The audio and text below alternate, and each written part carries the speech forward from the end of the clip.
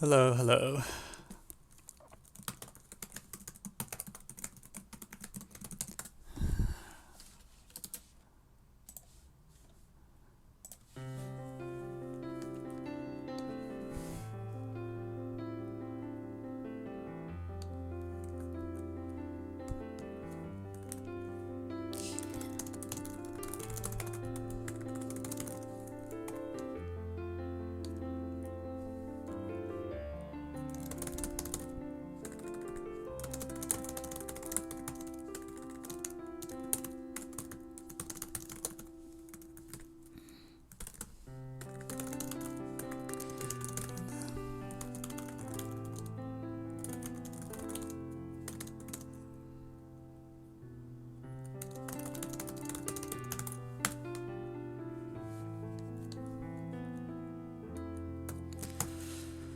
Okay.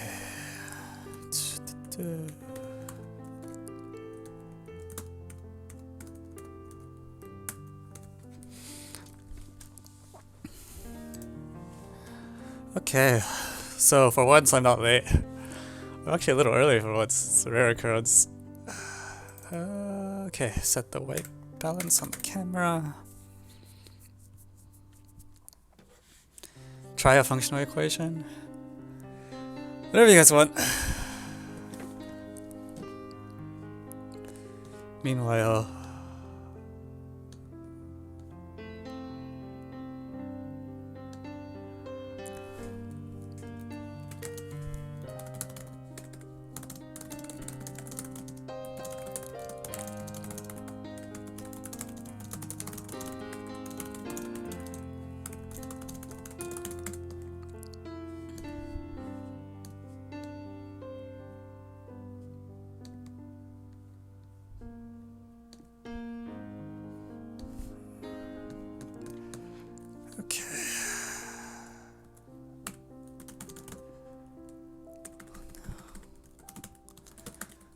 done.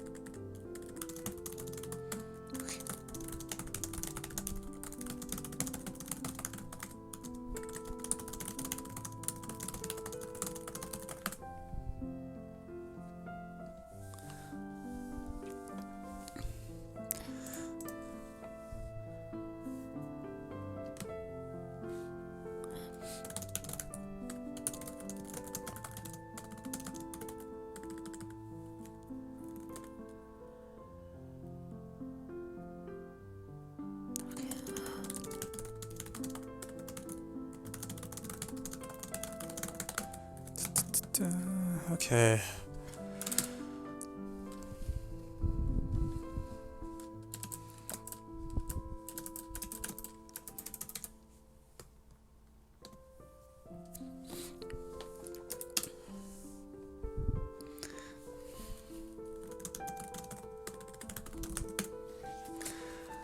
Oh wow, okay, problems are coming in.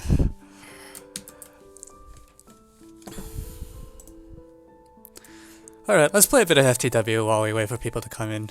I think I think I've set a precedent that I'm late to the stream now, which is not great.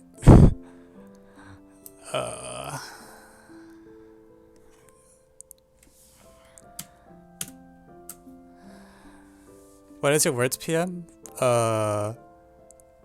It's about a couple hundred? Sorry, not a couple hundred, that's characters. My words per minute is about 100-ish. It's not actually that fast. I think it sounds faster than it actually is. Because of... Hey, I got FTW to work in Firefox. That's good. then I can... I wonder why it started working again. Whatever. So we're going to use FF then. Ah, we're doing it live! Oh jeez, what a mess.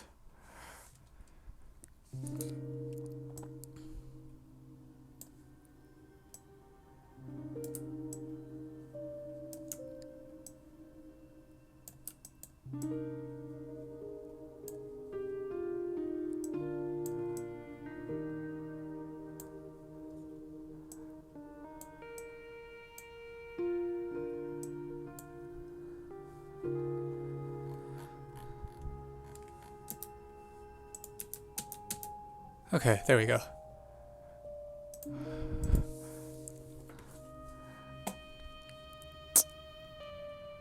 These well, 3 types of medals. How many problems have been requested already? Jeez. 6. Alright, it's gonna be a long day. It's fine. Is it Twitch stream? Yes, we're on Twitch. It's been a while because one of the previous streams got... The last Friday stream was super late because I had tech issues. And then the stream before that didn't happen because of USAMO. So it's been 3 weeks since we've been playing. But we're back. Welcome to FTW practice. Please vote Romania. USAMO 1999-3. Yeah.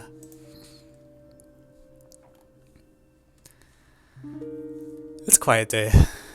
The calm before the TST. Back when I was a kid at MOP, we would always say the TST was like the TST storm or whatever. It's just like the calm before the storm. This is the only night that the staff didn't really have to enforce curfew because the students would know to not stay up too late the night before the team selection does. Those were the days. Once upon a time.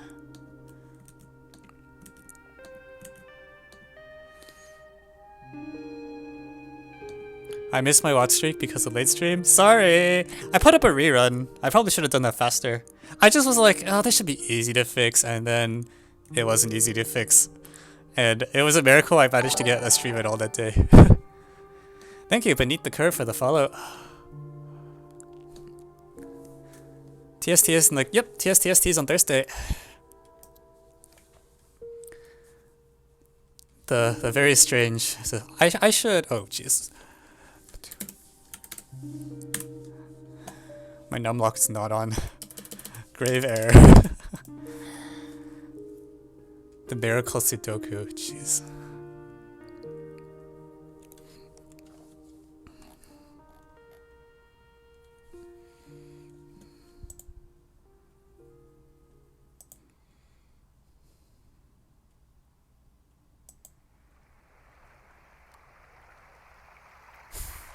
It's 5 over.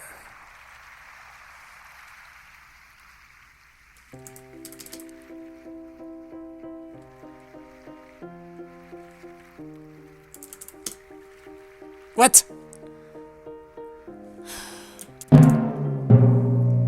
Well, there goes my lead.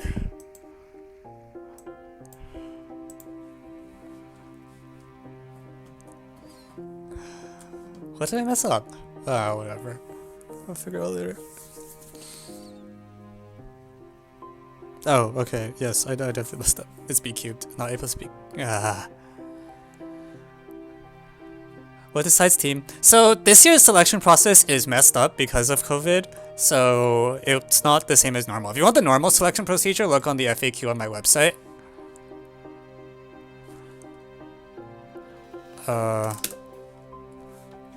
Yeah, this year is a little strange. I actually should make a... I might make a blog post saying what the procedure for this year is, just so that people will stop asking me about it, because I keep asking. But, yeah. And I like Vienna jumping. I think that's not a bad reflex if you have a fraction with a squared plus b squared in the numerator. Yeah, I have some blog posts that I should put up, and I haven't gotten to yet.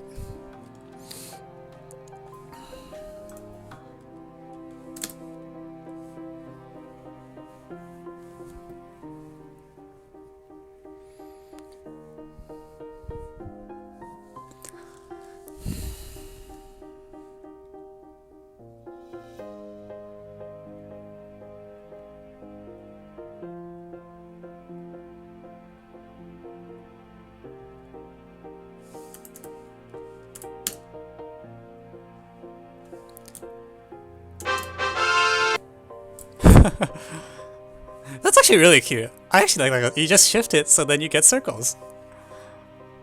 That's pretty funny.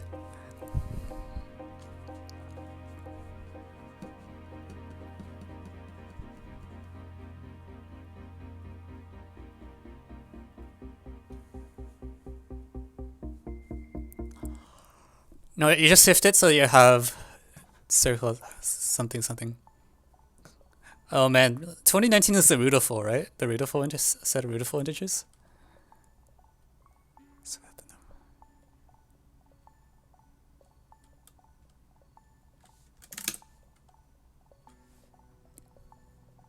Yeah.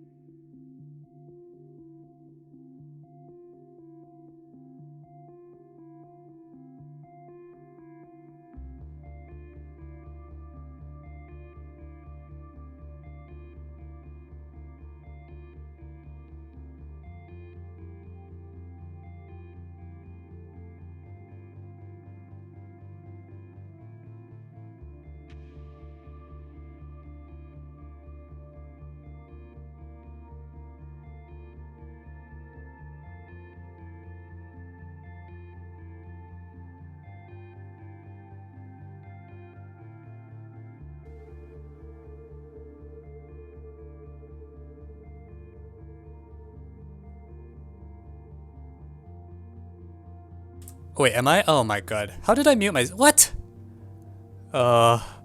Anyways.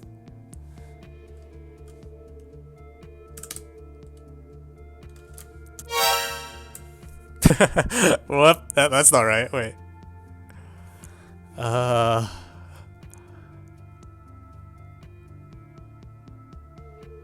did I mute myself? Was I muted for the whole thing? Jesus.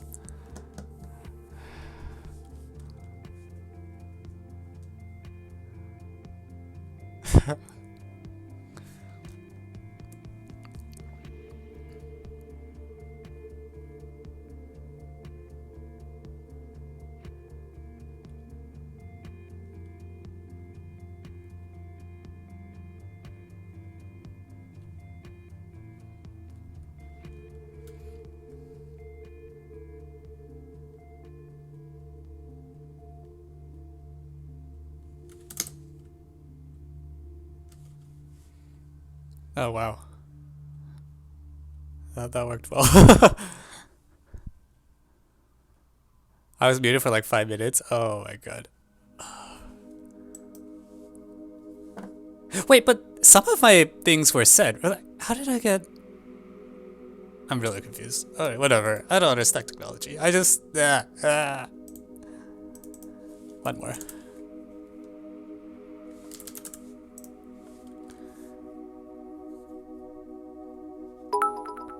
Lightning? No.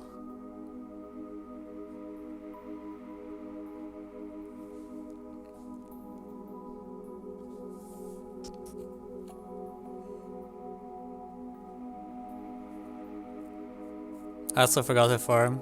It's fine.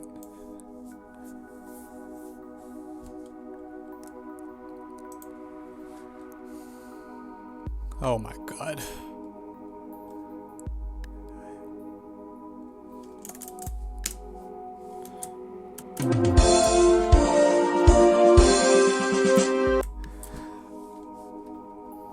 Man, my arithmetic skills are actually not as bad as I thought they were. Still retain a bit of that. All those years of abacus trading. Alright.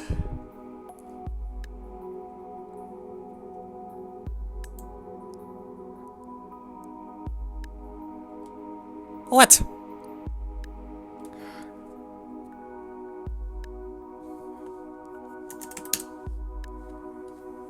Oh, well, there goes the lead.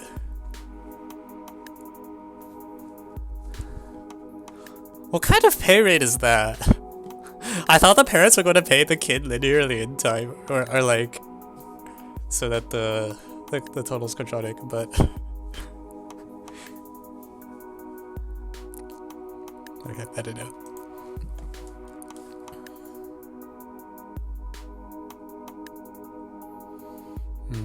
From 10 to 90, from 10 to 99.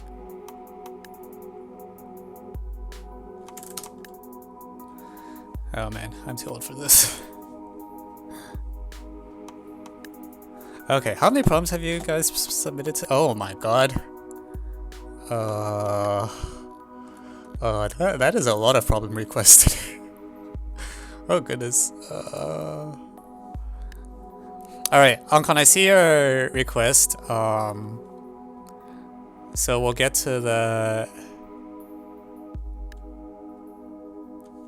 I'll take your request right after this game, and then we can do the math for today. Yeah, there's a lot of proposals today. There's 10 right now in the queue.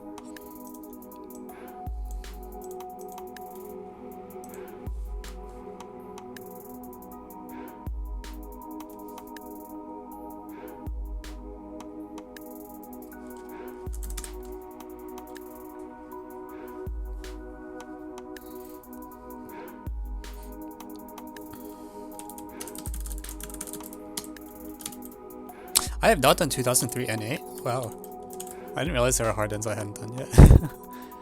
I could try to do a 2-hour problem.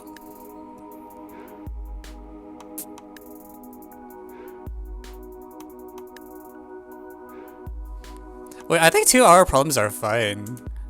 What do you mean express your answer? What?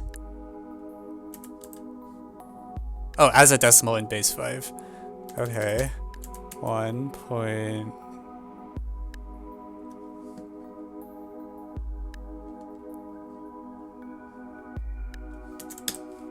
That took longer than it should have. Okay.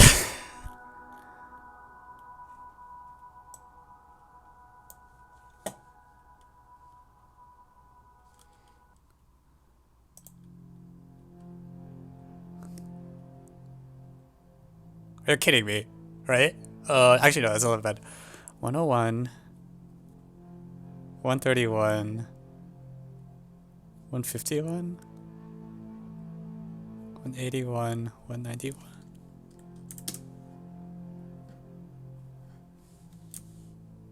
Nice.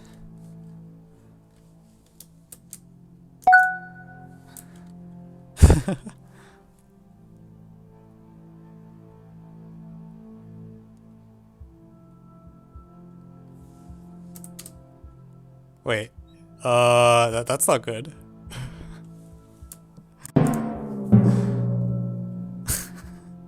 Oops.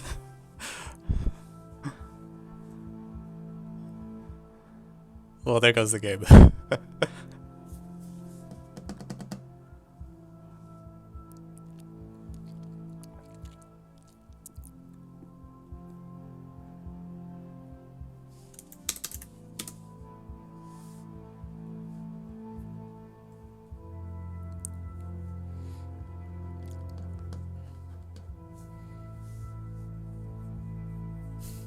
Yeah, I was like, what do you mean express in decimal, right? Like, it doesn't make sense, but yeah, I don't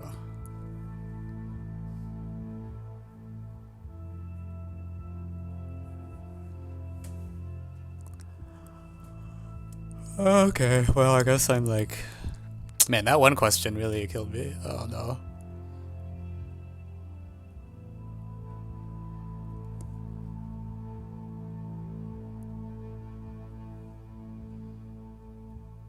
Lame. Okay, we have a 1v1 request, so...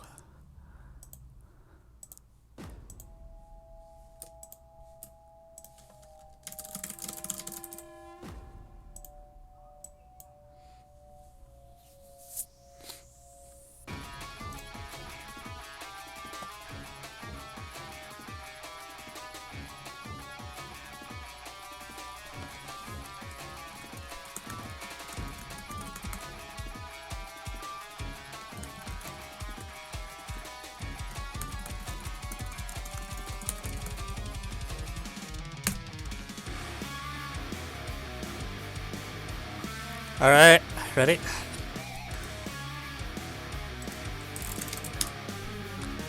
I love how you make the game open. I mean, if someone else joins, I just leave the game and restart. Right? And then choose a better password.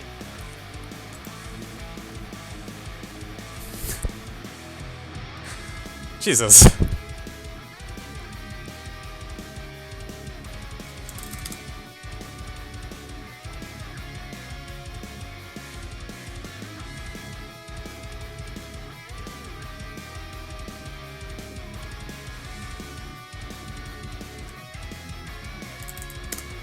Frick.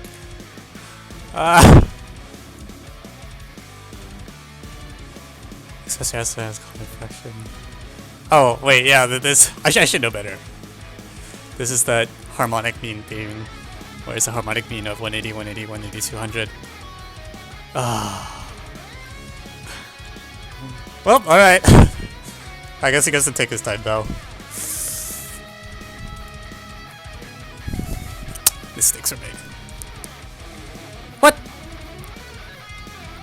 Okay.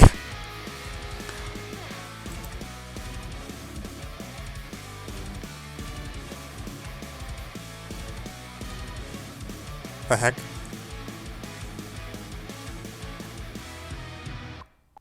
What is this?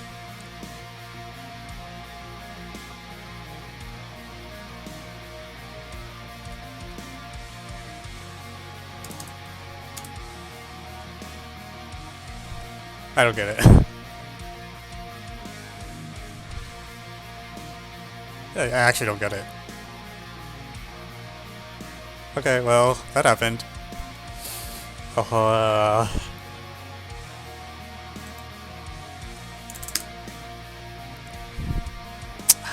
Dang it.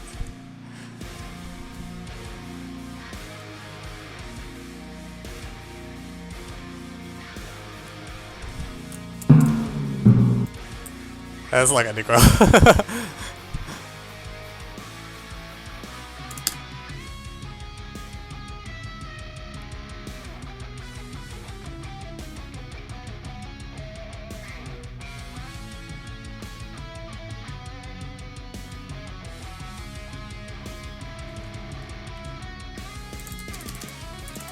No! Alright, good game. Alright.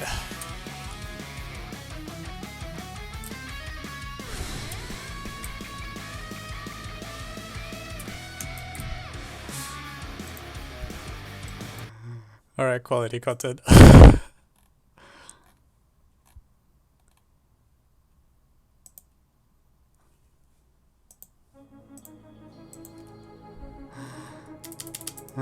Alright, yeah.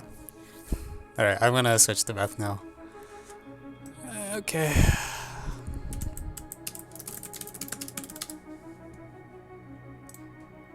Oh, never mind. Dotted has a request as well. So let's do Dotted's request. Okay, back to rock.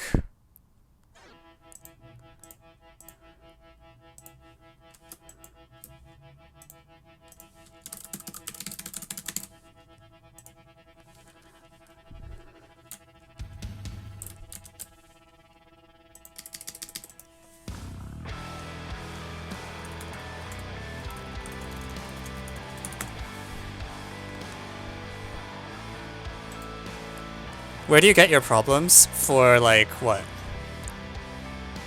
How is USAMO going? Slowly. 5 by 5 in your head? I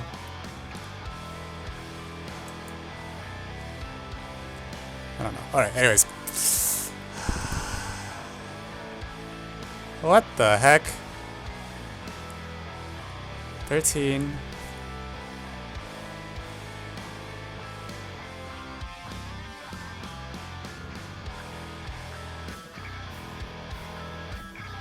Okay.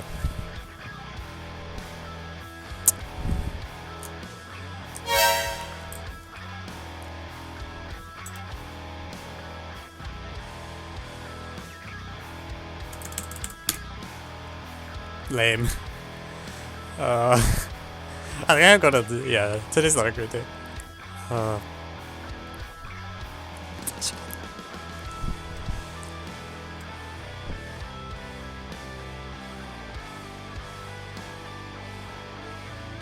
So wait.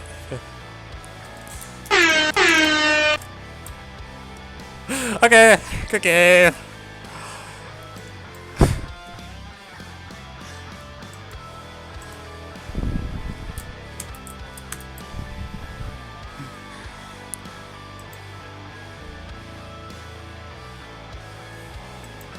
Did I spell the password wrong? That's totally odd. That's the kind of thing I do.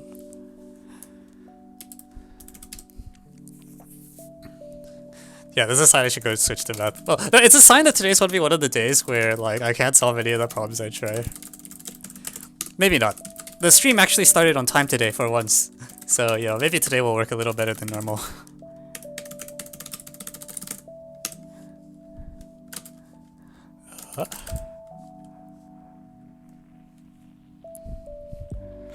Subtitle.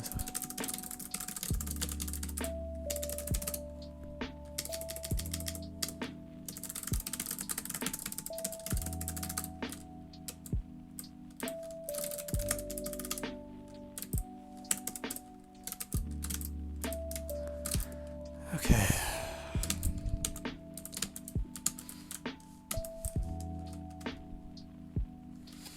Alright, so what do... There's 10 problems today. I don't... Jeez, that's so many problems. Discord.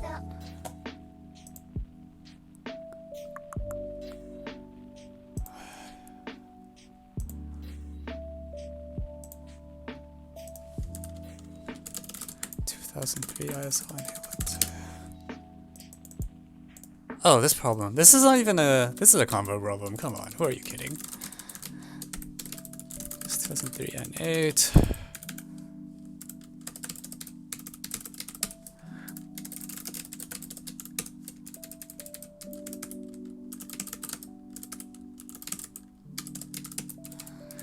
Okay, followed by... What's the next thing? Romania?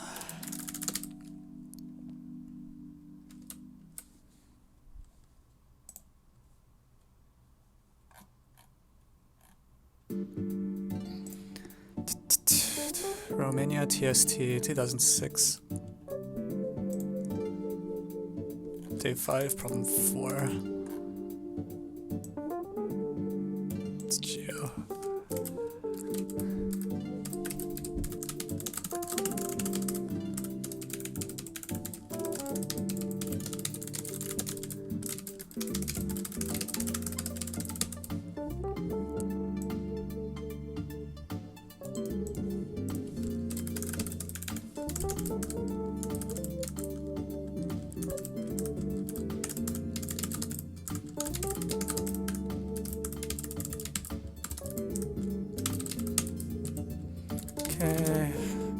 Yeah, they're not all gonna fit today. Like, there's so many problems. It finally happened.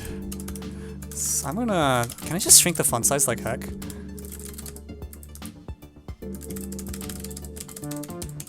I don't know if I have a better alternative, because... Oh, actually, wow. That's actually... Miracle Sudoku.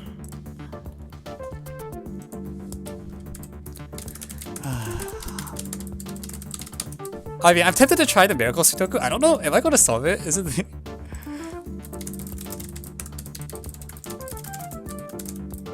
The Alg 3.5 problem should say positive reals. Okay.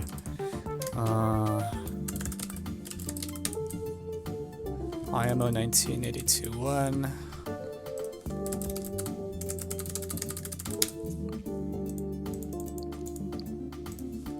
Wow, that's an easy problem. In theory.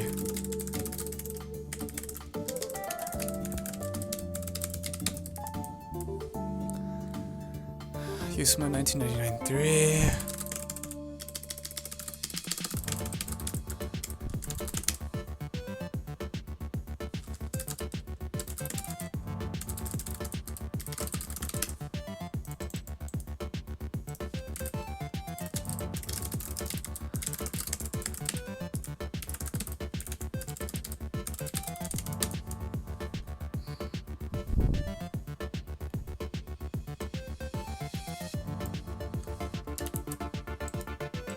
Okay, there's it.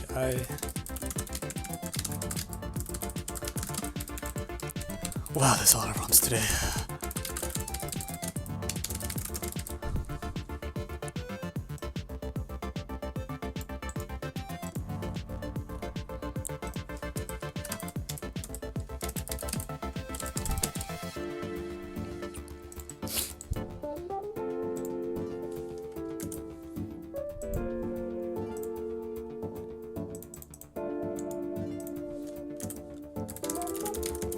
It's Iranian Geometry Olympiad Advanced Problem 3. Okay, so how are we gonna vote for this, guys? There's like so many problems, I don't know if it makes sense to just put all 10 up for voting. What's the plan?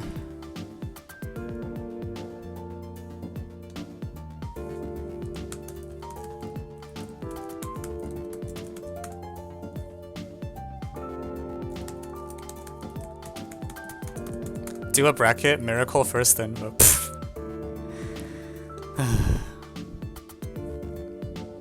Okay, we're gonna do the voting in 2 phases.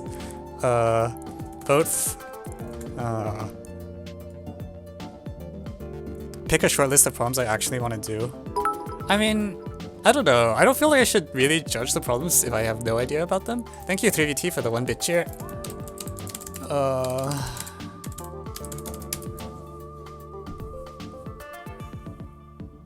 TLT. Oh, yes. It's Tournament of Talents.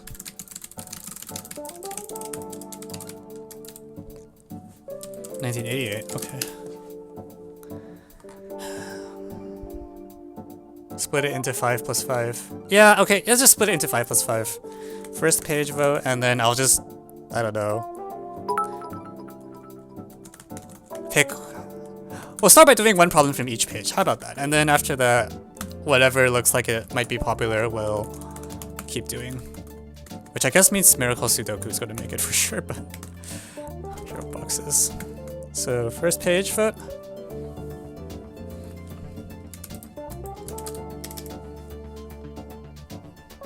Arbitrary voting system.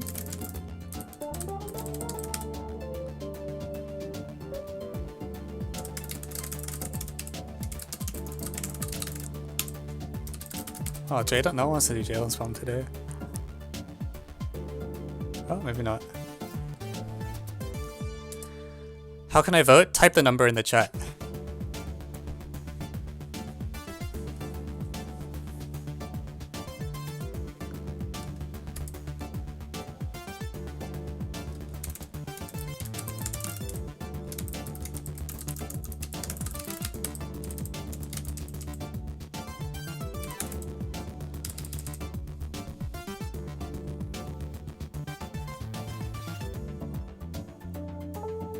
Oh wow.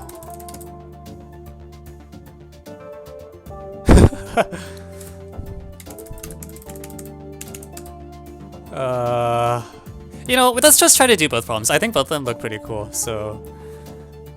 Not the N8. I don't know, does the N8 look that scary? Alright, let's do a second page vote.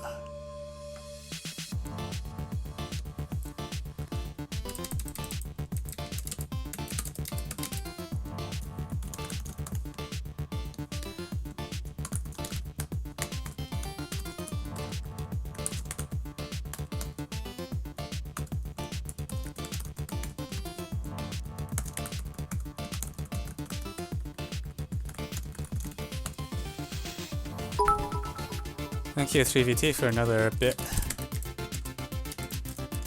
Is it 1999? Oh, I'm sorry. Ah. Okay, well, we know what that means. Okay.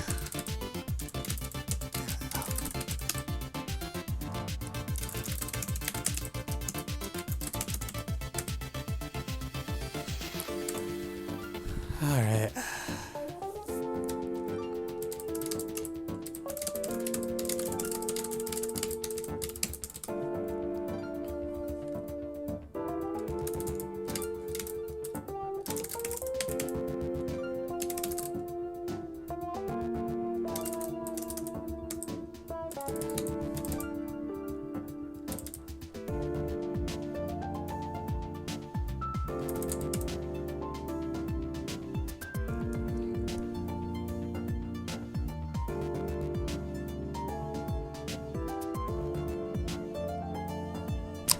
guys really just have to tie all the polls, huh? Alright. Okay, so it looks like there's 2 clear winners from each page though. So yeah, let's start with that.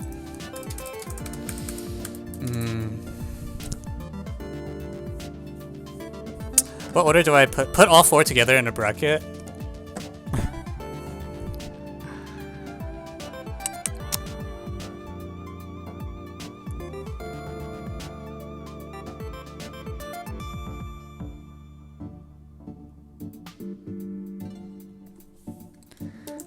Mitchell lead time. I hope I can do all 4 today. We'll find out. Which one do I want to start with?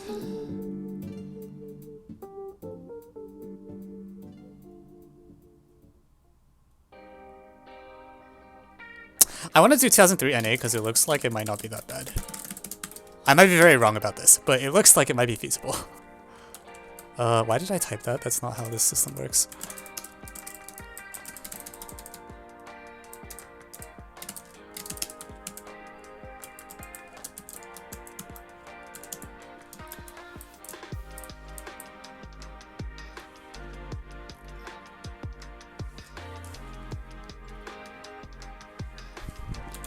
Okay. Okay, so why are we doing the NA even though we voted for it? Is that the NA that bad? It looks fine. Like, you just start by getting rid of all the number theories so that what you have is like FP to the... You have FP to the P minus 1 with no subset, which has sum equal to 0, right?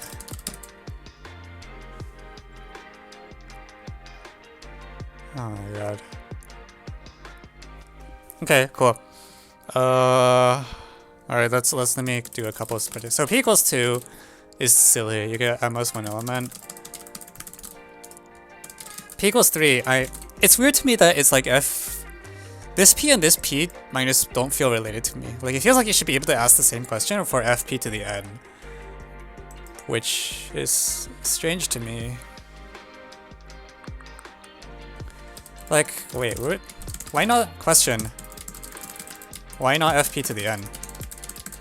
Like, does the fact that this... It seems like there's no reason why N and P should be the same.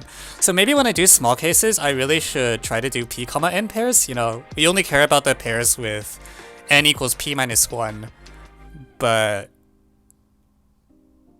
it seems like at least when I'm still trying to get a feel for what's going on, there's no reason I should force myself to set N equals P minus 1. So for F of P to the 1, the answer is always P minus 1 L. And this is a result of like 1, 1. And this follows from that really classical, if you have P numbers, you can find a contiguous, in a circle you can find a contiguous subsequence whose sum is equal to 0.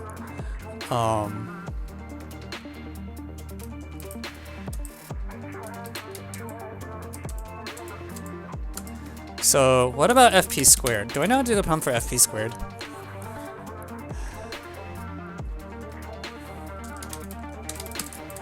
So I can definitely get 2P minus 2 by taking like one...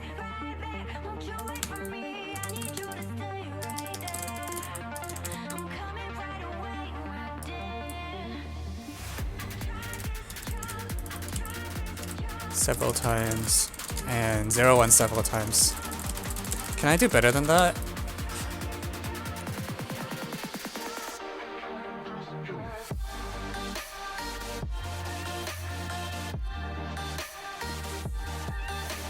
Like, can I get something that's... This is like a pretty small subset. Can I get something that's closer to linear?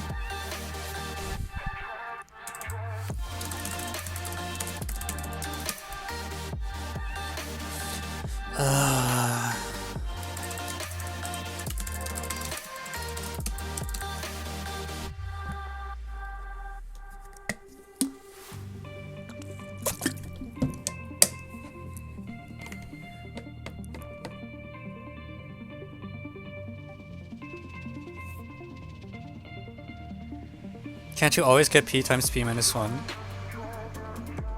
What's your proposed subset?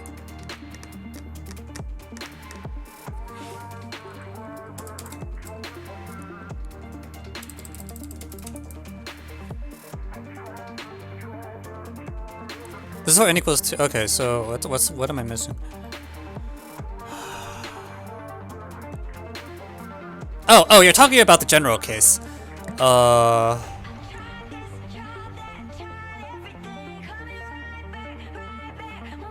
Why is that set not valid?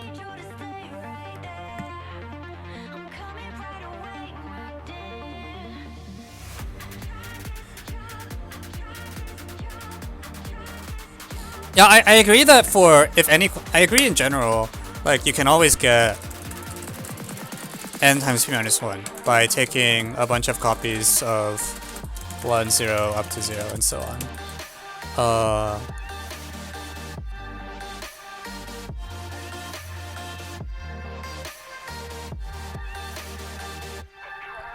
So I'm just curious whether I can do better. I can't do better when n equals 1, I know that. Can I do better when n equals 2? Like, can I get more than... I want to say the answer is no.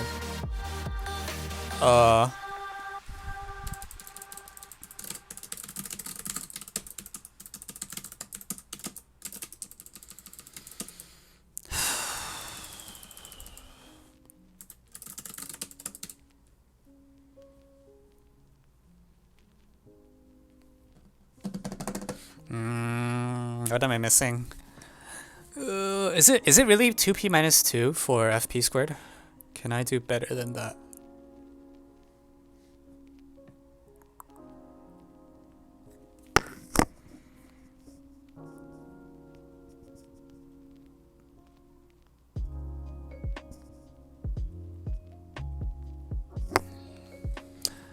One thing I have in my head is that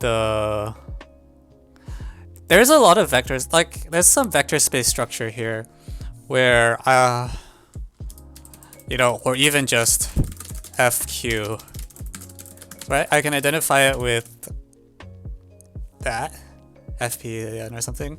So it sort of feels like you have an n-dimensional vector space, and that gives you some intuition. For example, like 1, 0 shouldn't really be important. Like the basis vectors don't seem like they should really depend on each other. So I wonder if I can just kill it with linear independence of some sort. Maybe? I'm not sure.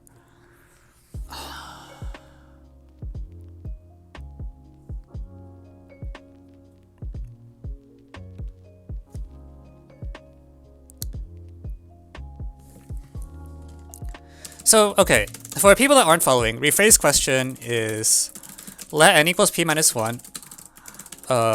What's the largest multiset of vectors in f of p to the nth power? So, an n-dimensional fp vector space such that no non-empty subset has 0 sum. And I'm looking at this and I don't see a reason why n equals p minus 1 should be important. So I'm first trying to see if I can do cases like n equals 2. And I can't do n equals 2, but I have some ideas.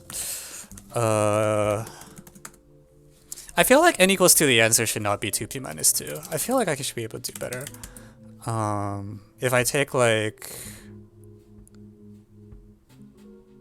I don't know.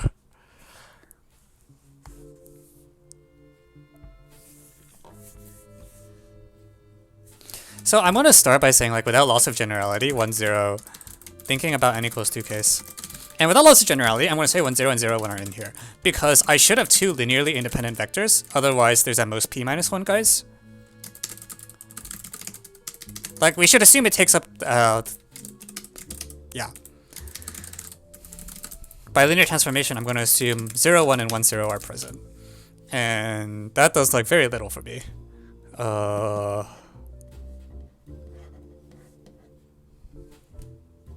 It's like I have that. So what do I do if I have 1, 0, and 0, 1? I should be able to stuff in, like, even for p equals 5, I feel like I should be able to stuff in more than 8 vectors. Because it's really hard to get the sum to equal 0. You need both components to equal 0.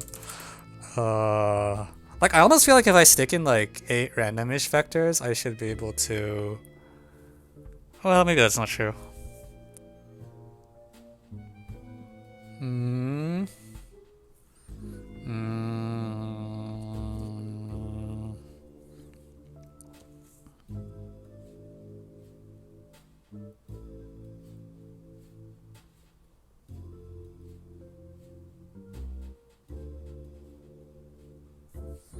Is P prime important? I think the fact that the base field is prime will probably matter because you have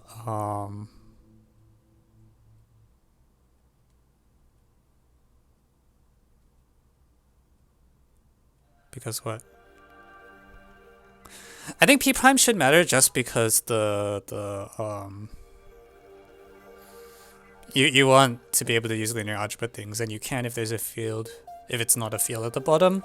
I'm very confused about this P minus 1. Like, I see no reason why this number should be P minus 1. And I feel like that will probably be important at some point, but I don't see how yet. So I'm still playing with general n. Maybe that's a mistake. Maybe I should think a little more about P minus 1 here. Is it the case that if n is P minus 1, I get like a different equality case other than just basis vectors?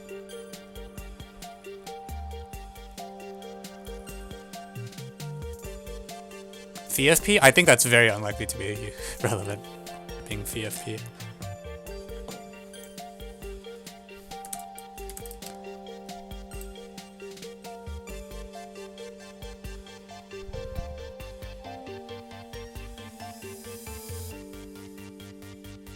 Oh, wait a minute. But also, like...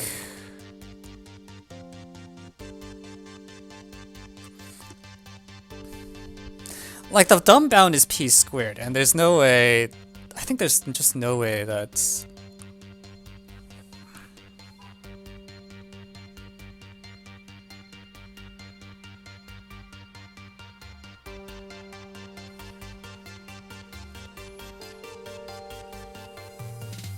I think I want to keep thinking about P plus 5. I really want to know if there's any example at all that isn't 8 vectors. Because I feel like I'm being too shy somehow, and I'm not trying to write down vectors. Can I? Maybe I should do P plus 3. Maybe P plus 3 would be good enough.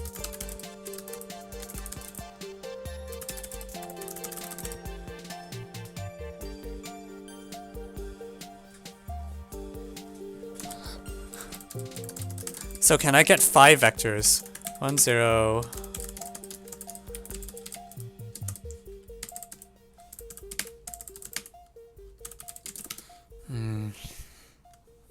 The thing is, there's so many subsets.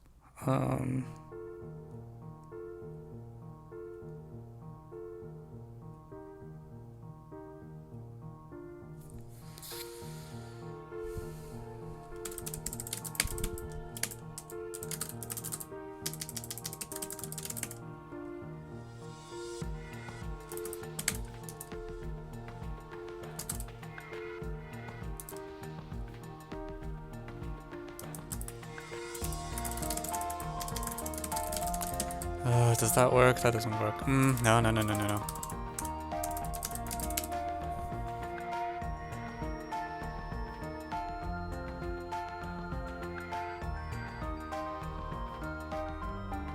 Okay, actually, you know what?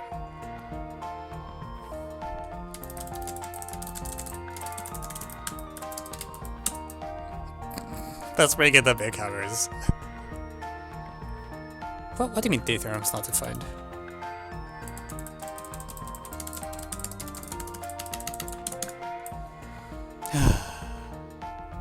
So, alright. I'm going to take a quick side break and try to bring out a big nuke. So there's a theorem that's called Cauchy-Davenport. What is FP to the XOR? So this is an O+, and it just means a direct sum. You can ignore the O+ if it's confusing for you. If you look at the napkin, this is notation I like, but I just mean FP squared, that's all. So,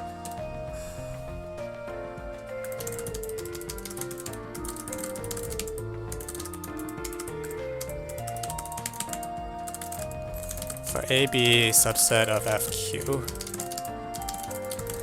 this is a result that should be true. I think. Well, it's true for FP, and I'm trying to think if I can.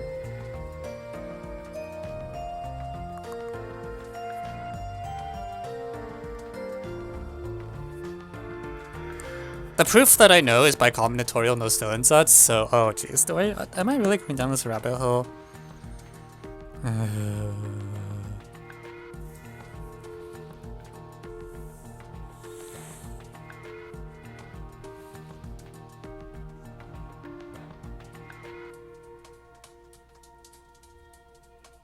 This is terrible. I don't want to go down this rabbit hole.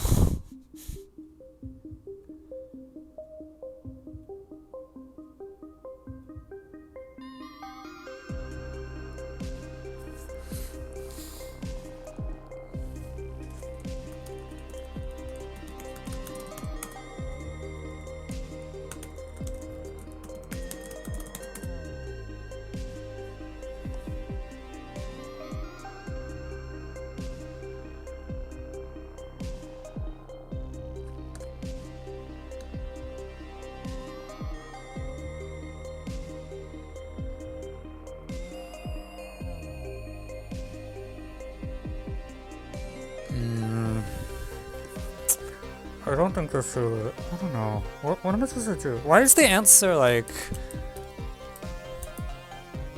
n equals 2, p equals 3? Oh man, I was optimistic about this problem. It's like, oh, this looks like the additive combo problem.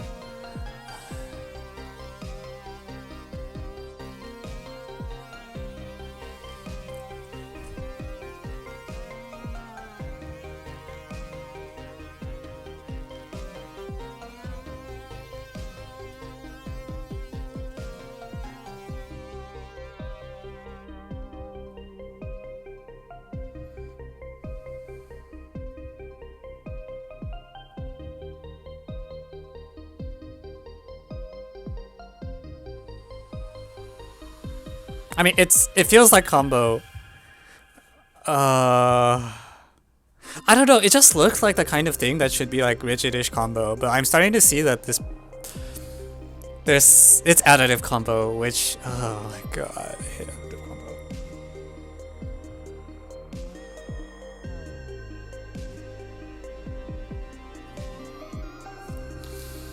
So there's just no example for p equals 3 with 5 vectors, right?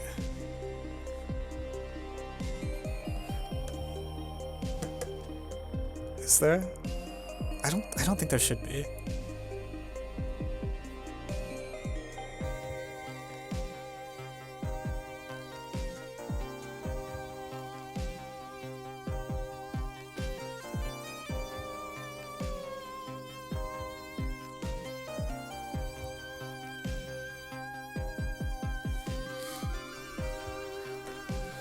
I wonder if the n equals 2 case somehow relies on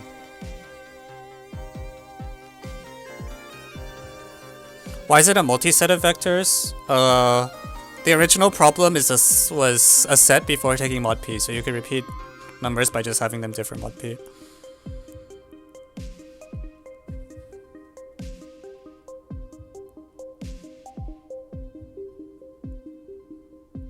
Like, what? So, what's like, if I take 0, 1 twice, and then like 1, 0 twice, and then 1, 1 once, or something? That's not good. It's like a 1, 1, 1, 0.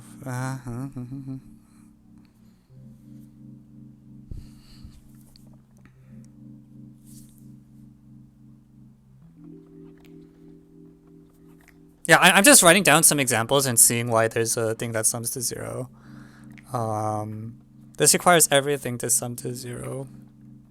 Any proper subset doesn't, right? No, some proper subsets still do.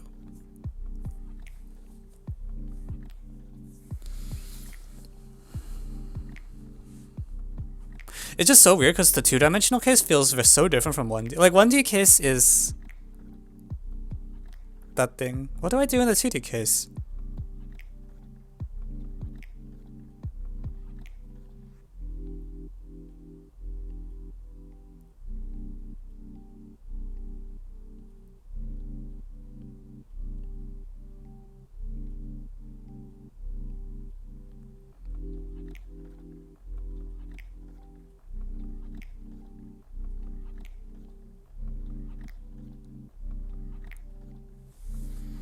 Ah, crap.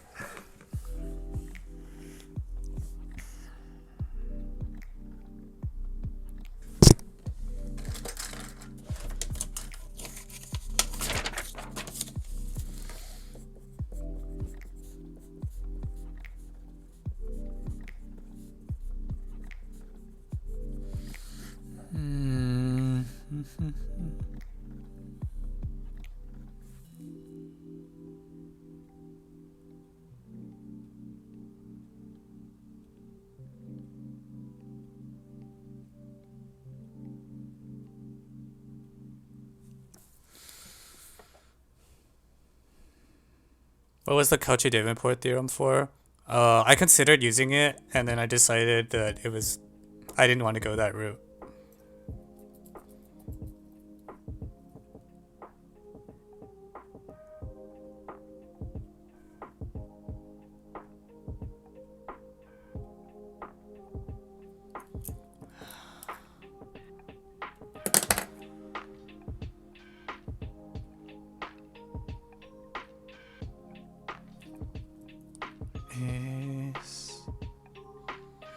Set of subsets where one component subs to 0?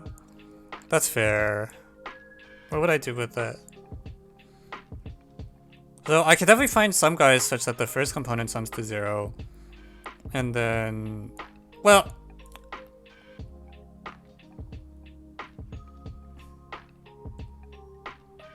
Oh, hang on. Here. There exists... If there exists p elements such that... Thank you, SpaceSam, for the sub. If there exists p-1 elements such that... Claim. If there exists p-1 elements such that the first component is non-zero, then those...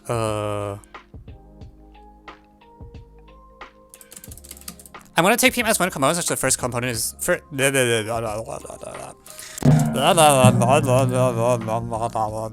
can't... If I take p-1 elements such the first component is non-zero, then those elements, when put together, can give any residue class for the first component. This is not what I wanted, actually. I wanted something like this, but...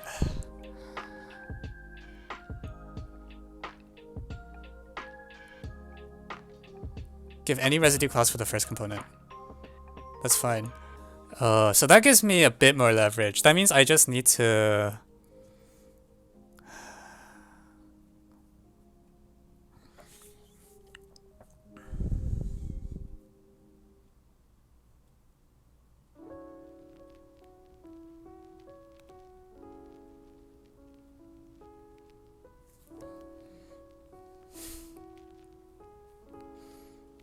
Nah, never mind. For some reason I thought that I could use this to induct down. You can take a bijection from FP XOR to FP to the n? I mean, yeah, I consider that. Does that actually matter?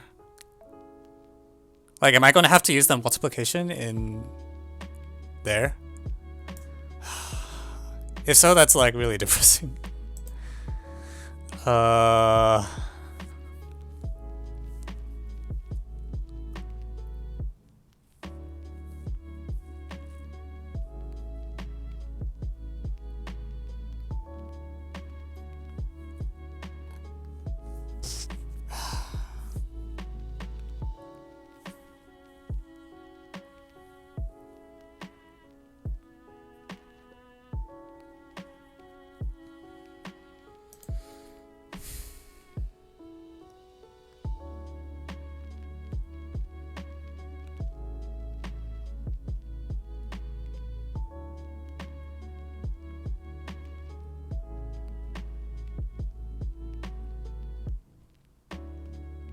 We should randomly have an election watch if you're stuck too long? Why?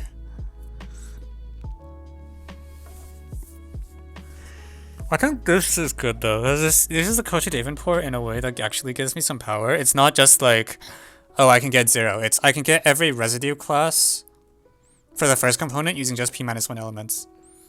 And then the same is true for the second component. but then I need them to be compatible somehow.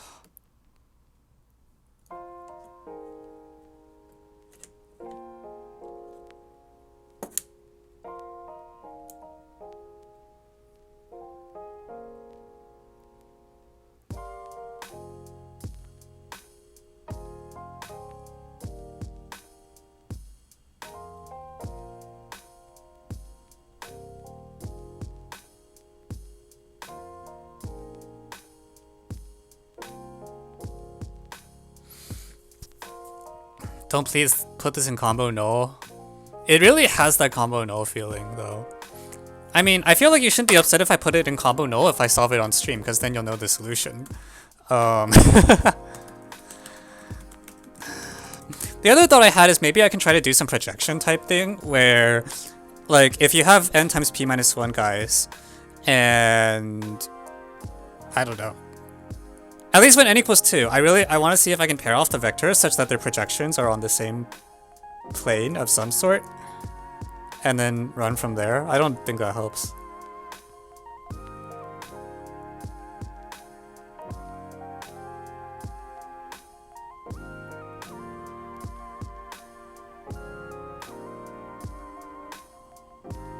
What is the actual meaning of Nostalensatz? It means theorem of zeros, is what the...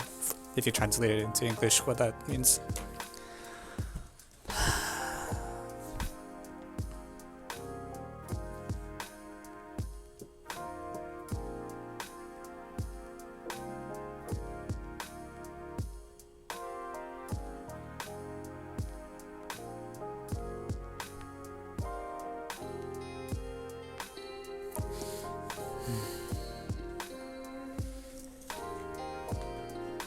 Maybe I should switch to the whiteboard. Ah, crap.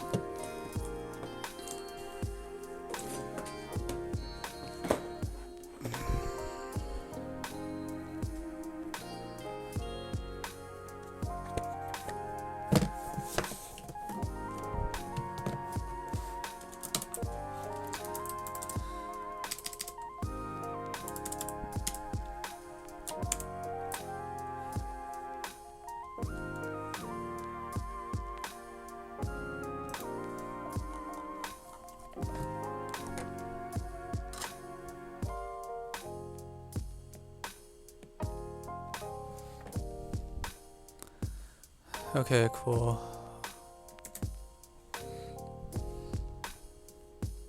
Yeah, how do you even do the n equals 2 case is my problem. So I can see, like, here. The x-axis is fp, the x-axis is fp. So if I can, like, at least when p equals 3, if I have like 1 0 and 1 0, then I can see how you do it. Oh, holy crap, it's really zoomed out. Zoom in.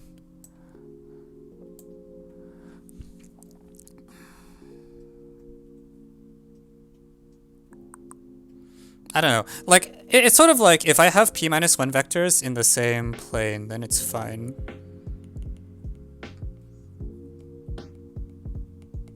I don't know how I'm gonna get that. That seems too constrained. Like, what if all my vectors just have different directions or something? Then I'm sad, right?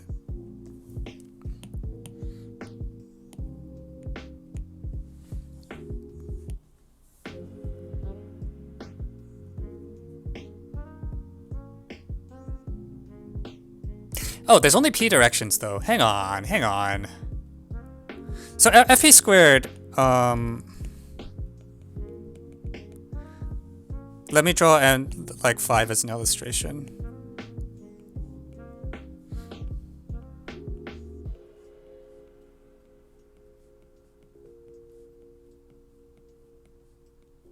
That's not enough things though. It works for p equals 3. If p equals 3, then it's enough to do this dumb, like, hyperplane argument. It's definitely not good enough for... If I have 5 vectors... Okay, so I have a proof for f3 squared now, which is not going to generalize, but I'll state it just for kicks. For 3, there's, like, 3 different slopes. And there's 5 vectors. So 2 vectors with the same slope. Let's assume it's 1, 0. Then you take the other 3 vectors, make them vanish in the y component, and then add as many copies of the x thing as you need. For this to work in general, it's not going to. If I have f5 squared, then I have 5 slopes. Wait, no. Yeah, it's not gonna work in general. So somehow 5 is actually really different from 3. Because 3 is so small. So the smallest examples, okay. So in here, I have 5 slopes. And like 9 vectors, and I want to...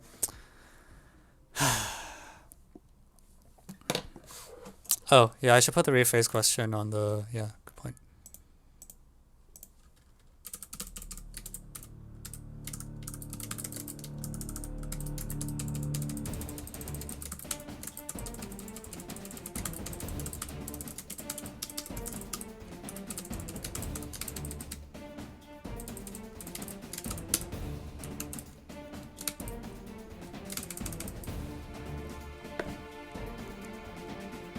The equality cases aren't well behaved. I totally believe that. Like, I think the Cauchy Davenport type things, like, there's no reason the equality cases are well behaved. But I really want to know whether the answer is actually 8.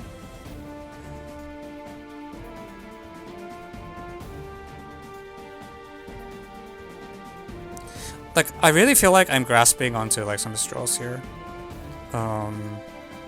Like, even if I can do this, it would probably use the fact that like... Wait. What is like...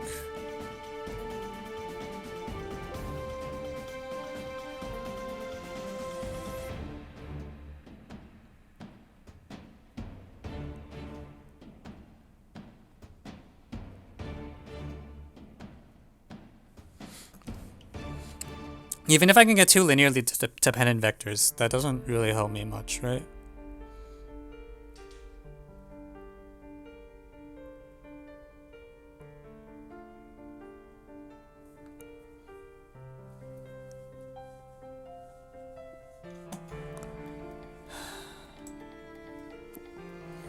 I don't see what I'm supposed to do. Ah!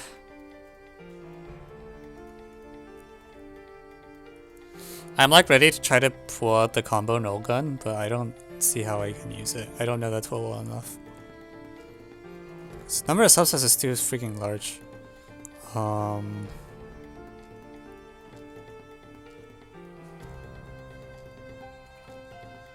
What do you mean by zero sum? I literally mean zero sum, like the vector sum to 0.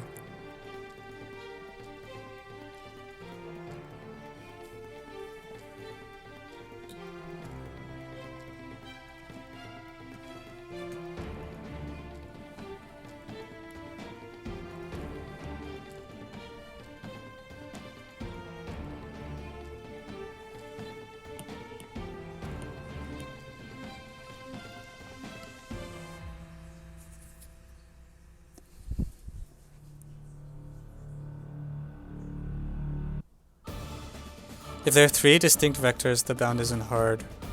Wait, how do you do it if there's 3 distinct vectors?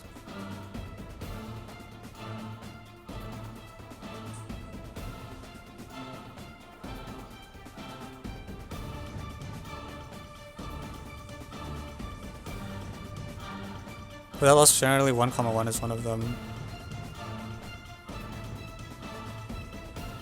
Also, I think I might have misspoken earlier about the number of slopes. It's like 4 slopes. The others be A, comma B, and C, comma D.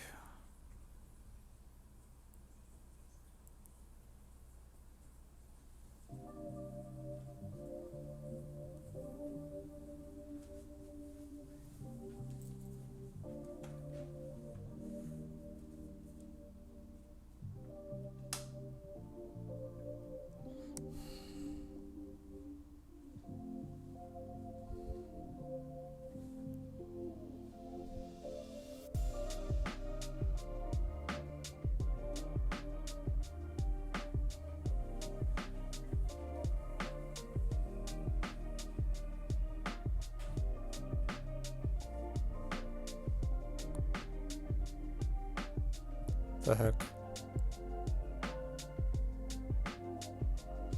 Yeah, I didn't get that.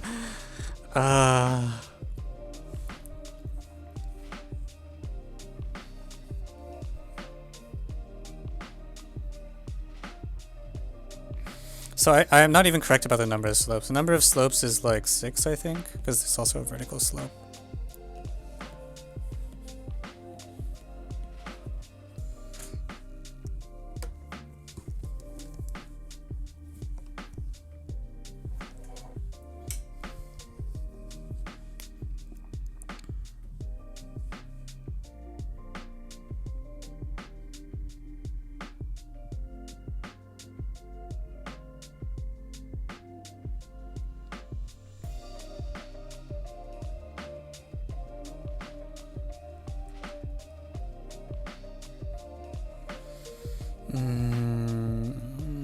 Jesus, oh, this is so bad.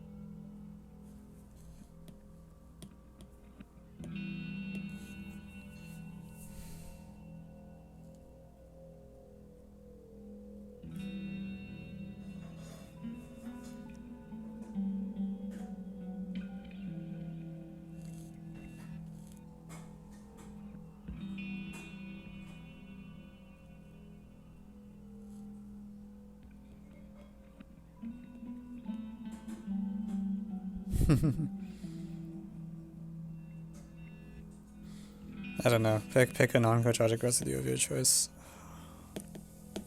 What am I supposed to do?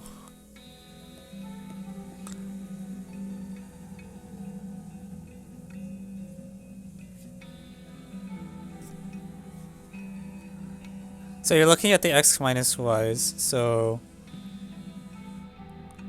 FKB. The 5 1 comma. Why are we given there's 5 1 comma 1s? I'm so confused. Please explain.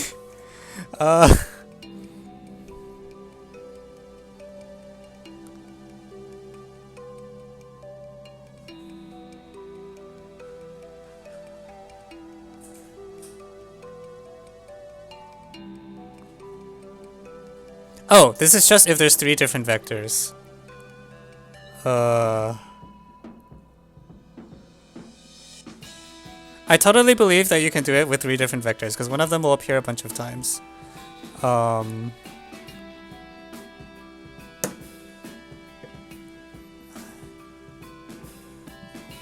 I need to moderate AOPS?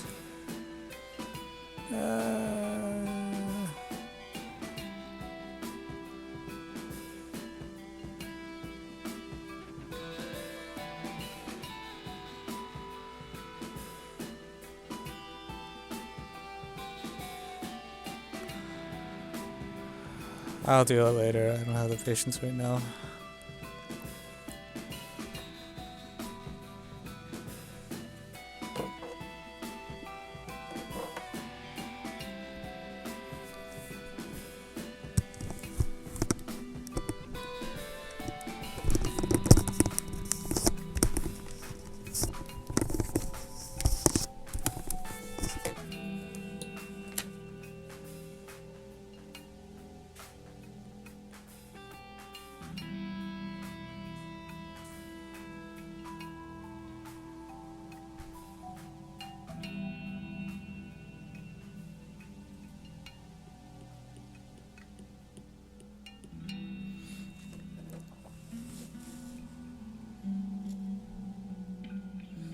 Okay, so 3VT, this is like... This is only in the case where there's like there's a vector repeated. There's only 3 different types of vectors, right? Is that correct?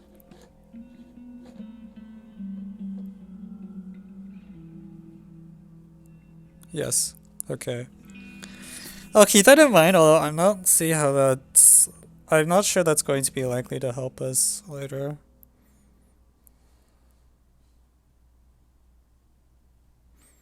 Like, the thing I'm still suspicious about is why the dimension has to be 1 less than the number of elements. I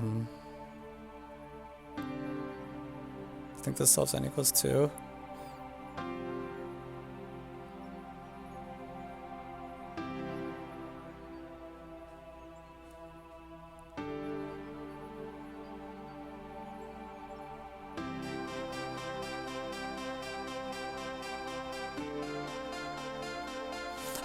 Why are you using 1, 1 as the distinguished vector? Why can't you use 1, 0 or something?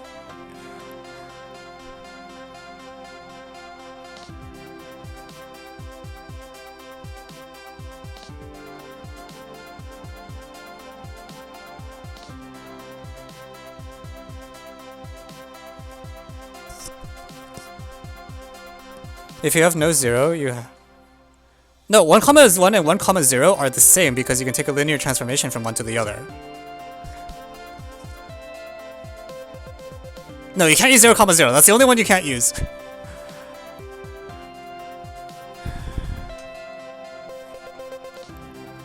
No 0 sum. Why do you have to cover most sums? You have like 2 to the bunch of things, and none of them is equal to 0.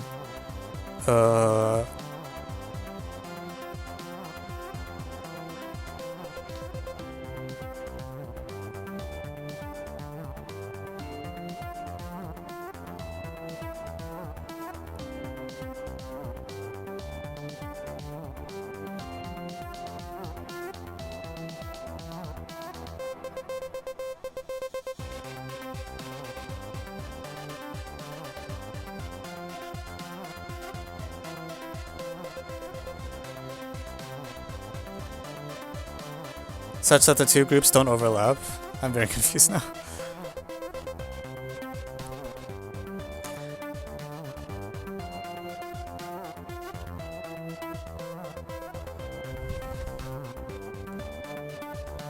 If AB becomes CD plus EF, then you need to have either C, D, or my... So this is like assuming maximality.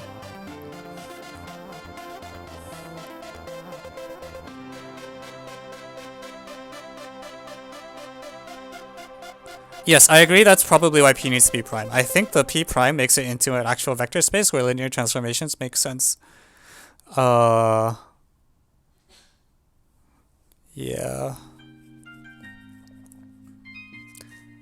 But I just even can't even do the P equals 2 case. It's just...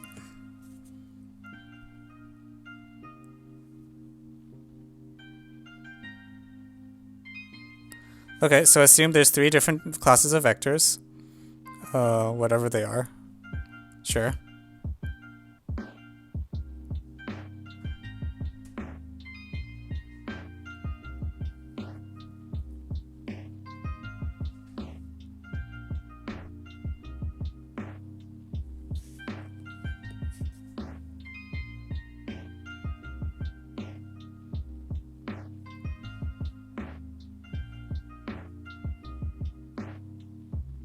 Okay, okay. No classes split. Are things like Chevalier and combo no fair game? What does fair game mean? If we expect you to know them, then like no, we don't expect people to know this at all. But can't you just say there's some linear combination that sums to 0? If you can prove that, that'd be really nice. That's like the problem.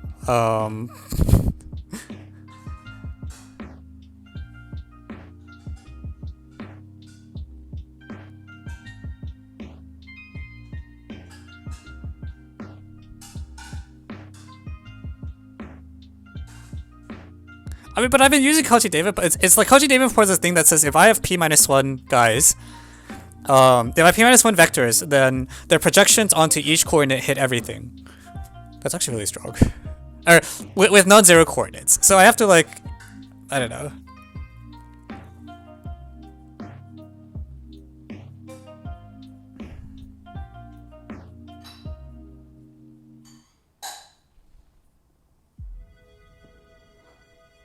Oh, that's pretty good actually. Okay, I see what the approach is.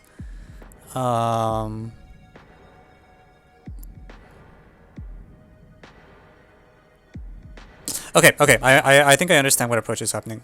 So 3VT suggestion is the following. Let's take two distinguished vectors, 1, 0, 1, 0, 1, and everything else. So we'll put the vectors into three sets.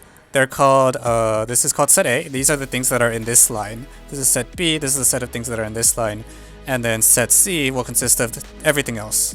All of these other vectors.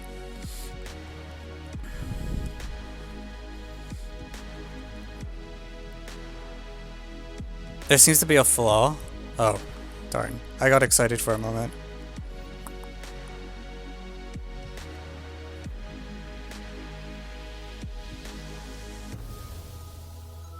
You assume the question zeros should all be distinct, which I don't know if I can assume. I don't think you can. Oh, so this bound won't give me something good enough? Because I can see you always have at least b-1 different things here. You always have at least a-1 different things here. And then here the c is like... whatever it is. c-1 in either projection. Yeah, I see. Your concern is that the... yeah, if they have the same thing, you're kind of just dead.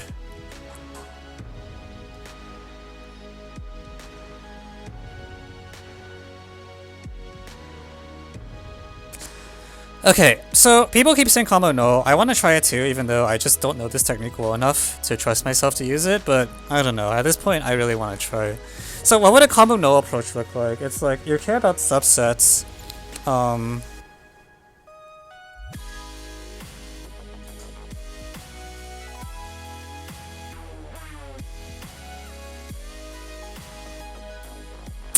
never know how this thing works. Let me review my combo null notes.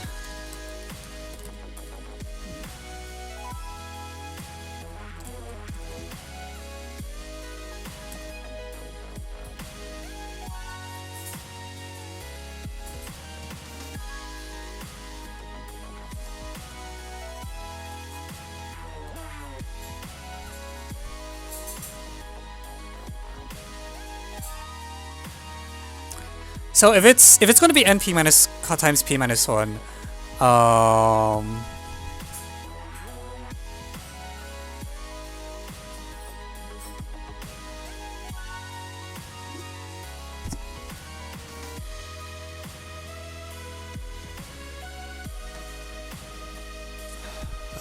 crap.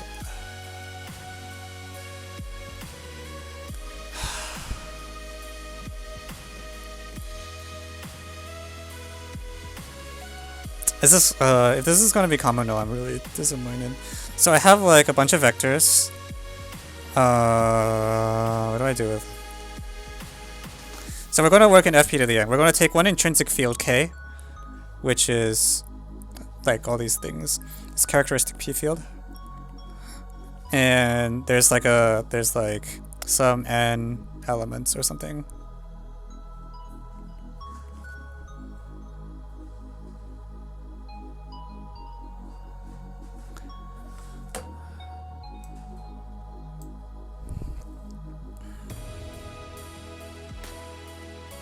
So what's the polynomial I'm supposed to write down? For each element, I can either choose to use it or not. How do I get the subsets though?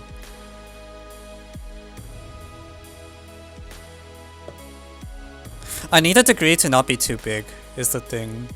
I don't know if should I do it over FP? Thank you, Brian ZJK, for the sub. 6 months! Oh man, we've been running this stream for a while.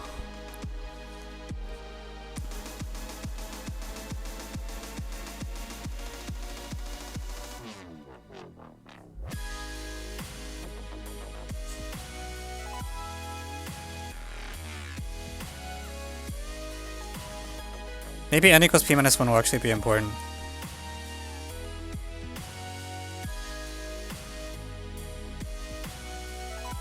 So if I look at the ith component, what's my variable? I'm hoping this thing is equal to 0.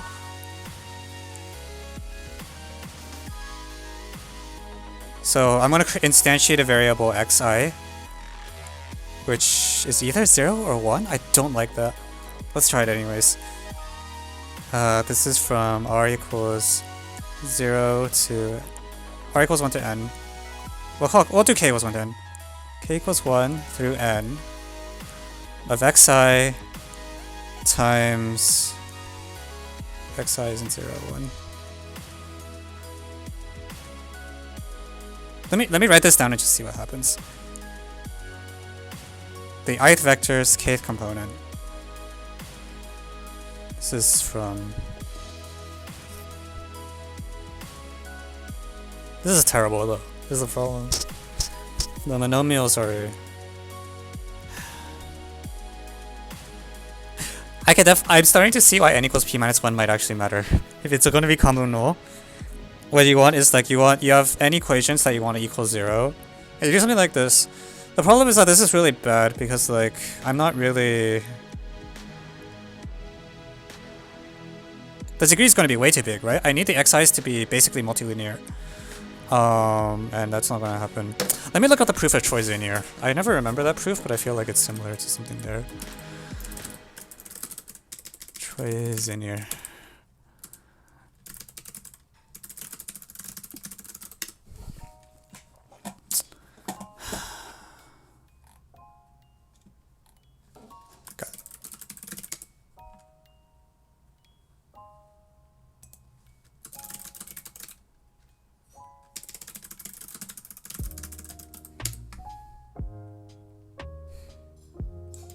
I guess it's this file.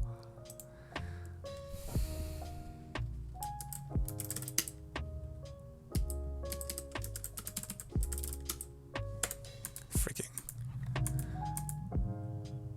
bandwidth, blah blah blah blah blah blah blah.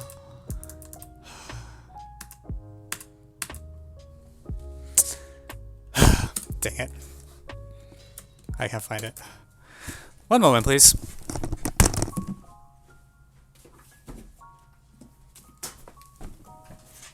Ta-da!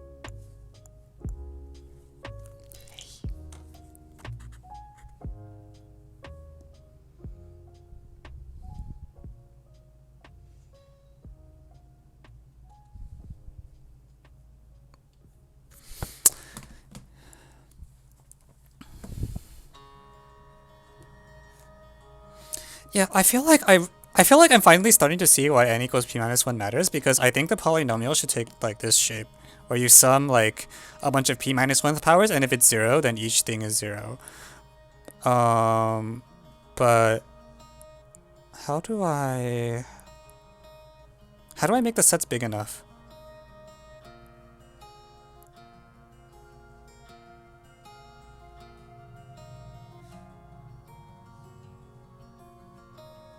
Because right now I was trying to use a binary variable, but that's not going to work out. If I have xi 0 and 1, then I need the polynomial to be linear in the variables, and there's no way that's going to happen. So I need to do something a little smarter if I want this approach to plausibly work.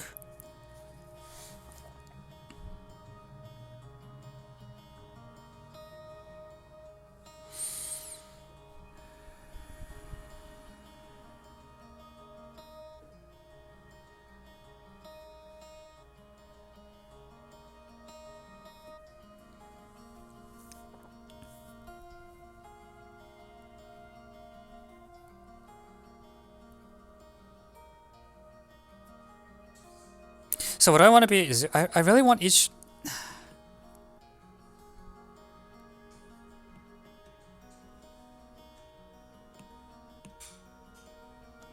I can't get it. Like I really want an indicator variable for each v and then like the kth component, but it just won't work if I set it up this way.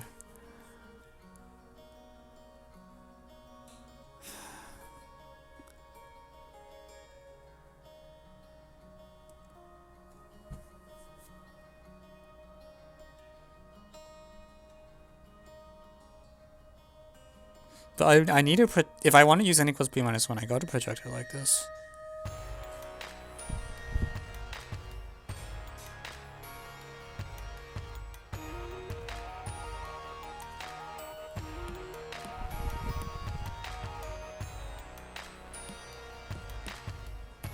Oh man, v.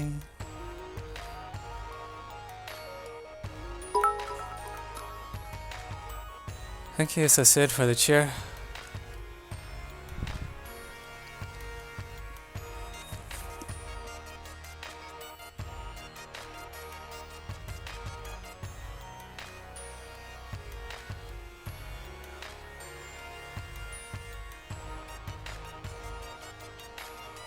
What do I think the answer is p minus 1 times p, right? That's the number of things.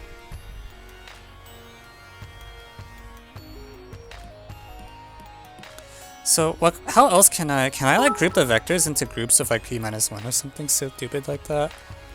And then what would I?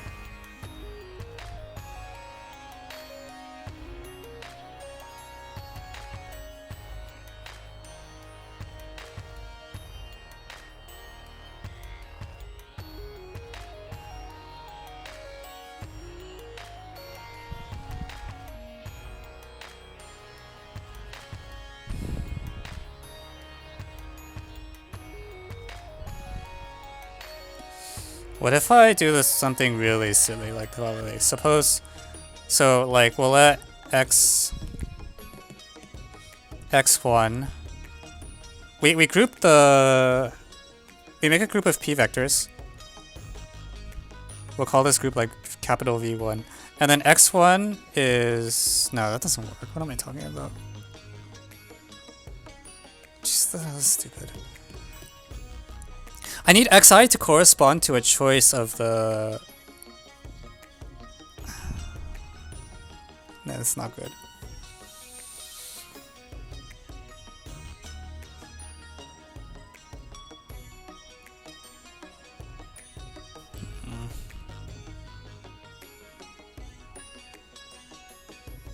Most of us think it's actually NP and p minus 1 is not useful.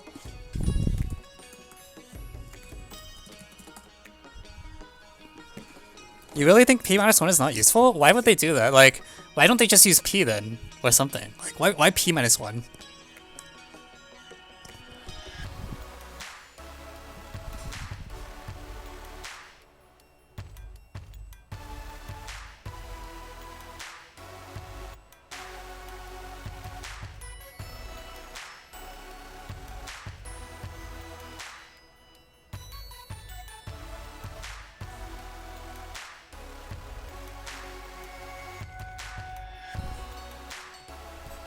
Or I wouldn't be surprised if it was true for general n, but the proof that here doesn't work. Like, combo null proofs aren't necessarily always tight.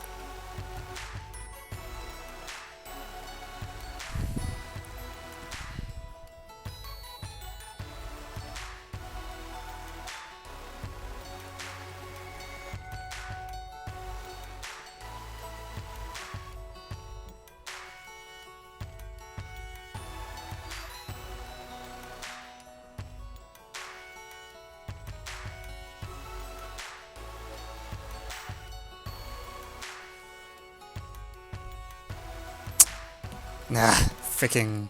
Frick!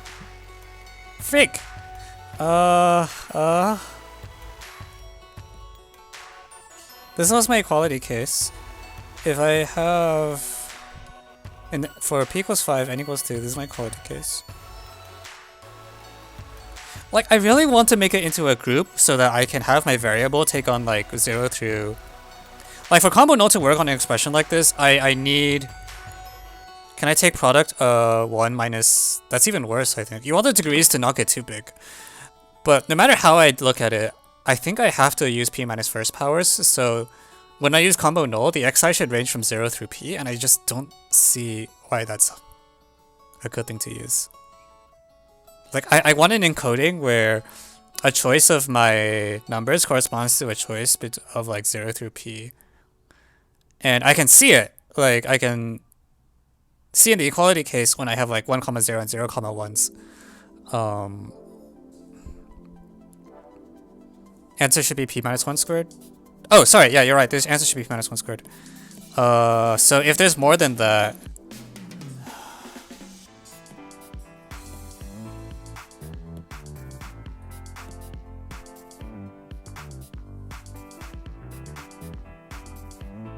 Someone asked why we were trying to get the largest zero sum. I don't understand what that means.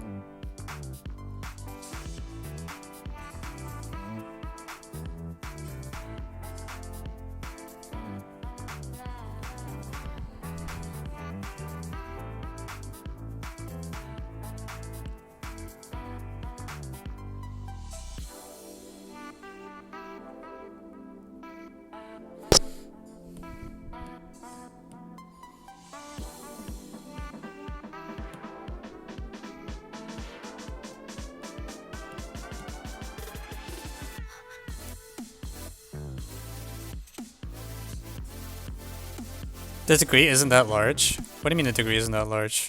What's the product over? You want to take a product? Over what?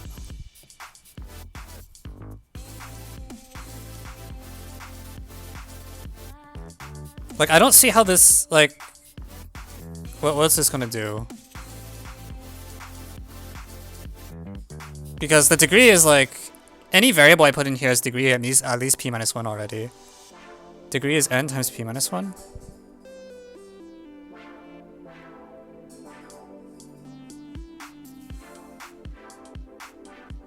What are your variables though, is I guess. Like, how do you put a linear polynomial in here that does anything useful?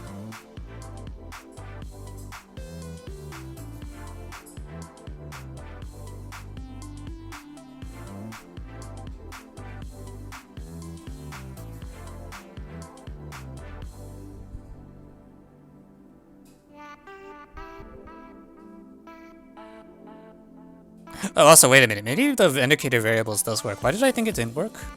Oh, because this says, yeah, 0, 1 is too small. I really want the variables to range from 0 to p. Because... Like, if I have an x at all, then x to the p minus 1, like, always x to the p minus 1. So that means, like, the x has to range across 0 through p, no matter what I do. Maybe I should go back to using the intrinsic field. Just the set.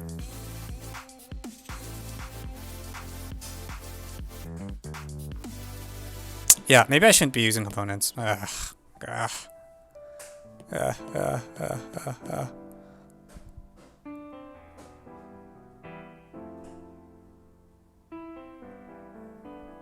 Same problem, yeah.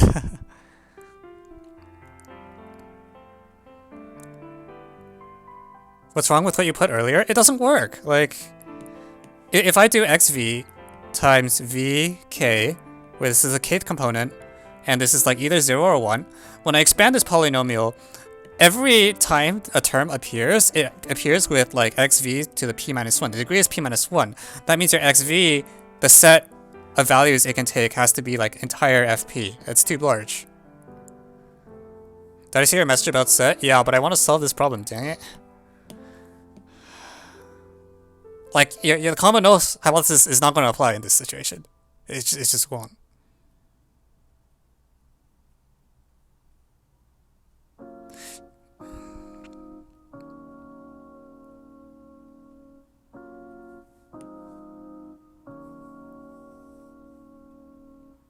Why did we move from the graphical interpretation? It wasn't working. If you get it to work, I'd like to know. Alright, maybe I should switch to FQ. If I'm working in FQ, then for every vector in FQ, you can create a variable called x sub v, which is the number of times you use v.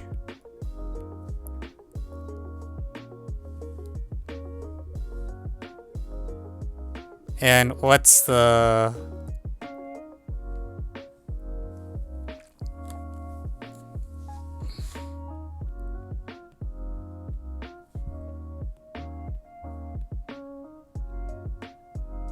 This is the dumbest thing I've done all day.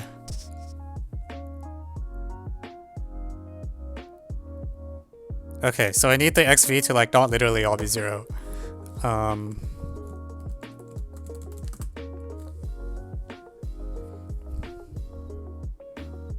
If xv and 0, 1, you can replace all power...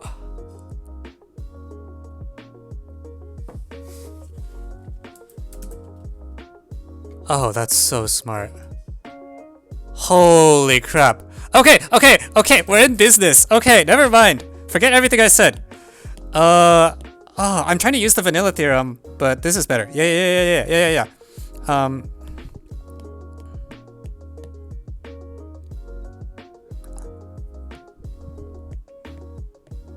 Okay, so this is our polynomial. This is gonna be our polynomial.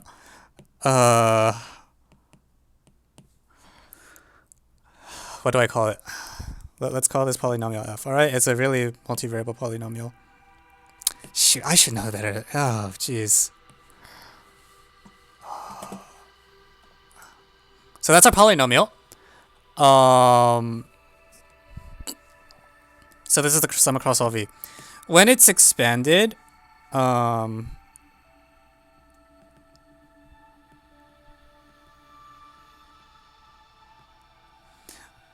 it's expanded, we expand it, and then every time we see xv squared, we replace it with xv. So we take modulo that ideal, or whatever you want to call it. Once I do this, I arrive at a situation with something. I don't know what that something is.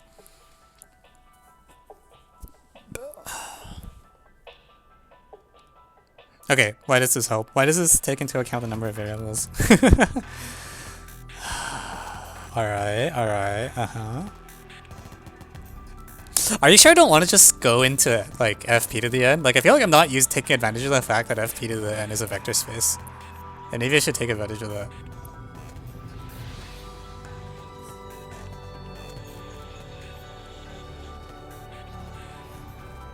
Okay, fine.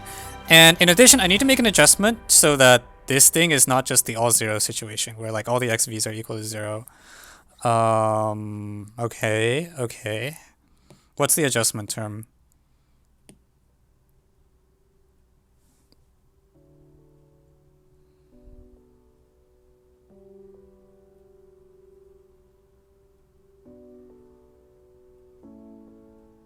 So right now, if this is non-zero, it'll be anything from 1 through p minus 1.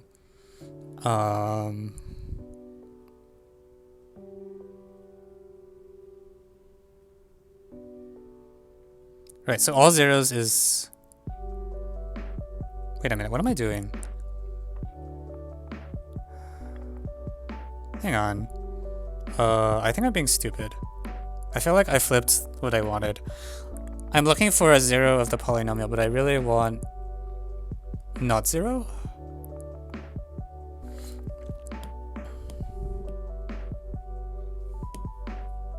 I don't know what I'm doing anymore. Was Miracle Sudoku done already? No, I've been stuck on this stupid problem since the start of the stream. I don't... See, the problem is I just don't know this theorem, but I get more and more the feeling I have to use it.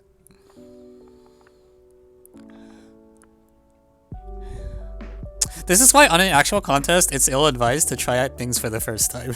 Because you have no idea what you're doing, and everything's a disaster. Okay,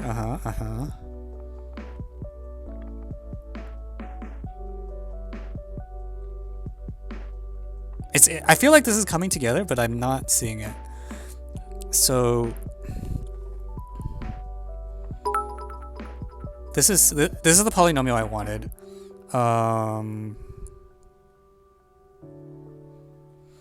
Thank you, 3VT, for the cheer.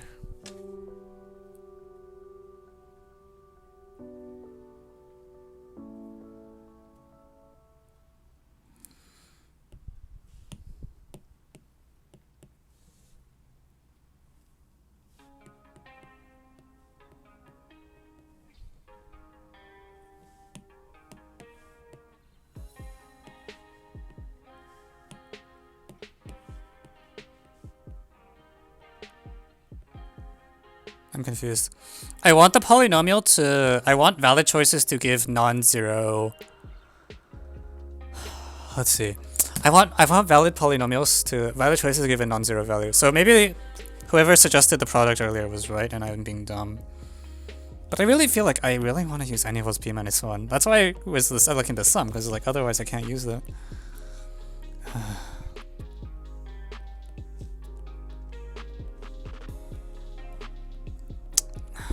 Like...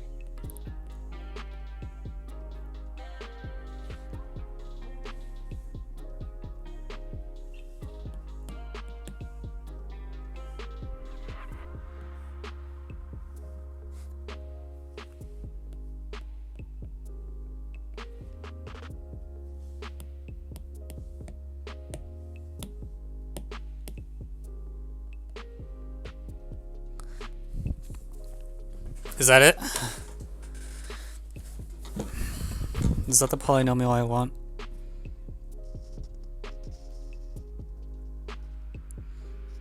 So if this polynomial is non-zero... Oh shoot, let me put a 1 minus here.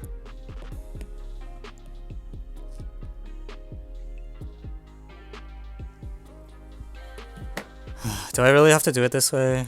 Maybe I do. K equals 1 through n. So use product across the components. Does this actually just work? I'm so upset. That's disgusting. That's the worst thing I've seen all day. I think it's gonna work. Alright, alright.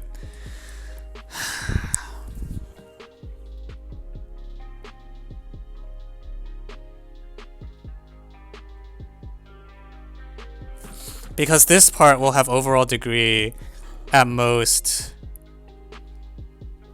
n times p minus 1 if you keep doing the reduction, right? So this is f, and then f sharp is the polynomial that you get when you take mod x1 squared minus x1, etc. We'll call it f sharp because I don't know what else to call it.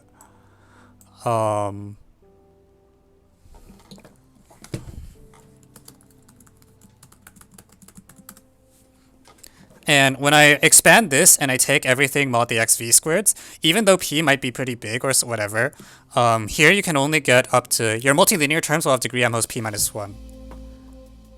Right, because you're multiplying p minus 1 things together. Actually, forget that. Just it has degree at most p minus 1. Like, whatever. And then this has degree greater than n p minus 1 because we're assuming that we have enough things. So I don't even need... Do I even need to take the mod argument? I don't think I even need the mod argument. Does it just work? I don't even think I need the mod argument, right? Like this is small degree, this is bigger degree. Are you kidding? So n... What?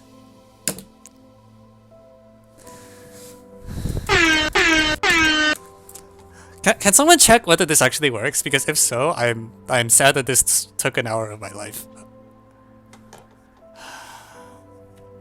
I have the wrong intuition about the degrees of polynomials. Apparently. Who uses this stuff?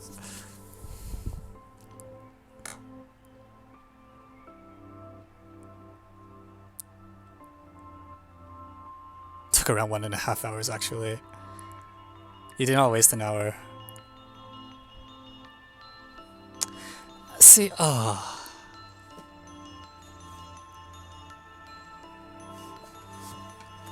Yeah, I was getting the feel. I really wanted to not use combo null because one, I just don't know the technique well, and if I try to do things that I'm not used to on stream, it will go disastrously. And two, like, there should be another solution, but like,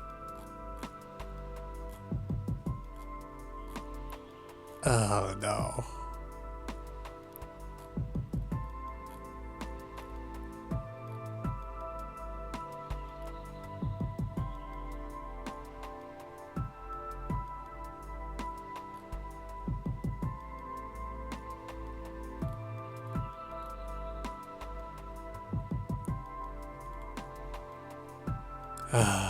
Does this work? No, yeah, this works all in. I didn't use n equals p minus 1.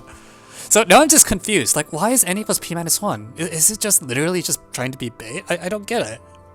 Thank you, Admiral Stapro, for the follow. Why would you add a completely extraneous condition and, like, at least put, like, 2020 or something, right? Like, why p minus 1? Or 2003.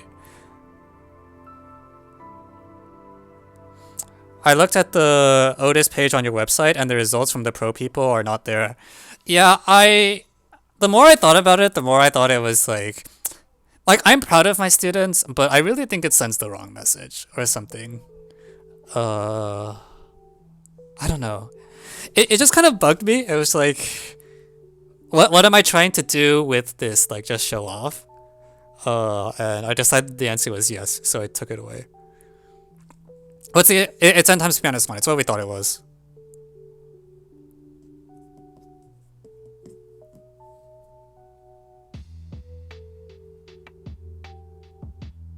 What did the question mean? Wait, what? About Pro Otis? Oh, it used to be when you went on my website at otis.html, it had a listing of like the Otis students that have in the past gone to the IMO or EGMO or RMM. And I eventually deleted it because it was, I don't know, it didn't seem to send the right message or something. It didn't sit right with me. Like, I think I wanted to... I think in my head I was like really proud of my kids and I wanted to like write down what they'd gotten, but the more I thought about it, the more I sent the wrong message. Also, yeah, the list was starting to get really long. That's also true. I was glad for the excuse to stop maintaining that list, because let me tell you, maintaining that list took a lot of time. Okay. Cool. Alright, everyone wants me to do the miracle sudoku, right? Is that what I'm hearing?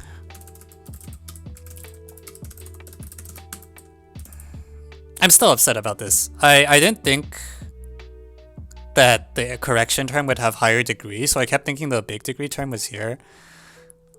I just had the wrong intuition. Degree doesn't matter. That's what you've learned from this stream. Like, the degree doesn't matter. Just write down the polynomial, check the degree later.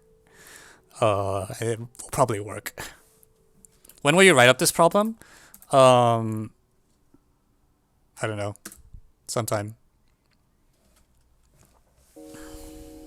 I saw the extra conditions, right? Yeah, this might take a bit of work to set up on this stream. Let's do that. Miracle Sudoku.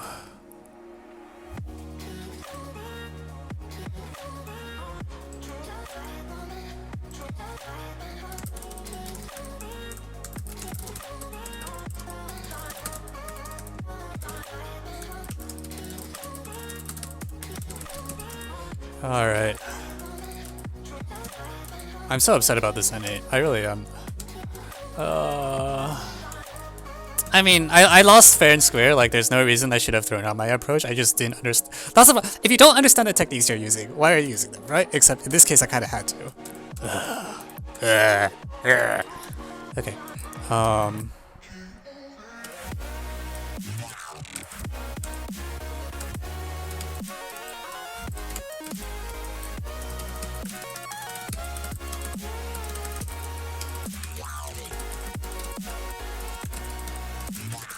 Okay. Okay.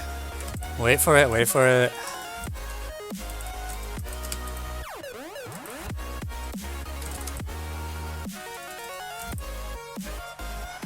won't this work?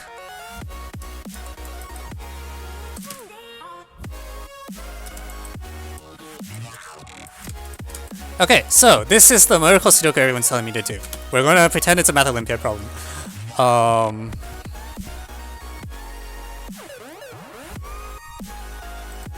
Here.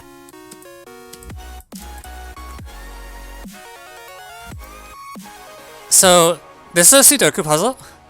That's what the grid looks like apparently, and the conditions that I'm told are that two guys that are at knight's move apart are distinct and orthogonally consecutive digits can't be connected digits can't be consecutive. So also, how do you use this website? How does this work? If I type a number, is that a no? delete. Corner, center, color.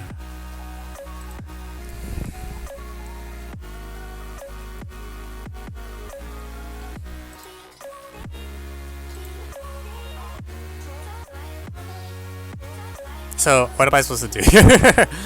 Oh jeez. Okay, so this number is...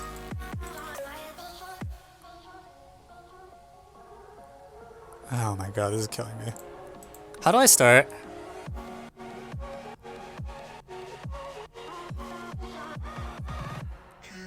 In general, not for this puzzle. So I'm not supposed to use... Okay, that's fine.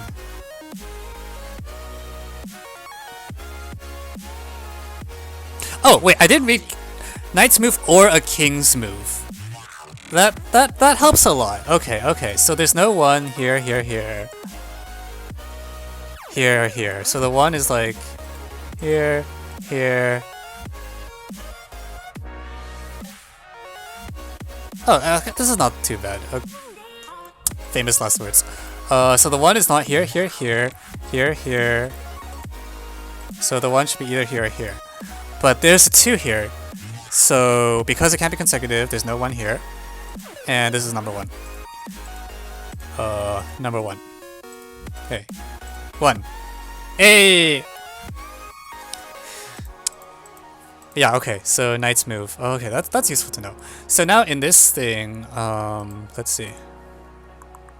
Can I keep pushing? So I know there's either 1 or 1 here, but because 2 are diagonally consecutive digits, so there's a 1 here. Okay, keep going. I can control click to select multiple cells. That's good. Thanks. Good to know. Cool. Meanwhile, 2s. 2, 2, 2, 2. Maybe I don't go there yet. Where do I want to fight next? So these are not 1s or here. So the 1s... corner. No, I want corner. Corner. What is the center? What's the center for? Why would I ever mark center? I don't use this app, so I have no idea. The 2 in the center square is top left corner because it's not here, here, and here. Good. Yeah, that's very useful to know. Cool. So because 2 here, and then can't be here or here, so or here. Okay, we're getting somewhere.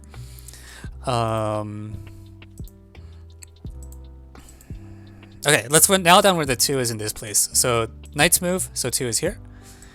That's fine. This will limit the options for 3, right? For example, in this one, the 3 can't be here, here, here, here, or here. So there's... What is center for? I don't... What if I... Okay, I don't... Are we only using 1s and 2s? So far I haven't done much. Wait, so what is center for? Is it for like... Okay, whatever. We can put the notes in the center.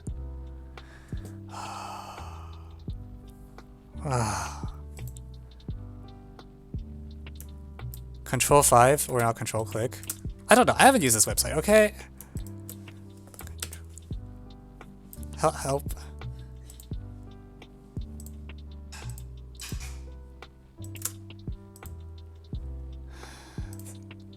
Okay, I'm just using corners. I'm sorry. We're sticking with what we're used to. Okay, so 2s are set. Want to see if I can pin down any more 1s now that I have a bunch of 2s. So 1, not here, not here. 1 and this thing is not here, here, here. So it's like...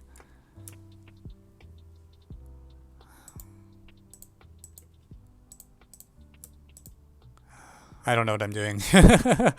I'm just winging it.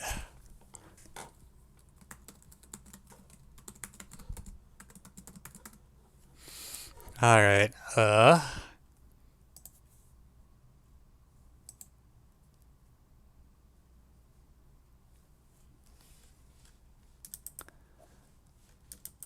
one of the 1s is wrong. Did I screw up already?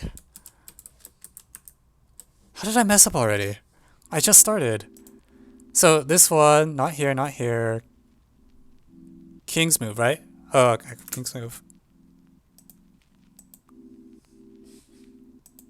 Okay, I keep forgetting this king's moves. So also like 2 is like...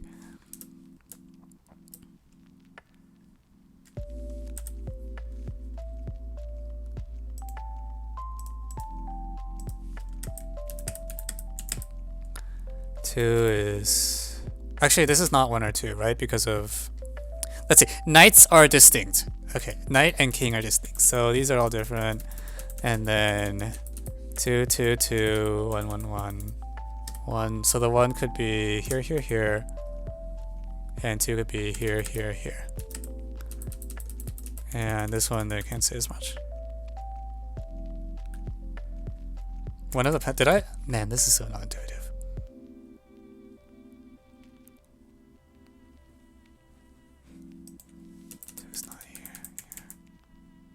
One of the corner digits? What did I mess up? What did I mess up?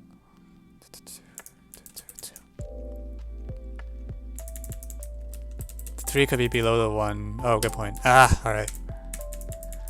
So the top right section is at the bottom. Huh? Help.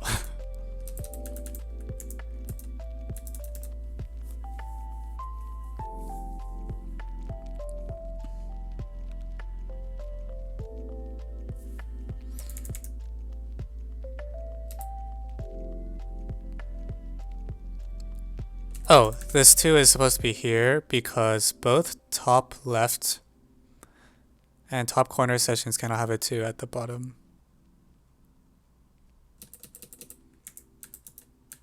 Oh, okay, so it's like -2 info for this cell. Why this cell? Yeah, obviously that cell. This cell by king, this cell. Why these 2? Why are these 2 not 2s?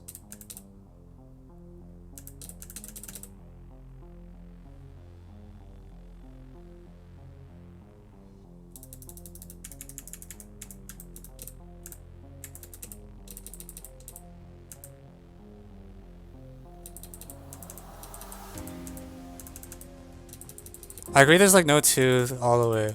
One of those 2 is a 2.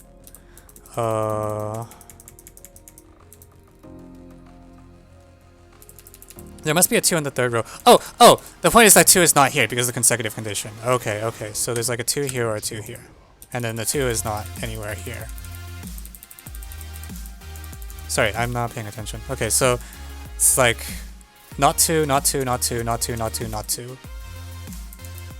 Is that right? So, not 2. One of these 2 is a 2. Okay, and then if I repeat that argument with 1s, not 1, not 1. All of these are not 1s. Neither is this. This is not 1, so it's 1 here, 1 here. 1 is somewhere here. The 2 is somewhere here. So...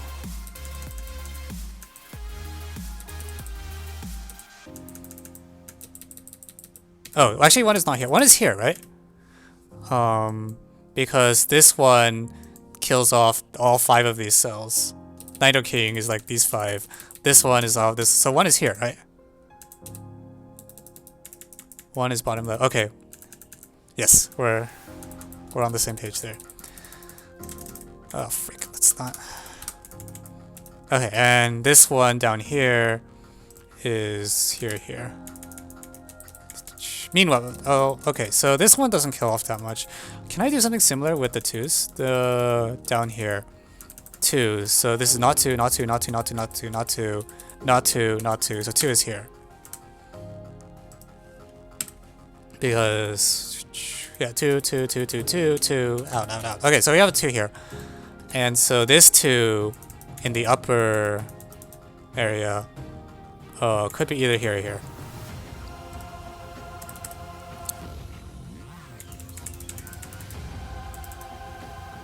This is Mitchell Lee's puzzle. Ah, that's good. Mitchell Lee. Good to hear the name again. Okay. Anyways, I might have some... At this point, maybe there's some 3s that I can place if I have king's moves. Orthogonal. No. Well, we can kill off this 3. So there's definitely a 3 in this column somewhere. There's no 3s in... 3 is either here or here.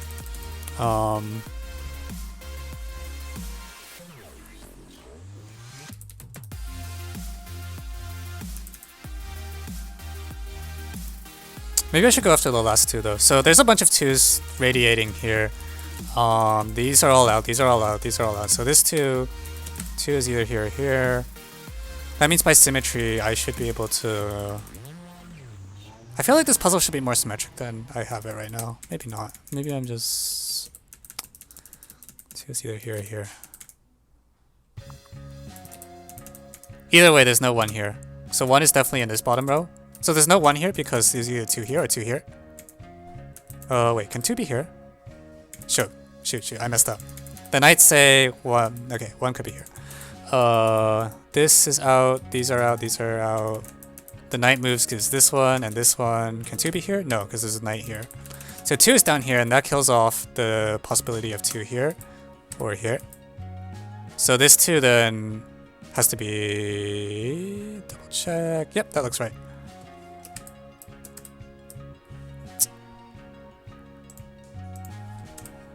That 2 is there. And with that, this 2... Why did we agree 2 was not here?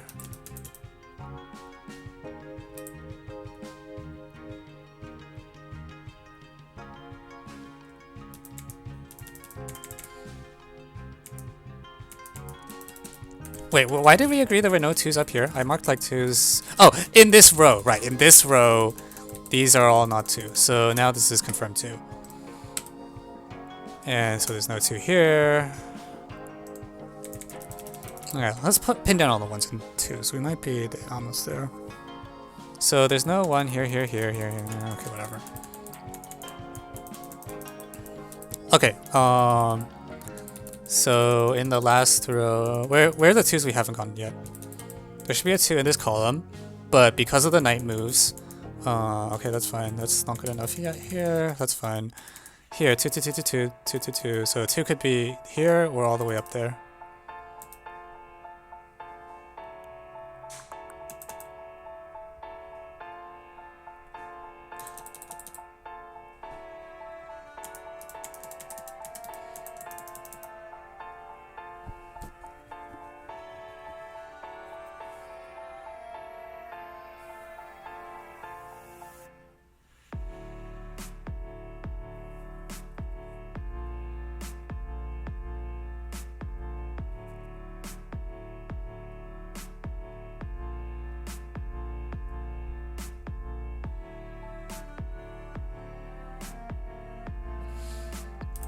It's only the... we have 6 of the 2s. Which ones are... this column is missing 2.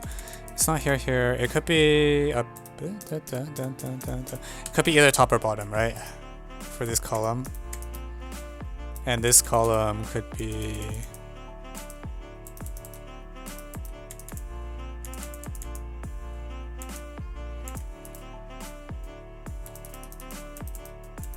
this could also be top or bottom. But those are the only possibilities for it, right? So in this column, the 2 has to be either top or bottom. Can't be here, here, here, here, and then yeah, and then this one. Okay, so there's a 2 here somewhere, and there's a 2 here somewhere. So this one and this one. So that means the final 2 in this row must be in the last cell that we haven't used, which is this one. Top, bottom. So now that that's known, can I get the... 2s are almost all set.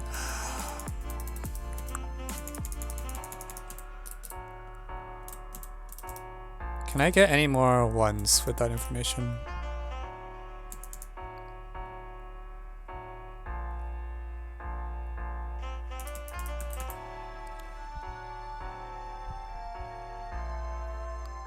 Top left of the top center section. Yeah, yeah.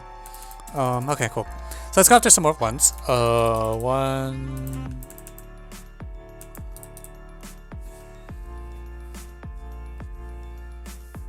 Why not target 3s? Should I target 3s? Well, I haven't placed a single 3 yet, so I'm a little apprehensive, but maybe it's okay.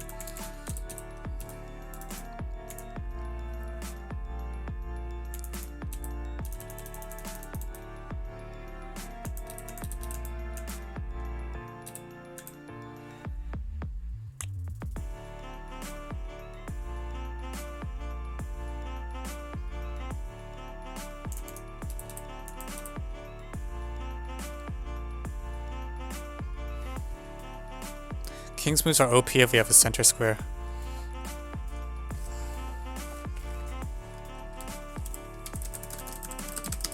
Kobayashi on 2009 N3? I wouldn't try it.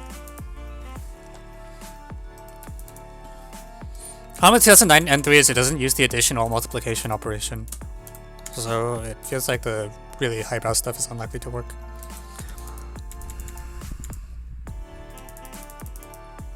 Maybe I should just go for every row and for every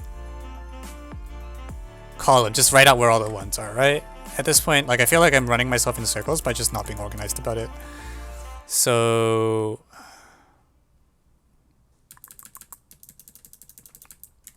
okay, for this cell, there's no one. Okay, in this cell, nothing here, nothing here. Okay, this is fine. This is done. This is done. In here, no one here. Could be one here. Could be one here. Could be one here. Could be one here. Could be one here. This one. Boom, boom, boom. And this. Not here, not here, not here. Why not here? King's move. One, touch. Okay, fine. These are not done. Here, there could be a one here. Could be a one here. Could be a one here. No, not here. Not here, not here, not here. Oh, so this actually, there's one in the top row here. The one is either here or here. Because we roll out this square by night move, this square by adjacency, and this whole column. So one is somewhere here, so that means the ones are not here. And so that means this one has to be, this is one. Kill off all of these.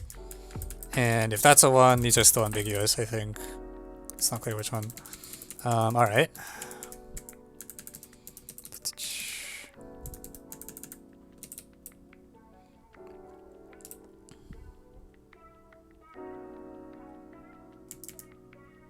The problem is I can't get any of the ones in the bottom.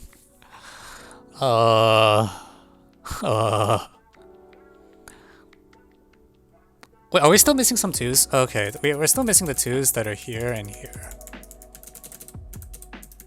But oh, we know there's either a 2 here or a 2 here, right? Like, so this is not one either. Nope, no, stop. Corner.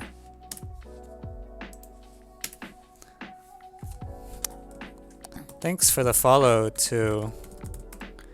Oh, crap. Yeah, thanks for the follow from Dr. PhD. Also, I missed a shout out to Adihaya Jaya Shara Maranakara Gupta or whatever from a bit ago. So I'm gonna do that now.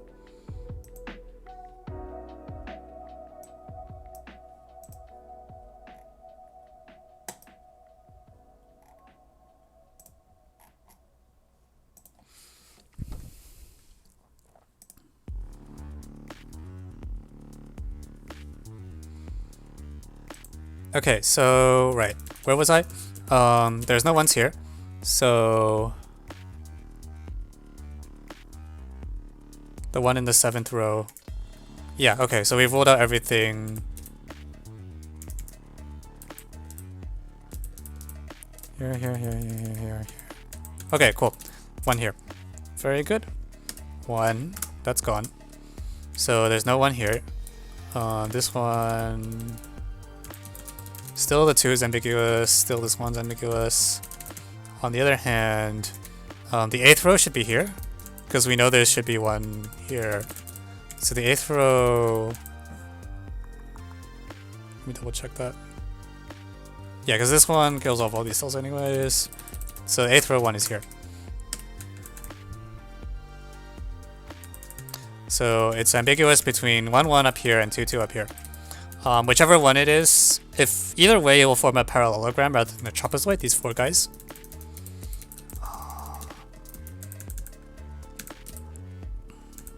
Yeah, so now I feel like I don't have enough information to tell. That's okay, we'll leave it. And we can start going after 3s now, because that's the only, any information we can get about 3, 4, 5, 6, 4, or 5, we can probably get about 3 as well. Starting with the fact that here, 3 is somewhere here. So there's no 3s in this area or that area. So Wait, there could be 3 here. No, not anymore. So I think what I start with is I just look for all the cells that are not touching a 2 edge orthogonally and mark 3. So here, here, here. We don't have this 2 yet, so I'm not going to touch. This 3 could be literally anywhere. And this, there's 2 here. So 3, 3, 3.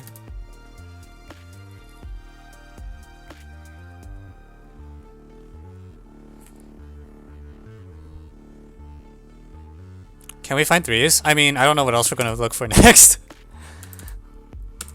I don't know if we can, but I don't see a better next thing to try. 2, 3, 3, 3. No, not here. 3, 3.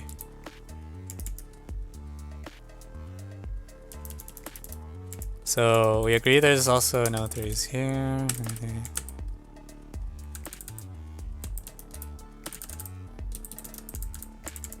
This is pretty bad.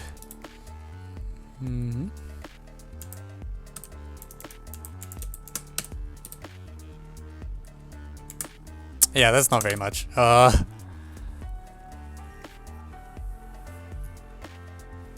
want to color them to make them stand out. Oh. That seems like a reasonable idea.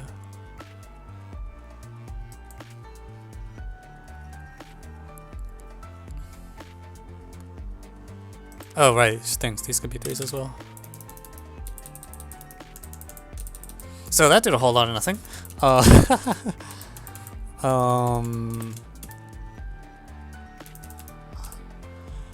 What are the best 2-pointers? I don't remember. They're 2 club problems, like, just do them.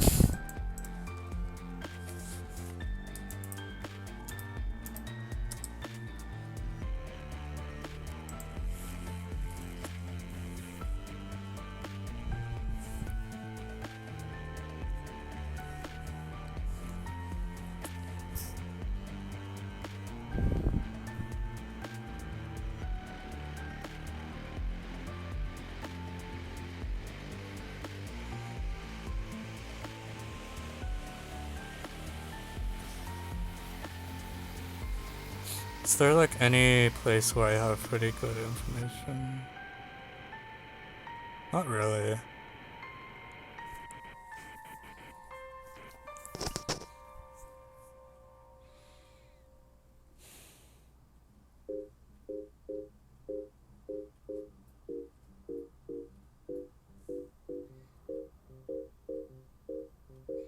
Some of the 3s eliminate too many others. I would believe that.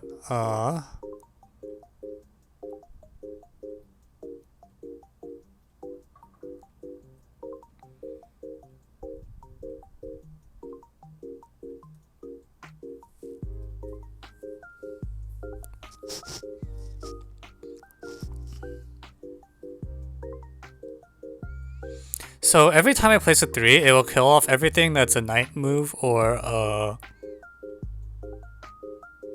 king move. And I want to see if there's any that are so bad that it'll like wipe out everything in a row or column. Like for example,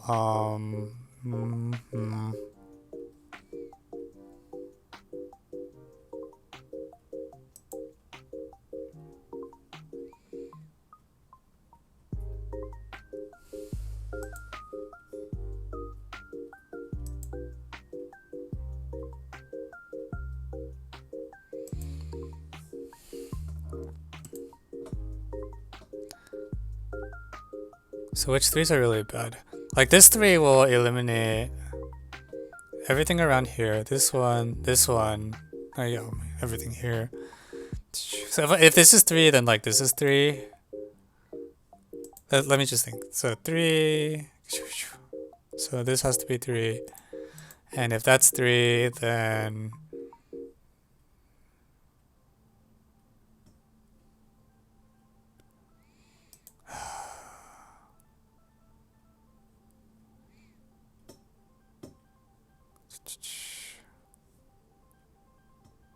if that's 3, then that's 3. The next 3 is there. And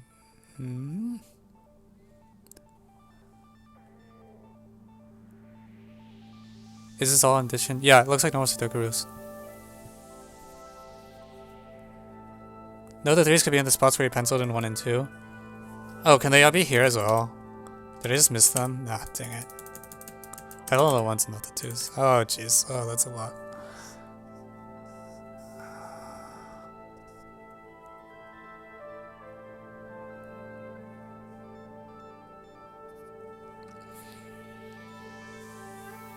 Oh, yeah, no, that's the reason why. Yeah. Because there's guaranteed to be a 2, either here, so it can't have 3s. I think coloring the squares may be useful. Okay, alright.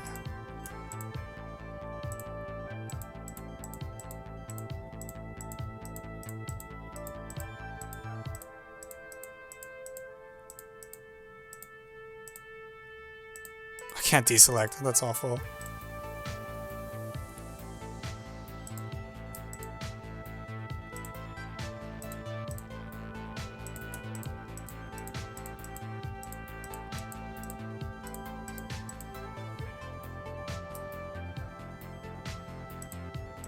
I eliminated the left ones as well because parallelogram.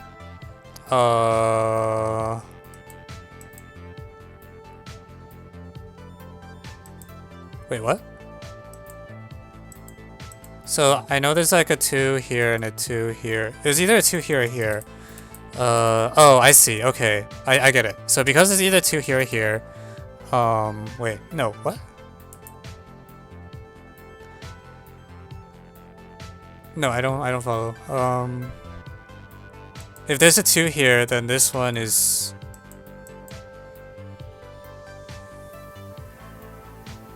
Wait. I'm confused now.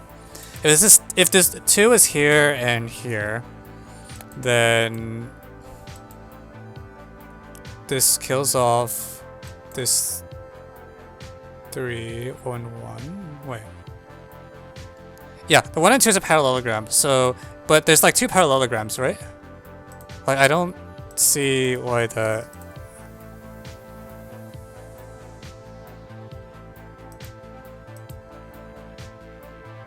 One of the highlights is wrong. What am I doing? This one, right? This one doesn't need to be highlighted. So if the 3 is in the left... If 3, then the 1 is here.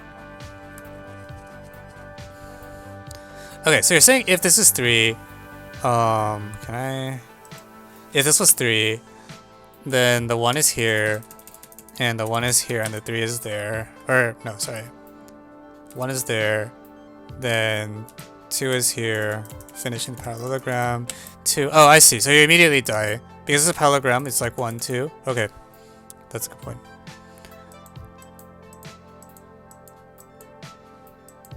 So that's correct. There is no 3 here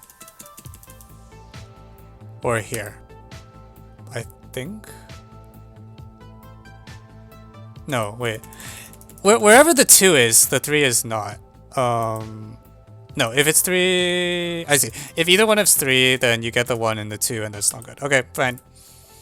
Yeah. Okay. Cool.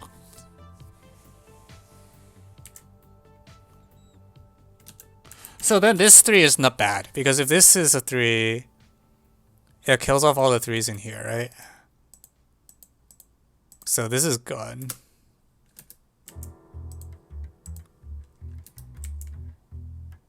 Yeah, this only, this, and...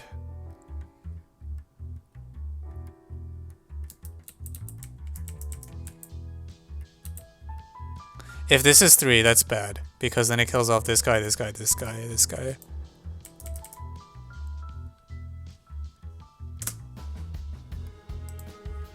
You can uncolor the others too.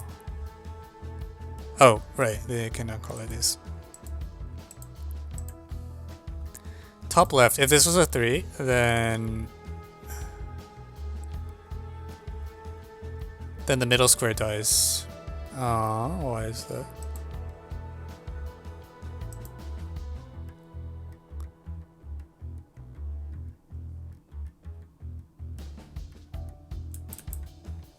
Huh? 3, 1. Are we, which coordinate? Are we doing math coordinates? Okay, if this is a 3, then it kills off this, and then you get this thing, and then now you're in trouble. Yeah, so this is not 3. I agree.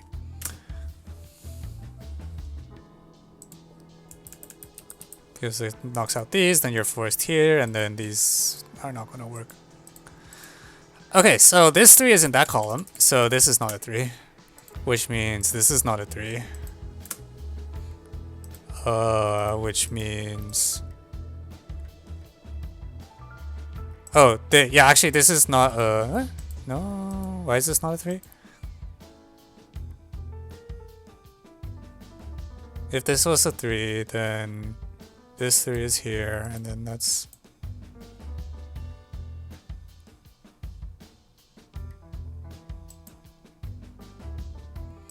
Okay, 4, 9. Anyways, okay, yeah, this is not a 3, I agree. So 3 is definitely here, one of these two. So not this one, not this one.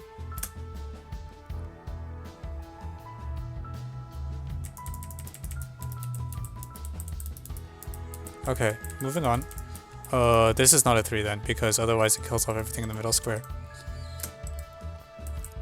So that means there's definitely a 3 in here. So this column has 3 there, so this is not a 3. Now...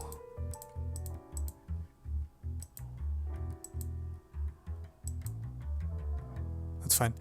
Okay, so what else can I knock out?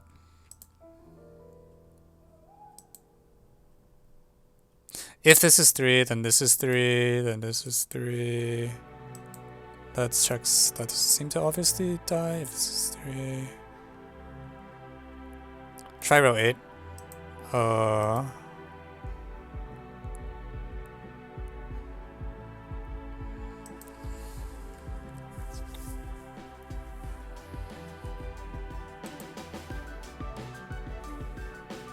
Box 2 constrains a lot of things.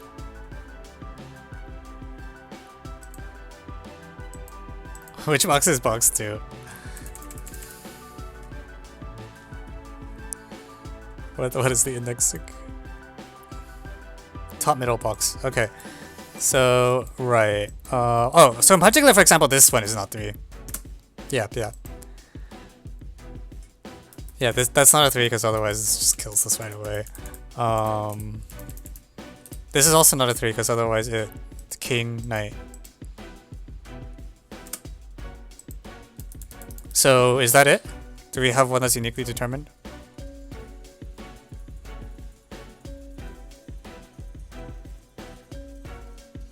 We have one now, right? Hey!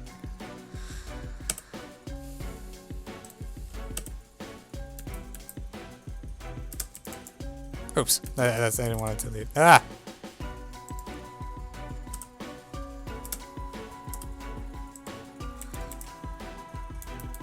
I just want to take out the... No!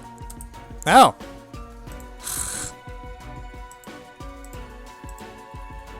I just want a 1 note there.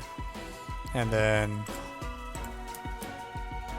Okay, anyways, okay, let's go have a field day.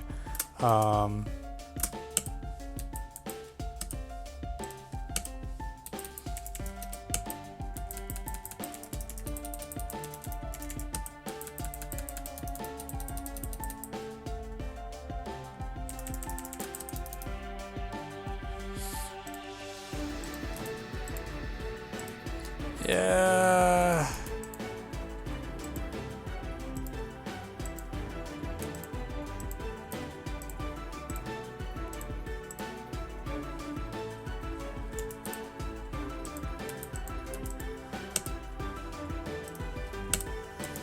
I have to clear the corners myself? Does it not do that for me? It's so annoying.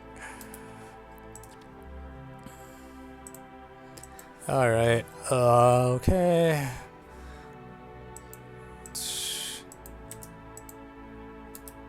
Says something about that too. Well, one step at a time. Baby steps, baby steps. I just want to pin all the 3s down. God,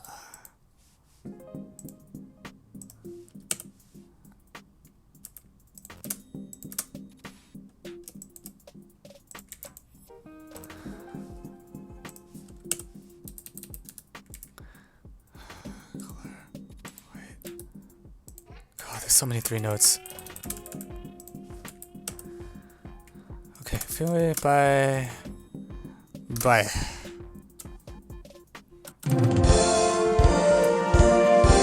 Alright, yeah, and then, okay, we got a 2. 2, 2, and 1, 1. Alright, we did it! We have a third done! Yeah.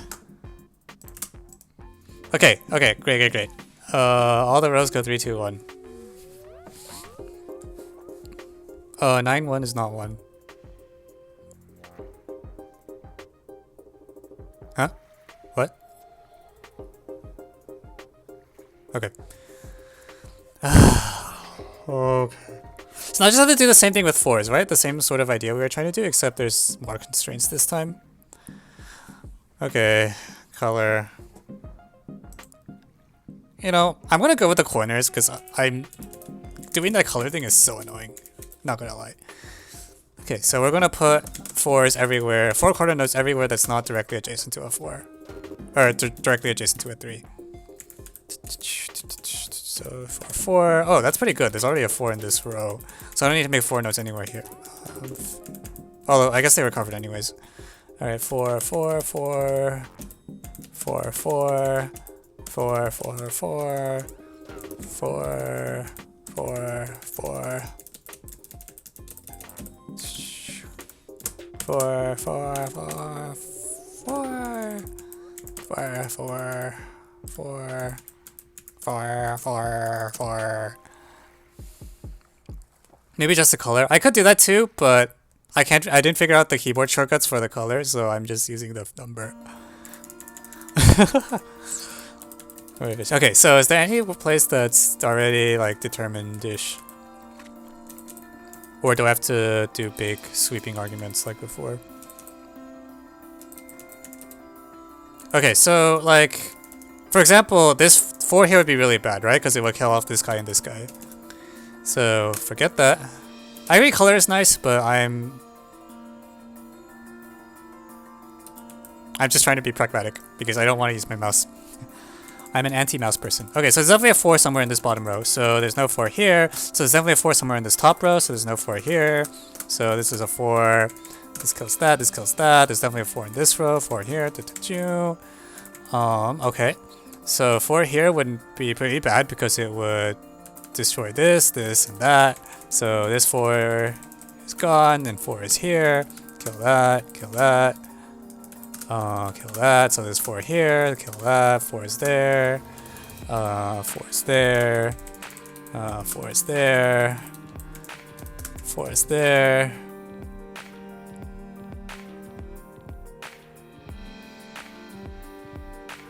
Four comma 5. Did I mess up? I don't think I messed up. You have a 3 constraint you missed. Oh, frick.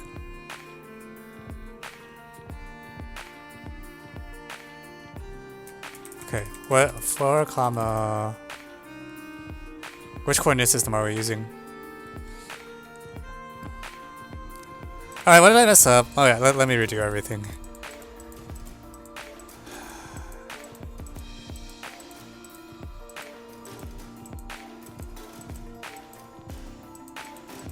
Okay, which one did I miss? Bottom right of bottom left is bad. I was correct? What? No, people told me I messed up! Ah! Redo!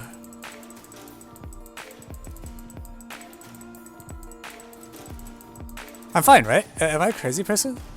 The 4s are correct. Okay, so... what 3 constraint did I miss? Oh, okay, I see what you mean. There shouldn't be a little 4 here. That is correct. I agree there should not be a little 4 here. So, here. 3, 1. I see, I get it. Sorry, okay, my bad. Alright, so now I have to do the same thing with 5s. Can I short circuit this at all? Do I have to do it?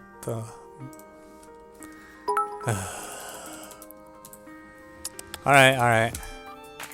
5, 5, 5, 5, 5. Oh, so 5's in this row? Great. No 5 here. 5's in that row. Great. So this 5 is here. Okay.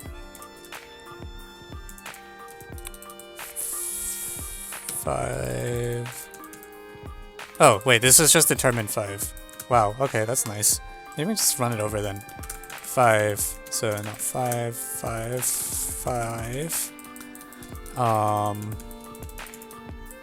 Alright, keep going. So, it's not here.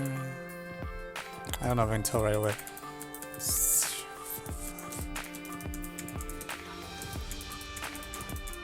Okay, but the 5 is... Oh, I might need corner notes. So 5 could be here or here, and it could be here.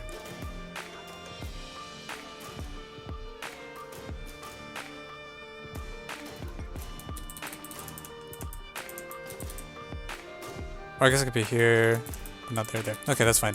Either way, there's a 5 in this column. And then here, the 5s could be here, here. So there's a 5 in this row for sure. So that means there's no 5s here. So 5s, this is determined 5.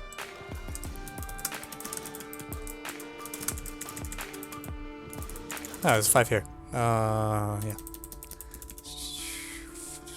5.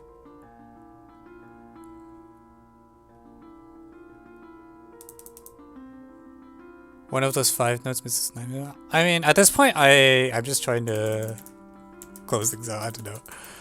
Alright, so... Okay, there's a 6 somewhere here, so...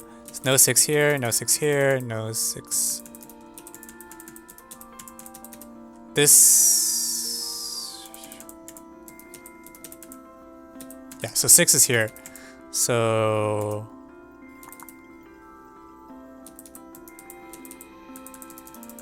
Okay, whatever. Let's chase here.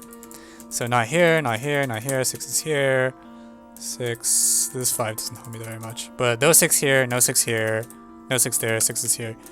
No 6 here, no 6 here. Could be either here. Oh no, it has to be here. Not adjacent to 5. How did anyone come up with this? You can ask Mitchell. Wow, what a puzzle, man. 6. 6 is here. So 6 is here. I'm having a hard time telling which cells have 6s in them. Thank you, an anonymous chair, for the cheer. Appreciate it.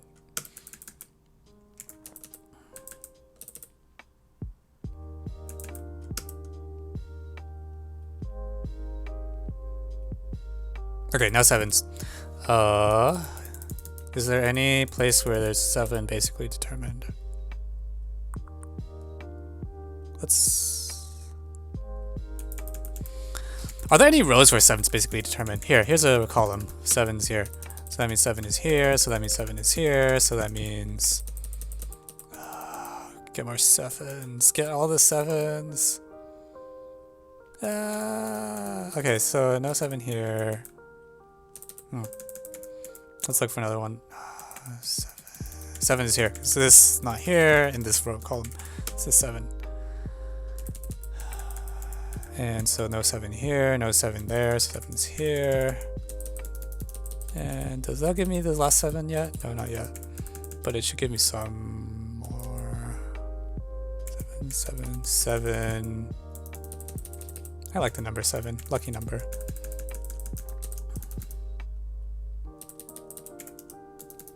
Okay, now just the 8s, right? So I just need to look for anywhere there's a 7. What do you mean the 7s are all? Oh, here. Alright, cool. I can feed this 8 here. 8, 9. 8, 9, 8, 9, 8, 9, 8, 9, 8, 9, 8. Oops. No, I do. That's all there is to do. 9. Cool, cool, cool, cool. And this is 9, so this is 8. This is 8, and this is 9.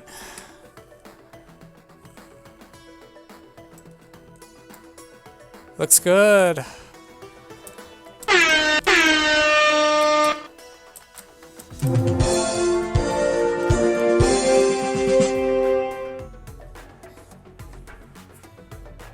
How do you like this interesting and non-trivial puzzle? That was fun. This is a good puzzle. Yeah. Man, what a puzzle.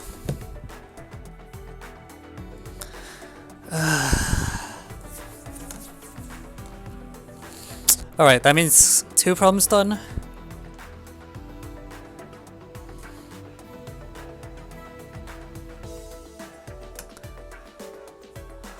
Puzzle unit.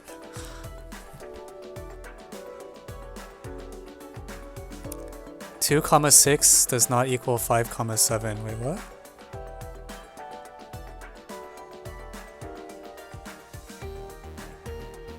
Oh wow, there is a timer. I didn't notice there's a thing timing me. There's also a controls button. Maybe that would have been good to know. Probably I should have read this first. Oh, okay.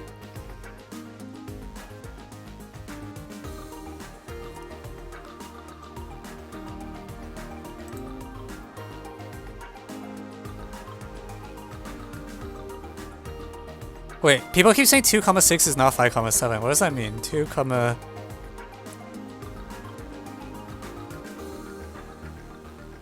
I'm really confused. 159, 159. Oh, I see, yeah. It's all cyclically shifted.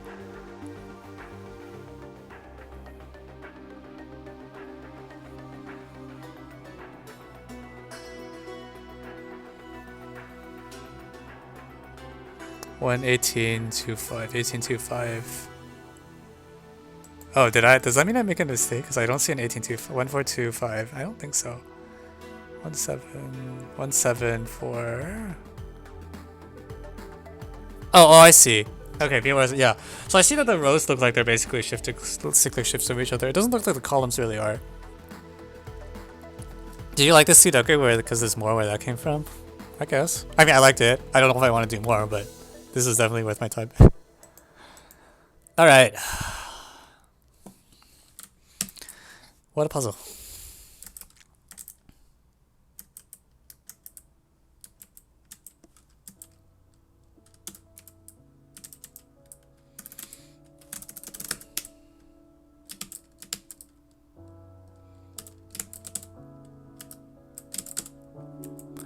Okay, what's next on the list? An inequality?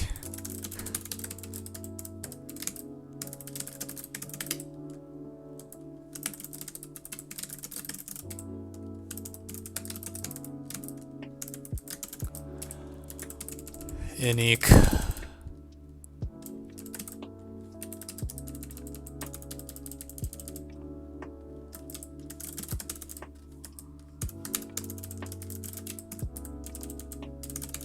Okay, let's do the unique.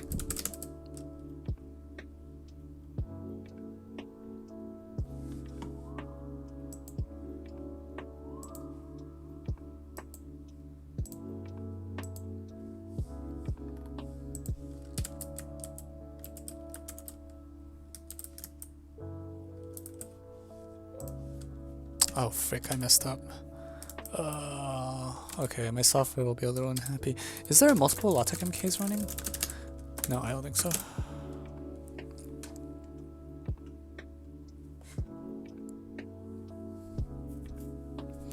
Okay, what is this? What am I working on? Why did someone give this to me? The world might never know. Let's work. Let's do it. Yeah.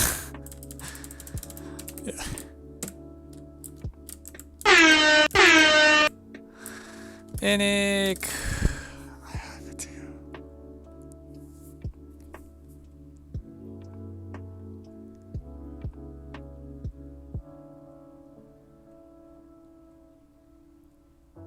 Can I show just by squaring both sides? Can I move something over? Can I just square both sides repeatedly, please? Please? Let's just square both sides, okay?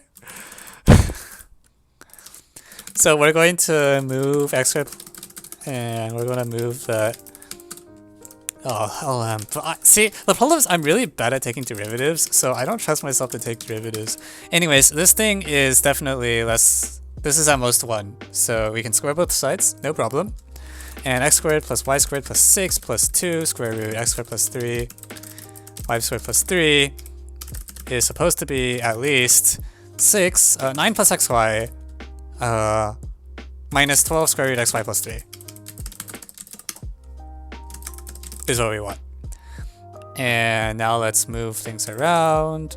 So x squared plus, it should be at least 3 plus, wait, something's wrong. Did I mess up already? I probably messed up already. This doesn't look true at all. Okay, what did I mess up?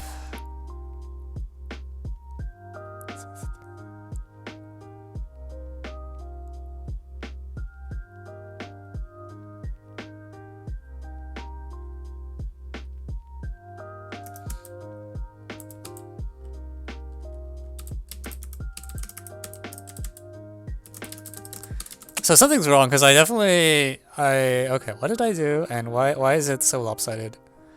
I flipped the sign somewhere. I just don't see where yet.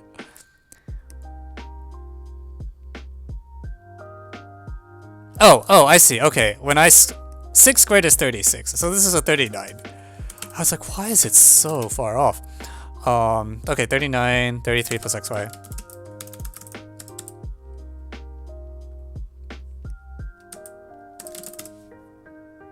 That seems pretty weak. I feel like I should just be able to run it over, right?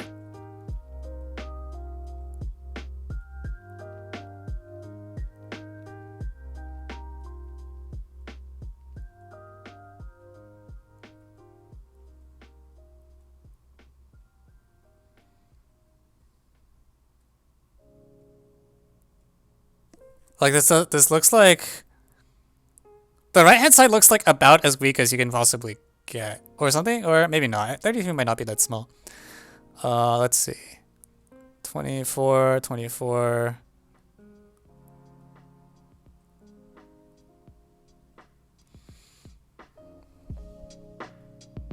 Now let me clean things up a tiny bit. I will add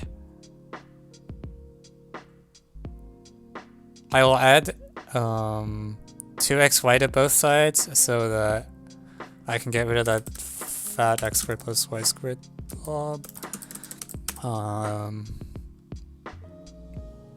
33 plus 3xy, and then it's like 4, so I want 29 plus 3xy.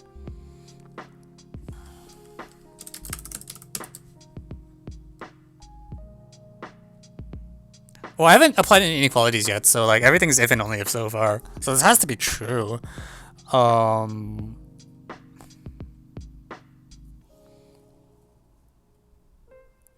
it actually, okay, I take back what I said. This doesn't look that bad.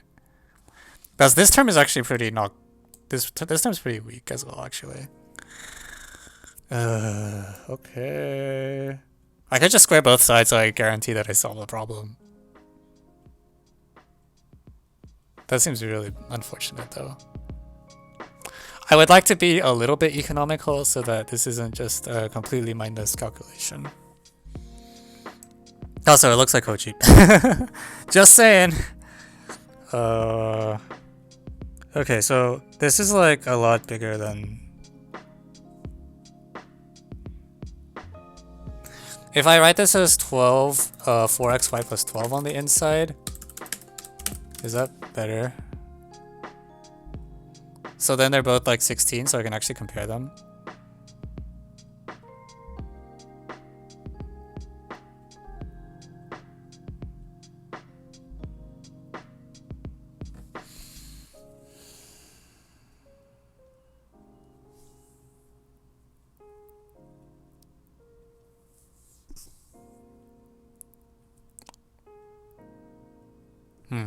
Wait, actually, so, okay, xy is the small... xy is bounded above by 1.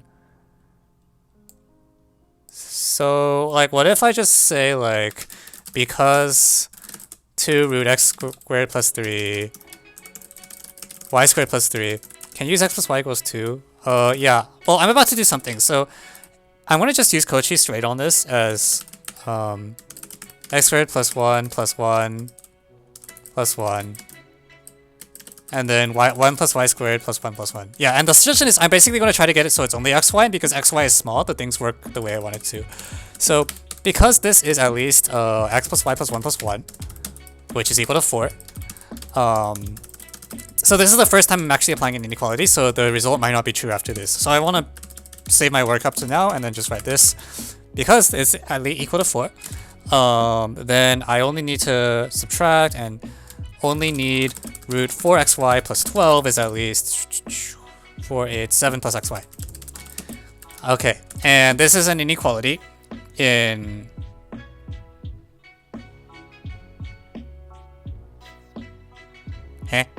Hey, that's not supposed to happen. It's supposed to be true after I do this. Alright, what did I do? So it's like 21 plus 3xy. Yeah. What did I mess up? God, freaking.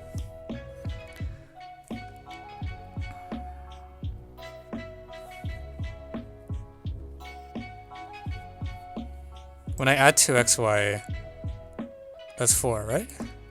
So when I plug in x equals y equals 1, this is 32. This is 8 plus... Oh, I just suck at... okay, whatever. Let's not do the thing I was doing anyways. So this is 12. And so I want 12 times square root xy plus 3 to be thing. And because I have a lower bound on xy is at most 1, this is probably just true for xy at most 1, right? So it's a quadratic, so let's let r equals xy. So we want 12 times root r plus 3 is at least 7 plus r, which is true if and only if. 144. Hang on, the inequality is still flipped. This is 4. 4, so 16 r plus 3 is at least r squared plus 14 r plus 49. So we cross our fingers that this is true for all r at most 1, and I hope it is. So this is true if and only if 0 is at least r squared minus 2r plus 1. That's not good. Is it actually flipped? Oh no. Are you kidding me?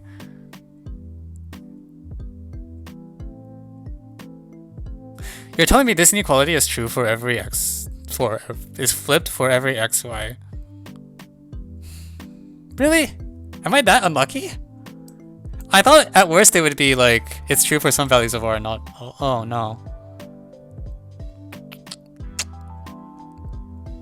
Why did that happen? It shouldn't... What? I feel like that's unusually unlucky unless there's something else going on. Is there another equality case? Is like 0 to an equality case? No, it's not.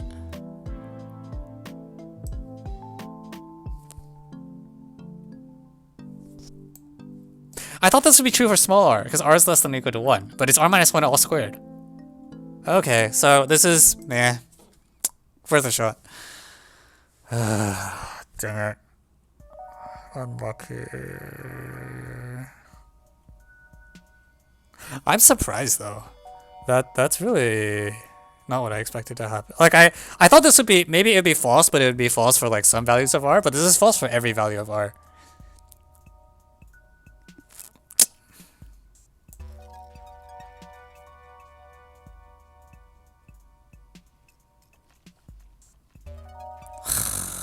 Dang it. Alright. Okay, is there another thing that I can do that won't take too much time? You know, there's a balance between, I could just, you know, keep squaring both sides until I get something that has to be true. But obviously I want to save work and like cross my fingers that, you know, things don't end up too bad. Like, you know, you try something like this, and if it solves the problem, you're happy, and if not, it didn't take too much time. Anyways, someone's saying that I should expand x squared plus 3 times y squared plus 3, so I will just do that and follow that suggestion, because that looks like a pretty good suggestion. X squared, y squared, and then plus x squared plus... So 3x squared plus y squared plus 9. And 3x squared plus y squared plus 9.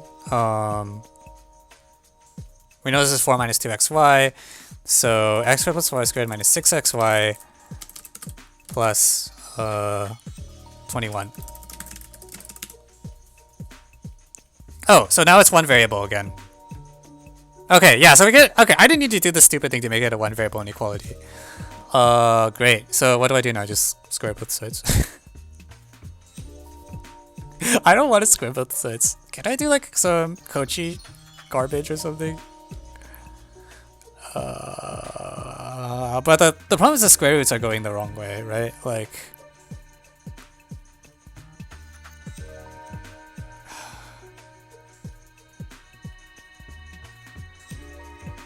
yeah, like sums of square roots are not great. So anyways, I have a one variable inequality I need to prove is true for t at most 1. Are they gonna make me square it?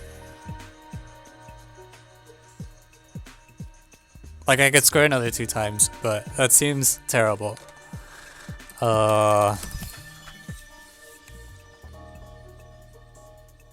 Is there just no better way to do this?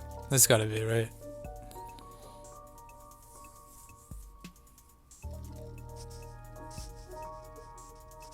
What if here, instead of like this thing, I do it where it's like xy plus 3? If I say this is at least t plus 3, is that good enough? Let me quickly try that, because if it works, it'll be cleaner.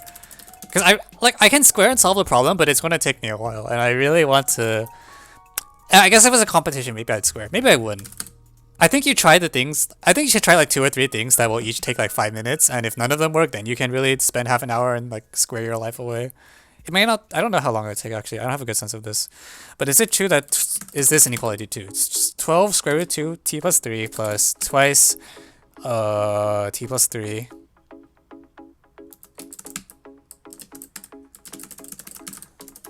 Less than or equal to 29 plus 3t. For t less than or equal to 1. So this time I want 12 root t plus 3 is less than or equal to 23 plus t. So square both sides. Oh shoot. T squared plus 46t plus 529 is against 144t plus 432. So this is true if and only if. This might work. It works with like, I think like quote unquote. I think I expect this kind of thing to work about half the time. T squared minus 108t plus 97? Something's wrong. 98 equals t minus 1, t minus 97. Okay, did it flip? Ugh.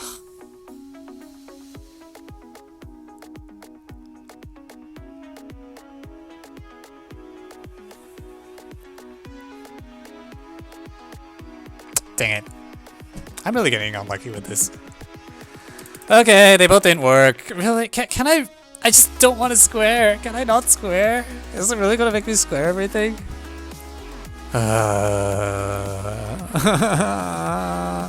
Already squared once. That's already bad enough. Why make me square again?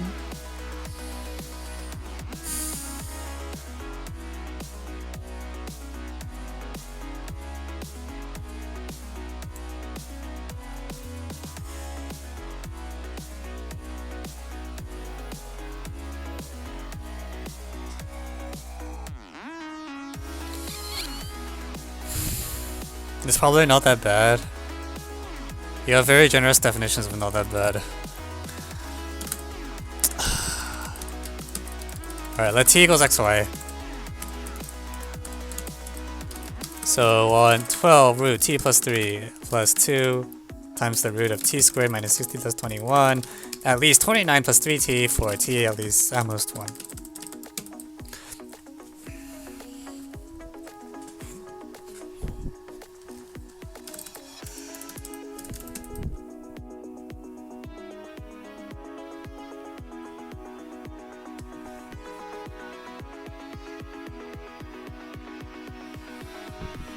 Okay, I'll square it.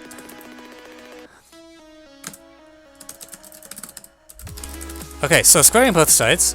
I got 144 t plus 3 plus 4 t squared minus 6t plus 21 plus 24 times the square root of t squared minus 60 plus 21 t plus 3. Derivative might work. I had the same thought, and I think that's even worse than squaring. So 9t squared plus 87 times 2 is 174t. And I could probably crash because I missed the print or something. And then 29 squared is 841. So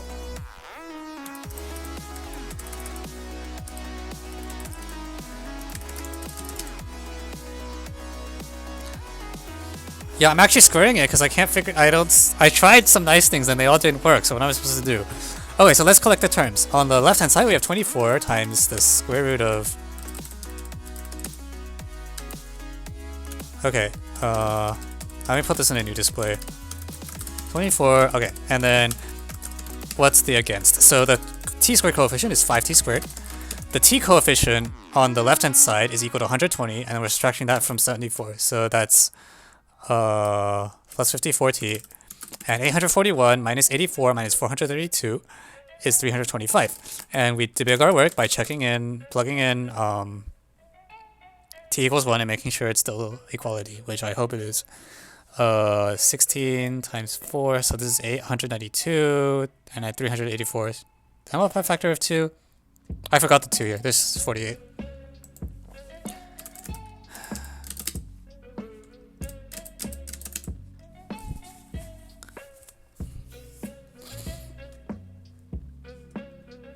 Okay, so now I just square again.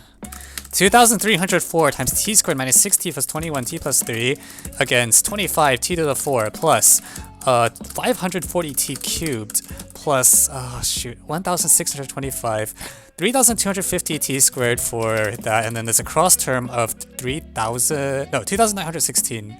So this is 6166, and then 54 times 325 is equal to 17,500. I hope. No, that's not right. So that's not 17,550. My bad. And then 325 squared is some abomination. So when you were telling me this is not that bad, were you just saying that to bait me?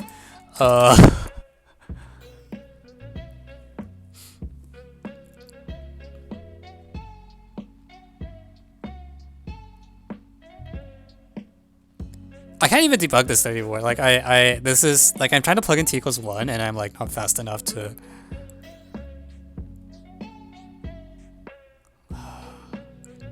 I want to debug it term by term. 16. Yeah, okay. That right hand side I think is correct. Okay. The right hand side is equal to some other thing, which I now have to full expand. I thought you guys would be. I was like, it's not going to be clean, and people are like, no, it's fine. Okay, so the inside stuff I can do by hand. It's t cubed minus 3t squared plus 3t plus 63, and this I can debug by plugging in t equals 1. That's fine. So now the left hand side is that, and then 6,912t squared plus 6,912t plus, oh my lord, 12, 18, 24, 6, 145,152.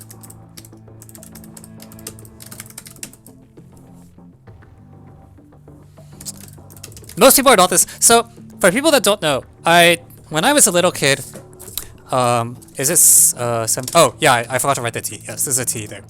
When I was a little kid, between when I was like in 3rd grade and when I was in like 9th or 10th grade, I spent like a couple hours every week-ish, maybe less, maybe more, quite a bit of time playing with this thing. And when you learn to use this thing, you can just do calculations like this in your head because you don't need the physical device once you have it in muscle memory.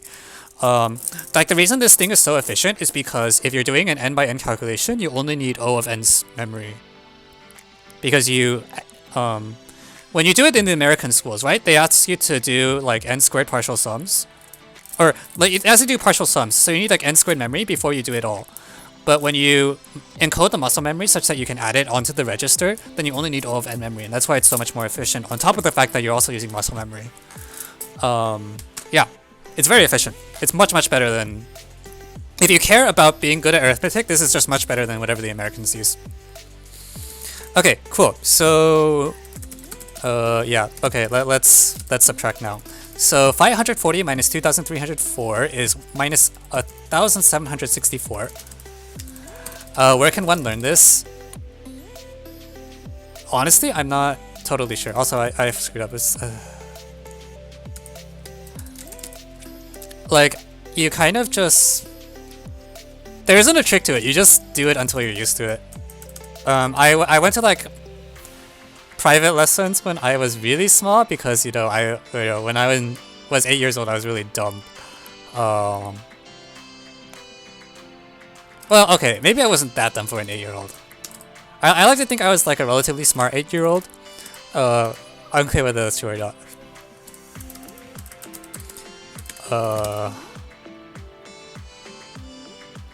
Okay, 39937 I think is this coefficient, minus. 8-year-olds are dumb, period. That sounds about right. 39527. No.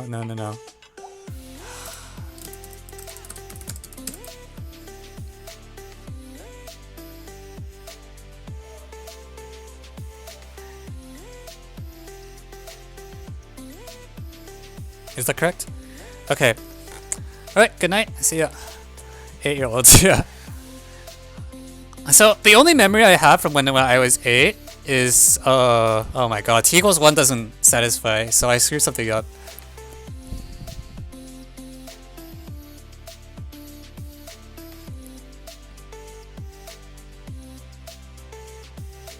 I wish I had saved the thing before I multiplied by 2304.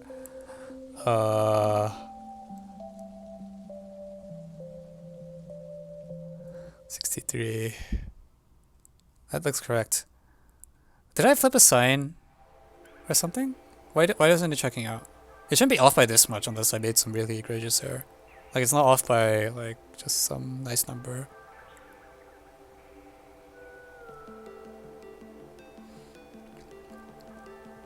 Is it worth to learn? I think you can pick it up as a hobby. I think it doesn't seriously help for any math competition related purposes though.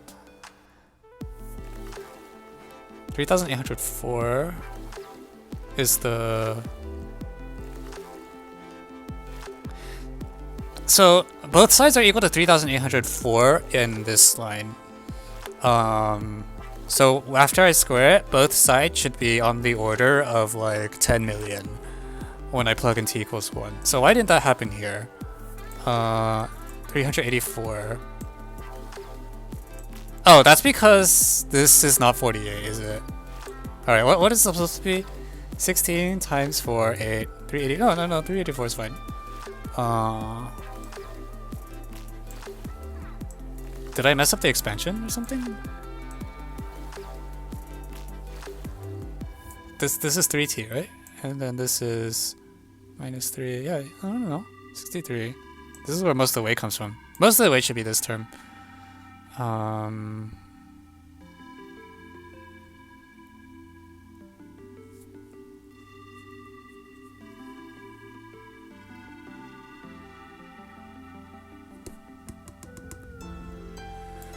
What did I miss? What did I screw up?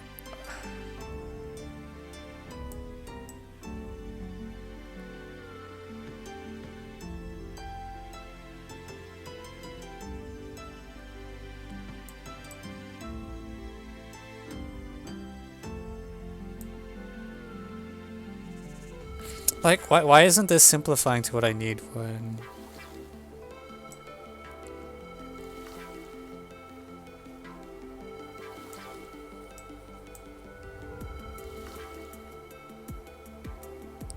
$16 times 4 is 64, 8. Yeah, no, this is... what?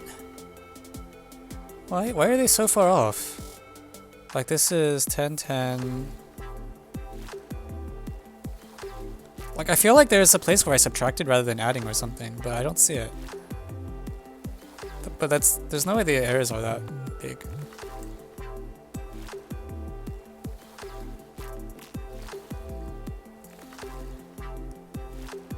Yeah, t equals 1 is not a root, so something's wrong, and I can't figure out where it went wrong. Like, t equals 1 is still a root here, and when I...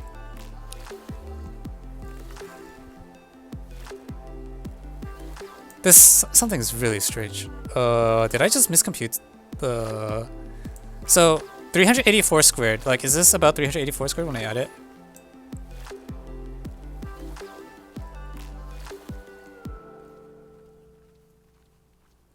It's like about 10,000, right? This is the main term. .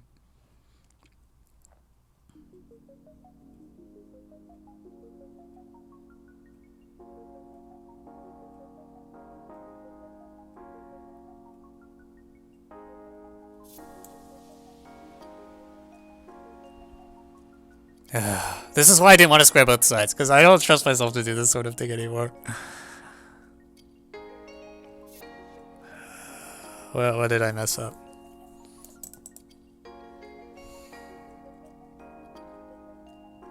Like, okay, like, didn't I multiply 17,750 by 2? You didn't multiply 7,750 by 2.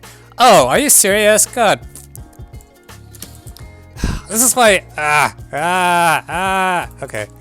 At least it wasn't arithmetic there. I was like, I should double check all the arithmetic. Okay. 360. Did I also miscompute it? 35100. Okay, well, that makes more sense. So 28188.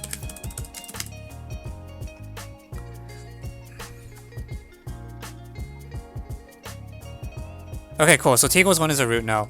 And now we can start factoring it. So, 25... So t minus 1 times 25t cubed, and then minus 1764 is minus 1739t squared. And then...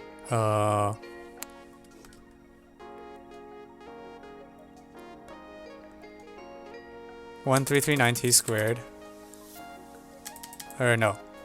11339, right? So what am I? How does this algorithm go? I just keep subtracting. 26849. No, sorry, 16849. No, that's definitely wrong.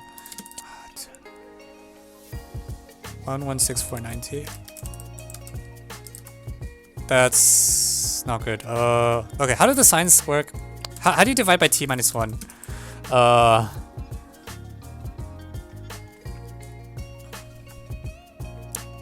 Minus 11339. So this one should be plus. Oh, actually, I know what it's supposed to come out. It's supposed to come out to plus 39527. Yeah, which it does. Okay, cool. So what happens when t is about close to 1 here? Is it a double root? It might be a double root just given how sharp I've seen the inequality. No. This has got to be positive, right? Because t is less than or equal to 1.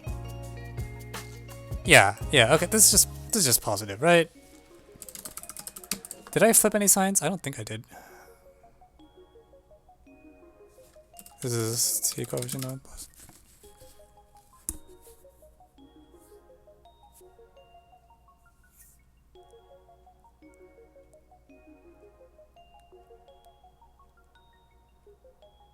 Yeah, is that it? Is that it? I think we're done, right? Because this thing is just always non-negative. Alright. Yeah.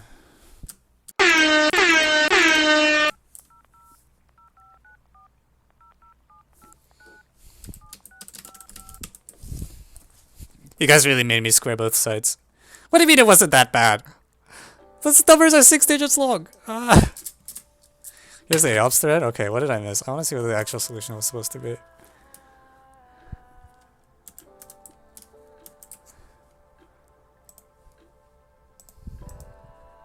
I can't believe this is the ALPS thread too.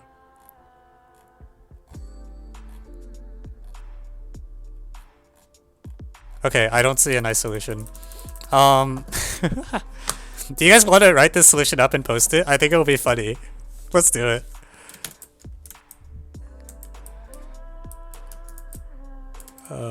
Alright, okay.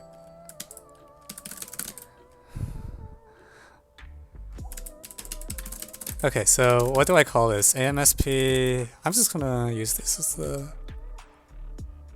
Oh, whatever.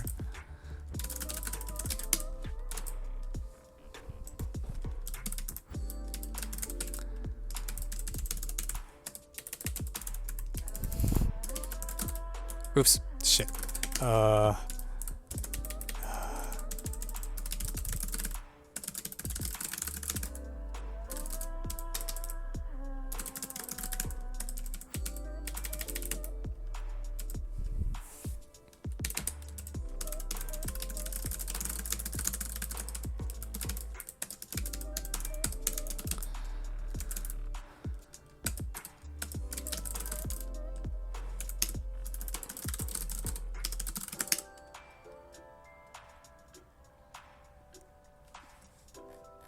Okay.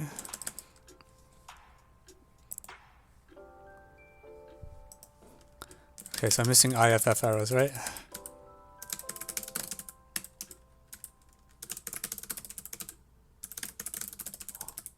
Why so bash? I mean, you saw me try to find an easy way out and not find it.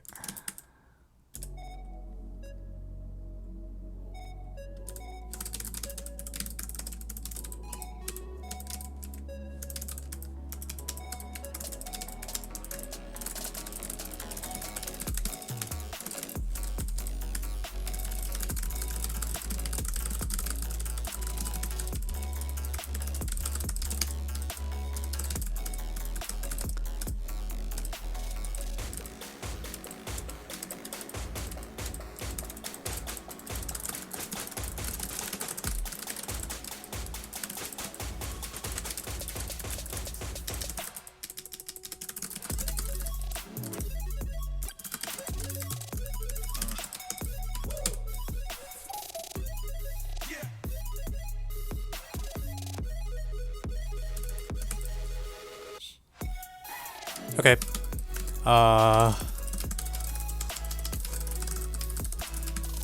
You know, I think I'm gonna record this in my database under a Twitch identifier.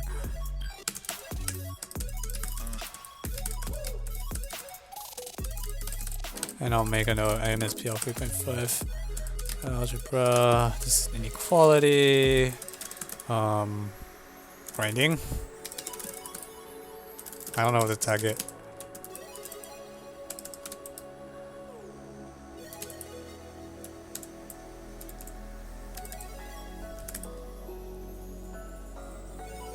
I'm not sure what to say other than I expanded. Alright, whatever. Tricky unique? But there's not even a trick, you just expand. Like, I thought there would be something and I couldn't find it, and you know, what oh, anyways. Solution from Twitch solves ISL. That's not a trick! That's just sad.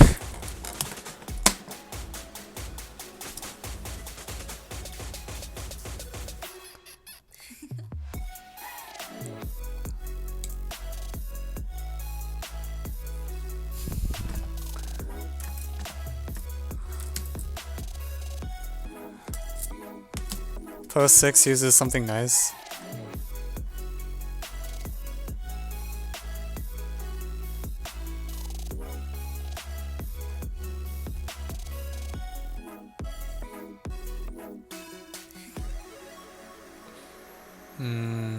I don't know. It's just like...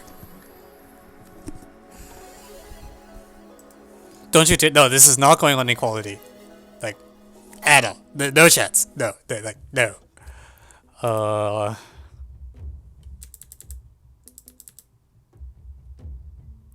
my god. The funny thing is someone has a tighter version where instead of k, like the constant 1 here, they put k, and the optimal constant is k equals this thing apparently.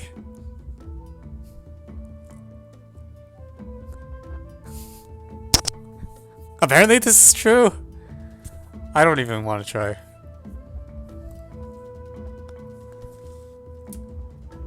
There's no way that's the optimal K? I wouldn't be surprised. I would not be surprised at all. That seems like very in line with like kind of the weird things that happen with inequalities.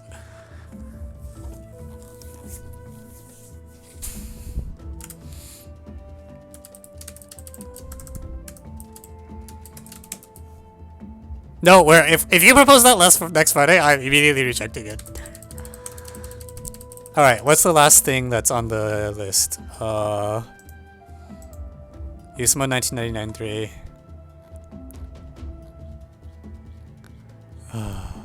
Or, not last on the list, but next on the list, and probably the last thing I'll do.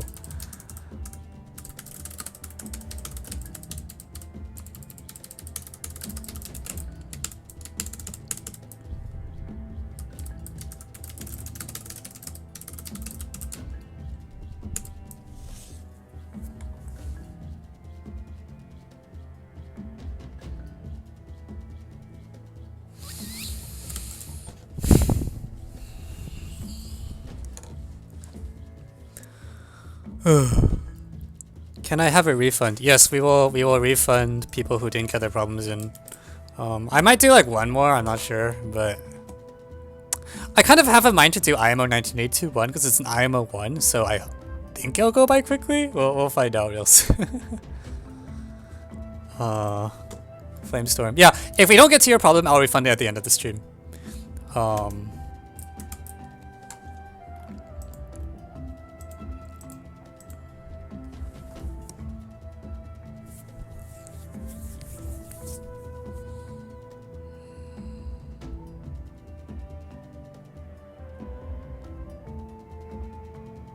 Okay, so the heck? Okay.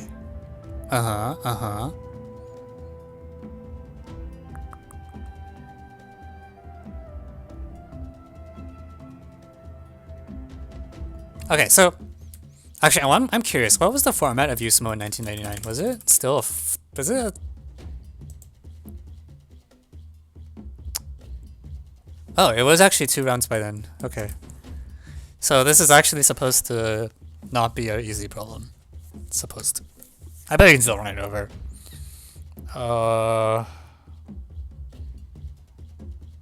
Like, because if I pick random P... Oh, that doesn't help. I was gonna say if we pick random P, the expected value is 2. But that's not gonna help us here.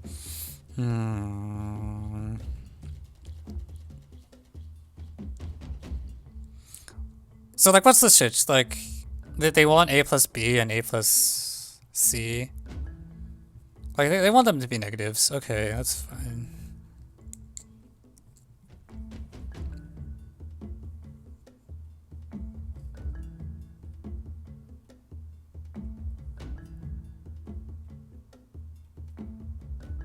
I can see how you do the 2 variable version of this. But that's so easy that it's unlikely to give me much insight.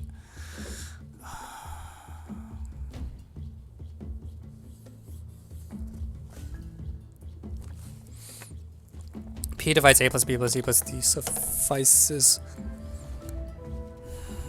Wait,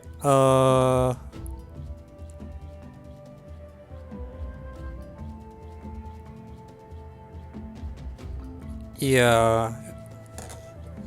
So, okay, so apparently the statement is, we definitely have R, A plus B plus C plus D is 0 mod P, so we always have P divides A plus B plus C plus D.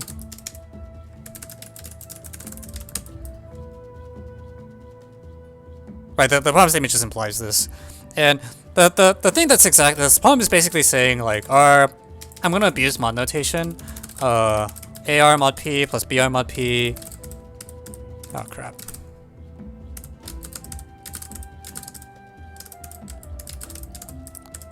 It's basically saying this thing is exactly 2P. For every R. Where the mod is the remainder because there's apparently just no good notation for it. I agree we can, without loss of generality, scale so that A equals 1 or D equals 1 or whatever. I just don't see the point though.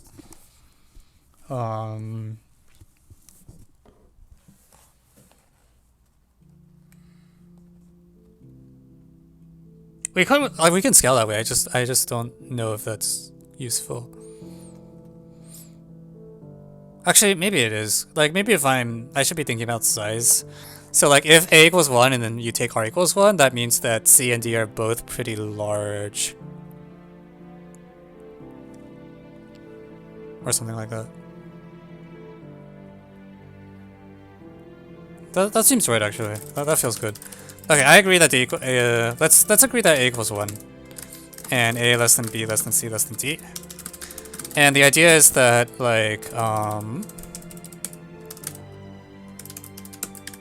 so at that point, okay, also, like, as we should, let's let them be strictly less than P. So, that means, like, 1 plus B plus C plus D is exactly equal to 2P. So, both of these, you know, you get some pretty nice size constraints here. Like, they're all really, they're pretty big. So what happens if I look at 2? When I double them, something's supposed to happen here.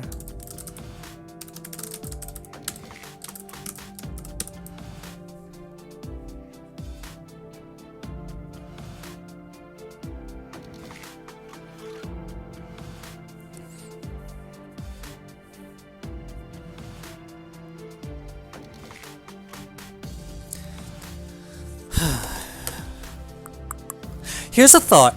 I feel like for P, if you take 4 equations, oh, never mind.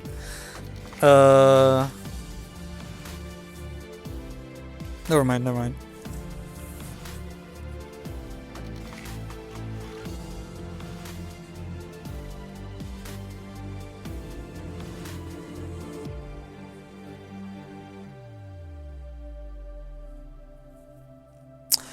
I almost want to take floors or something like that.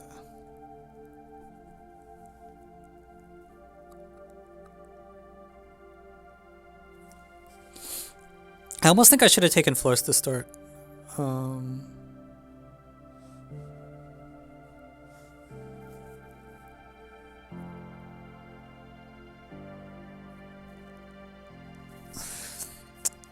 Okay, humor me for a moment. I'm gonna write the floors and see what happens, just 'cause I'm curious. I don't really expect it to work, but we've made a reduction where we think like a plus b plus c. I'm not even gonna use the one. It's like a plus b plus c plus d is equal to 2 beyond the dot, and also like fractional x is x minus floor x. So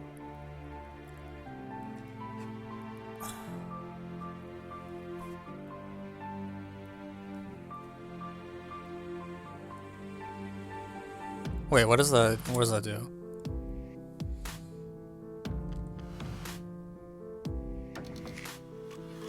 So it's like r, for every r, hang on, for every r, the statement is saying that r minus floor of ra over p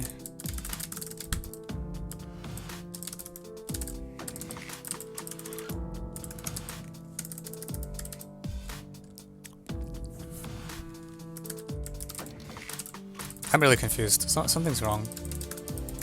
What was the USAMO problem you're thinking that's similar to this? Might be 2003, 1 or something? Or it's not 2003. There's one about fractional parts. Let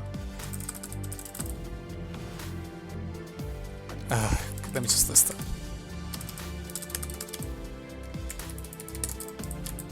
$2006. It was probably 2006. Yeah, I think it's 2006. Anyways,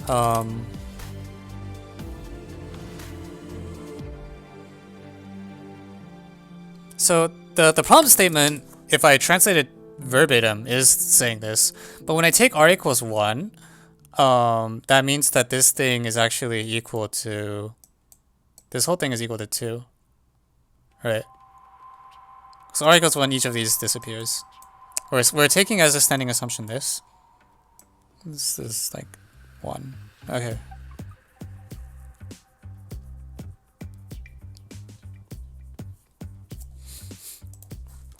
So the problem statement is equivalent to 2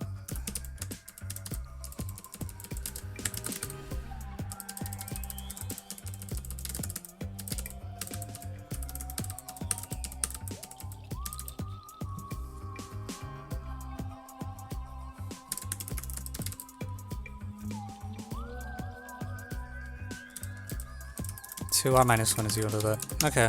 I don't know if that's actually any better. I was curious what the floor equation would say.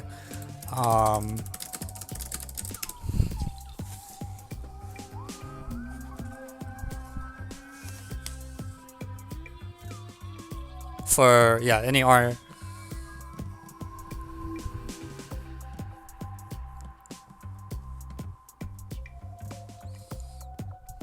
Okay, anyways, let me go back to like an actual, something that might actually work. So somehow when doubled,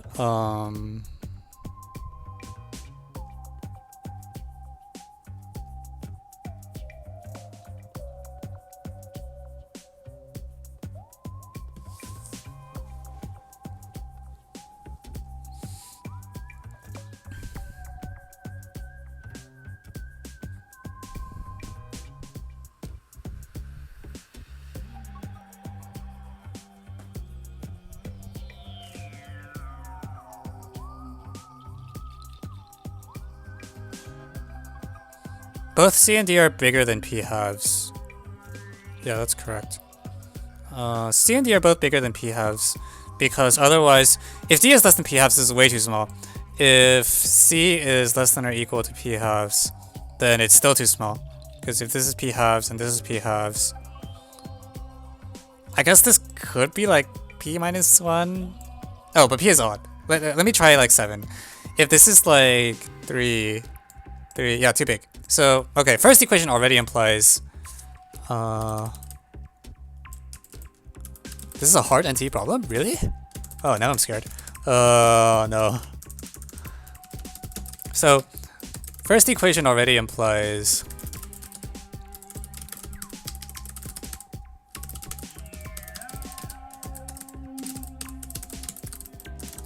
this already forces C and D to be larger than P over 2.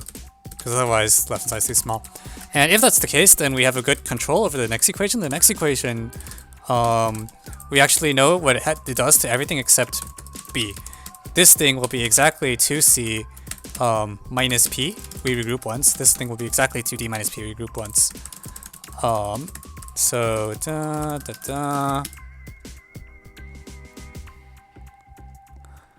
and what does that do? This is 2B, possibly minus P or not. Alright, I'll abuse notation, right? This is like something. But in order for this to be correct, this must be 2B.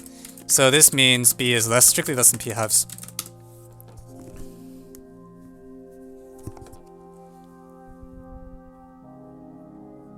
I don't know if that's good for us. I guess they're on different sides of P halves. Well, I feel like if we repeat this argument, maybe I can keep pushing or something. Because the idea is I want to force it such that it regroups every... I'm trying to control the regrouping, right? Yeah, we want D equals P minus 1. We believe that A equals B equals 1 and C equals D equals P minus 1. So we want the C and D to always regroup and the B and... yeah. So in general, when I do 3 plus 3B plus 3C plus 3D, you know that 2 of them have to regroup.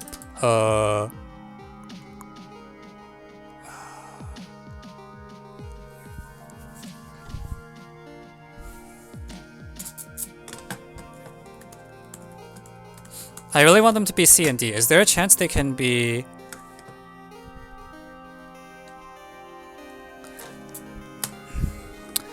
like basically, I'm interested in the regroups. Like A plus B plus C plus D equals 2P is definitely true. And then there's a regroup at D. If there's a regroup at C, there's a regroup at D. So is there a chance that D regroups, but C does not, and then B does? That seems pretty bad.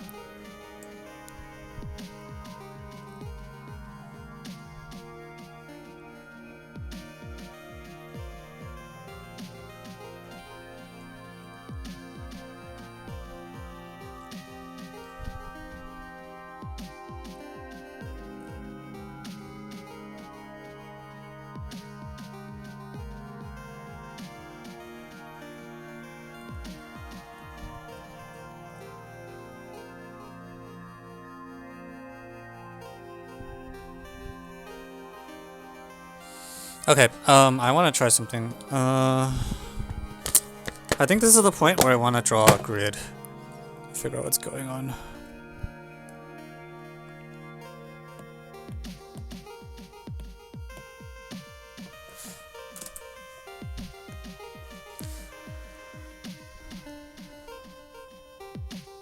Can we try small values of P? I mean, I think small values of P don't tell you too much.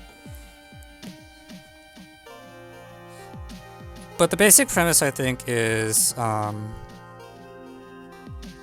you have like I'll make a table like this: 1, B, C, D. I'll call this one 1, and it's like 2B, 2C, 2D, and then 3D, 3C, 3B.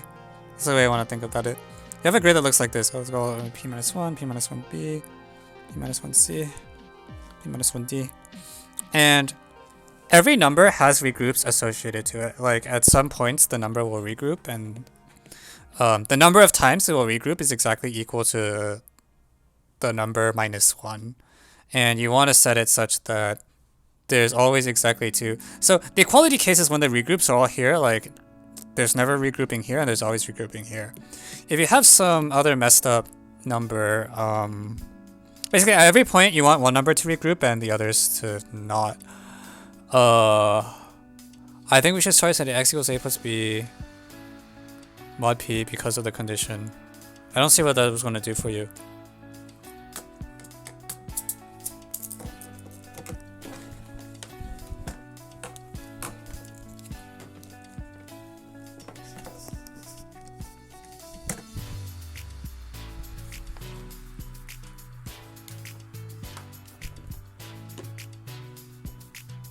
Like, just because the condition says that, I don't know, we could force p divides xyz or something. I don't believe that. Like, I feel like the reason the problem talks about a plus b is because the extraction is that, like, a equals minus c and b equals minus d, and that's why this is happened. Shoot. Oh wait, that's an equality case. Sorry. For some reason I thought. Oh crap, alright. Well, either way, like the reason that, like, the problem talks about, like, this is because, like, what? That's, in the solution set, like, a equals minus d, b equals minus c, right? Like, the numbers themselves, a plus b, a plus c, don't seem like they're especially interesting? I don't know, like, I don't see why that number should matter. Alright, good night, Gecko Lizard. See ya. Brain is hurting. What does that make me, huh? Alright. Sorry, so there's another equality case where B regroups if and only if C doesn't, but I want to show that D always regroups.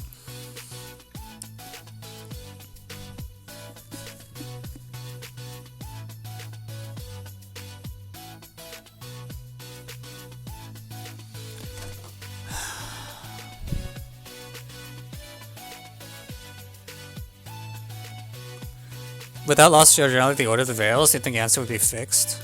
I'm not sure what you mean by that. I mean, if anything, we definitely care about a plus d versus b plus c. But let me just draw an example. I think that I'm having a hard time thinking about this because I have no. This is too abstract. Let's do like 7 or something. B equals 7 cartoon.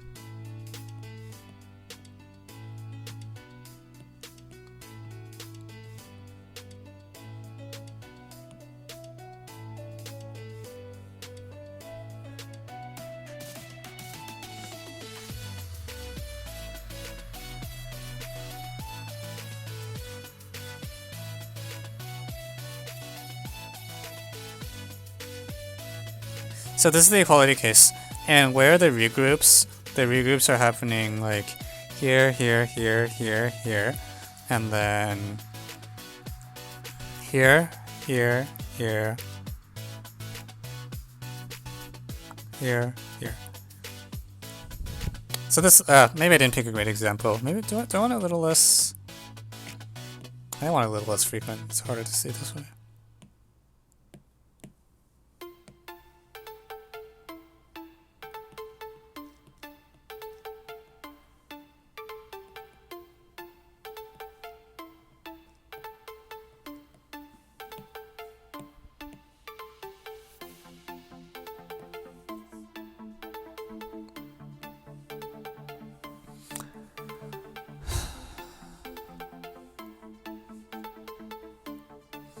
Is it reasonable exactly one combination of x plus y always works? Yes.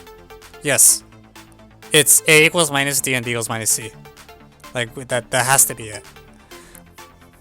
Because we know that p divides that sum, and so, like, you know, they have to pair up 2 and 2. And because we ordered them, it has to be a, d, and b, c.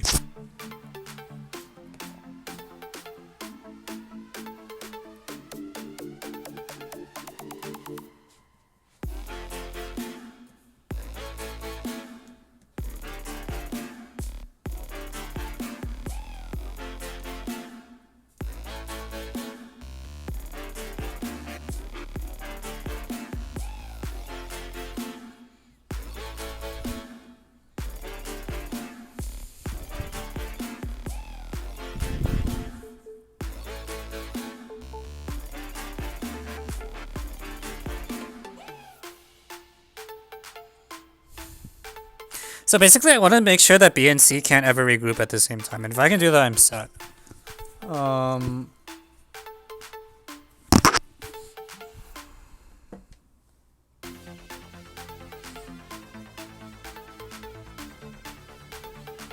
So is there like ever a value of R?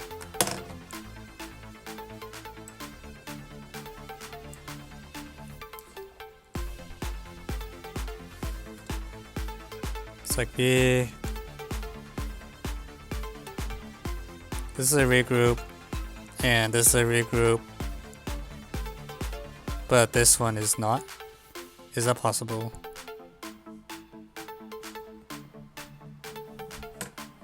Is that ever just... Is that at all possible? Assuming that D has regrouped every time up until then. Like assume that...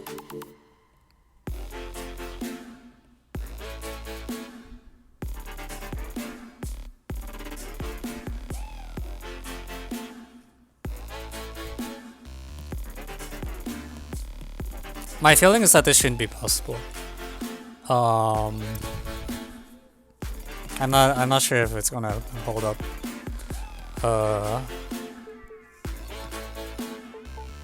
So what does it mean if if D regroups up to R but not R plus 1? That means that D is greater than...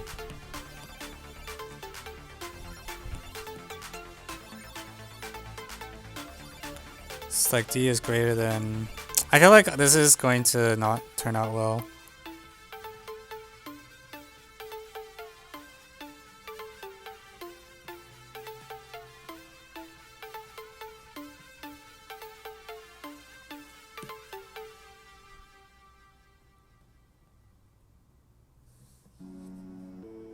That's what the... This condition is that...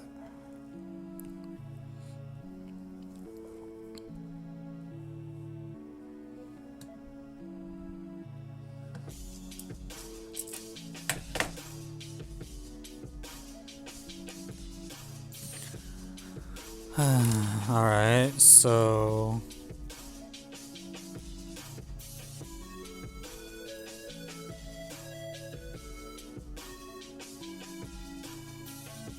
This feels like some fairy garbage or something.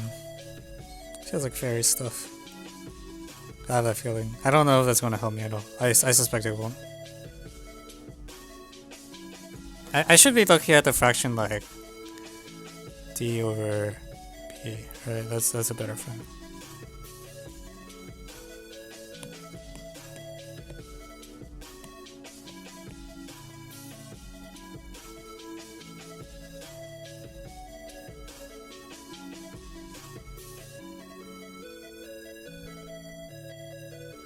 Okay, so meanwhile, what does it mean if C regroups and also B regroups? So if C regroups, that means there was an integer RC.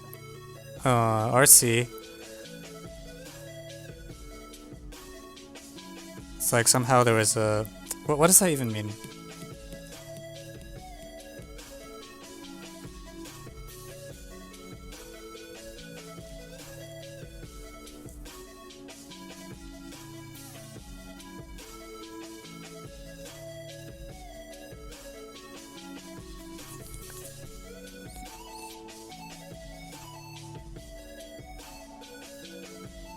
Yeah, that just means there's a multiple of P here, right?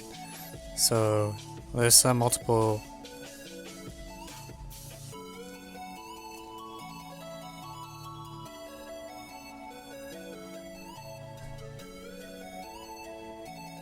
Okay.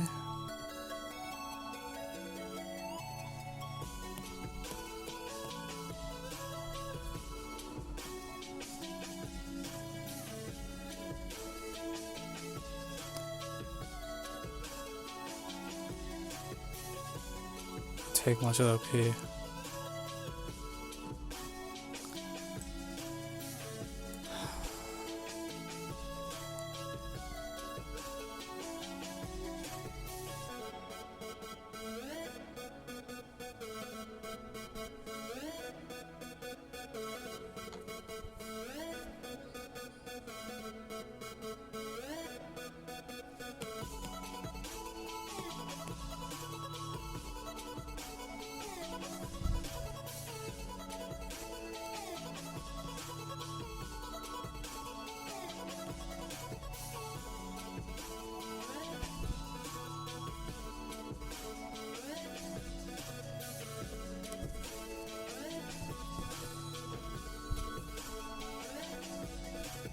So, is this some statement about fractions in...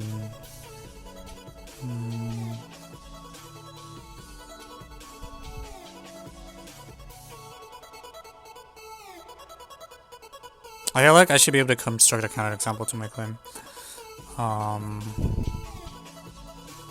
Maybe?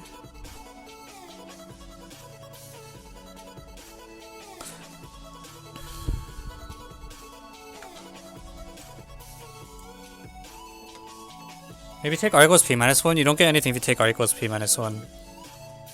What happens when r equals 1? I kind of used up that information already by asserting that a plus b plus c plus d equals 2p, I think.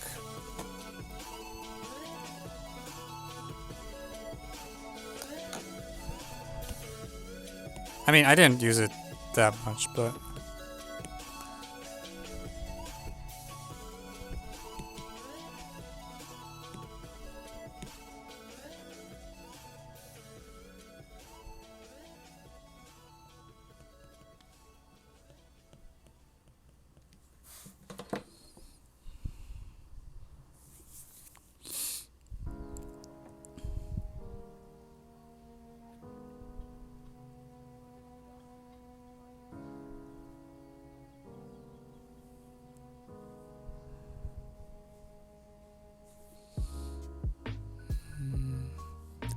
No, like, we have... d equals p minus 1 is definitely true. Like, if the problem is true and we assume a equals 1, then it follows that d equals p minus 1, and then b and c, b equals p minus c. That's what we're going after. And what I'm trying to do is, like, say, like... I'm looking at these regroups, right? The claim is that there's a regroup every 2, exactly. And... I'm looking at the first place where D doesn't regroup. That's the place where B and C must both regroup. And so you get 3 inequalities. This is the inequality says that D regrouped for the first time here. Like D over P is very close to 1. But B and C both regroup. Thank you, Picky2244 for the follow. And I'm trying to see if that does anything, although I can't tell, honestly.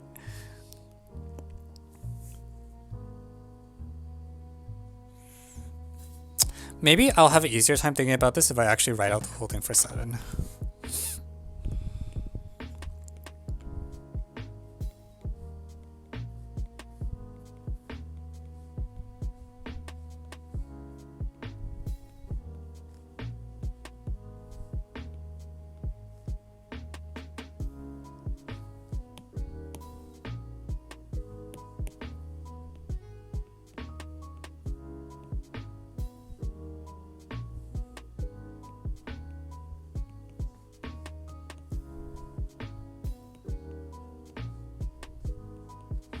So like when I look at where the regroups are, this has a regroup everywhere. This has a regroup there.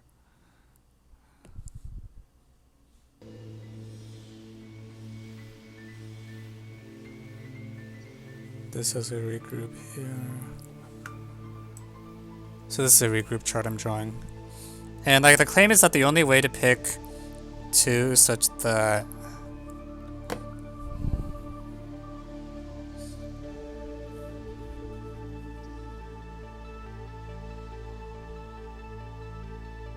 that's weird. Hang on. I messed something up.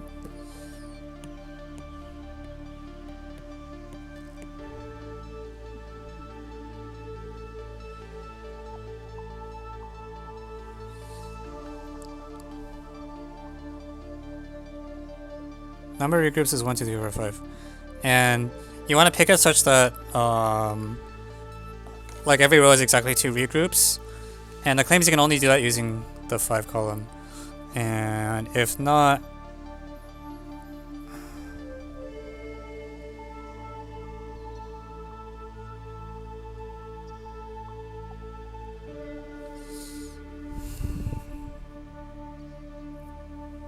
what goes wrong?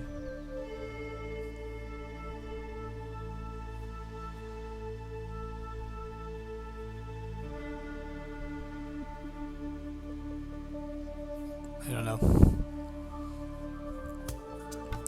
Hi, we're all bad at math. That's kind of how math be.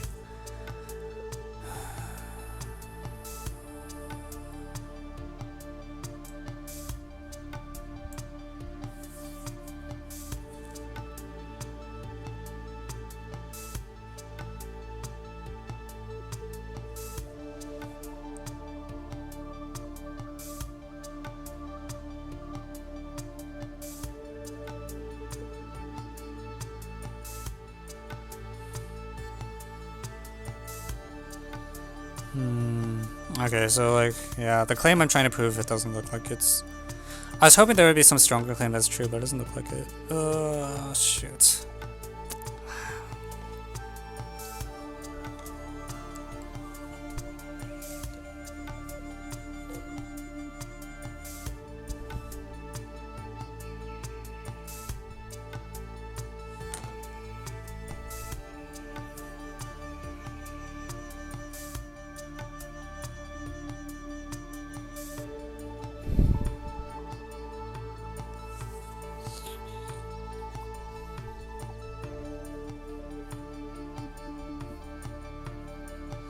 K or K plus KX being above or below P? I mean, we already checked that, I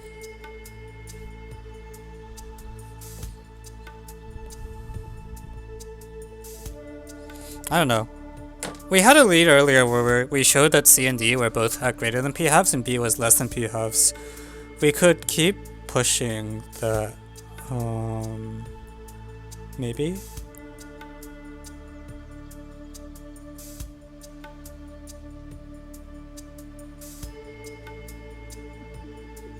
Yeah, maybe I should keep pushing that lead. So the first, like, R equals 1, R equals 2 tells us C and D are greater than P halves, and B is strictly less than P halves. And then the next one, there's some more possible regrouping. If C regroups here, D also has to regroup, so B doesn't. So either...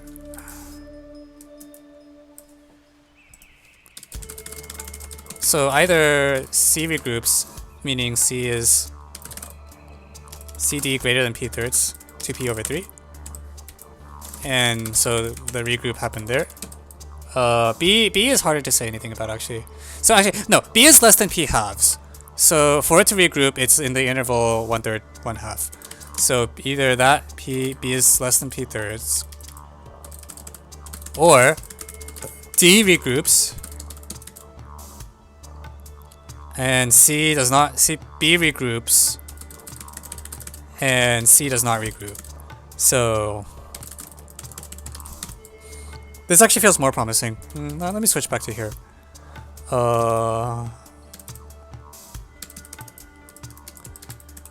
Yeah, each of these, you're getting statements, and I think you can keep pushing them. Maybe you can keep pushing them? It feels more promising than the garbage I was doing. The other thing I was doing didn't feel very good. So... I think you always have... Okay, I actually need a picture for this though. Back to board. So...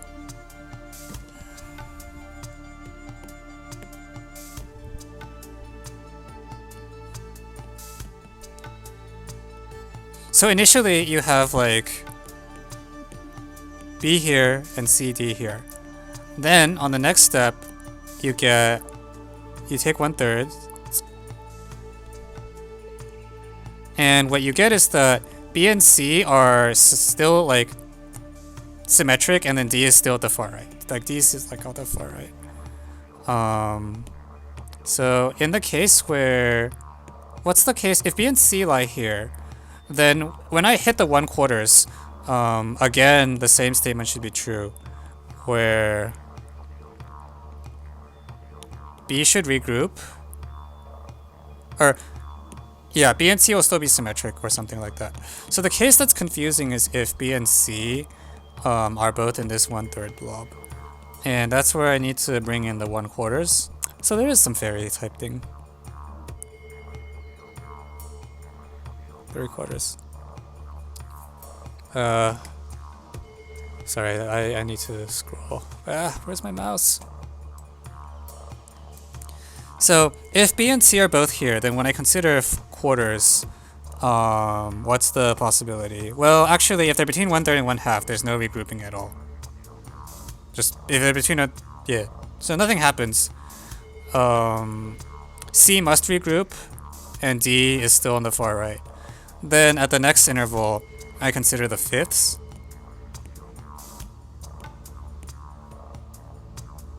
Wherever the heck they are. Oh, fairy.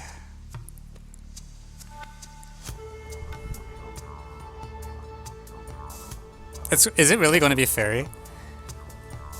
So I think the induction claim is that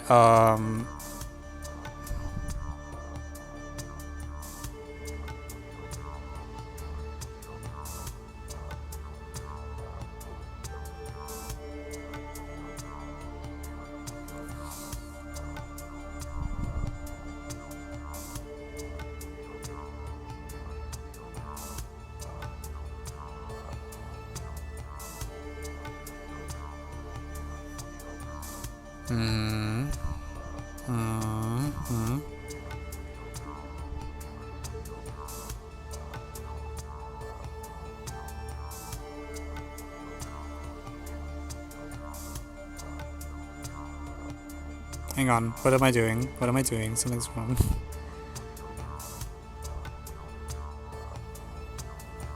The claim earlier was that if C regroups, then so does D, and that doesn't work once I hit the 5. Right, because if C was on, oh no.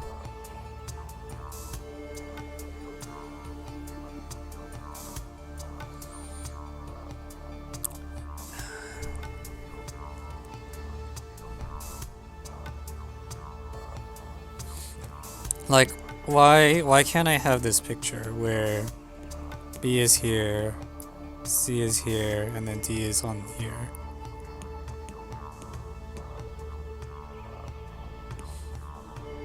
What's the statement I'm trying to prove? What's the statement with the floors that I had? Yeah, now that I'm looking at it this way.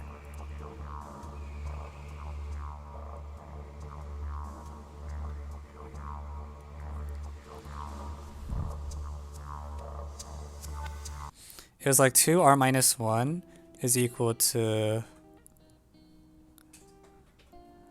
rb over.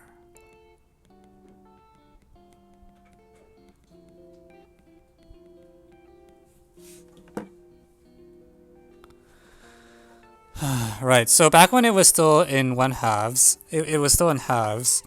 It's like 1 plus 1. That makes sense. And then when it was thirds, this checked out. It's like 1, 1, 2. Now 2, 5, 8 checks out, and I am in big trouble. I really didn't want that to check out. 1, 2, 3. Yeah, okay.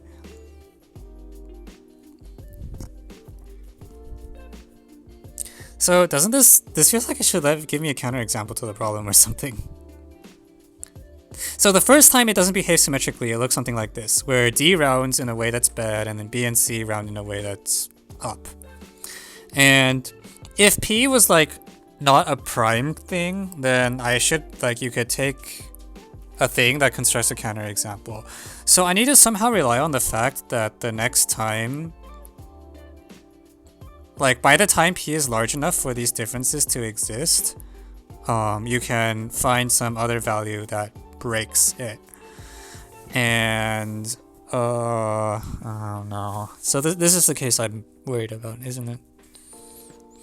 If I put BCD like in this picture, then I can get this thing to be true for r equals 1, 2, 3, 4 and not be in the right places. Alright, 1, 2, 3, 4, 5. 2, 3, 3. Yeah, 3, 3. Okay.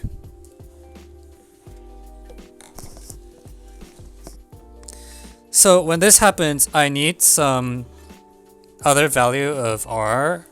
I should find the first place where something bad like this happens, and I should take a value of r that will cause things to blow up. That is my plan.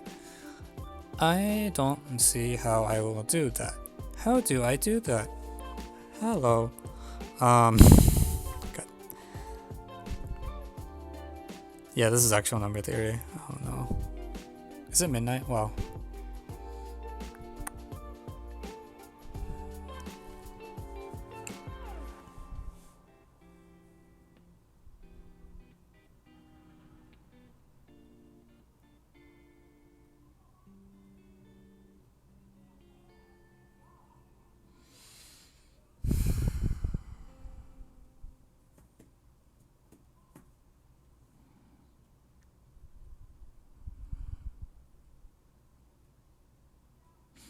I mean, maybe what I should do is I should just pick a large prime P and see why this causes problems.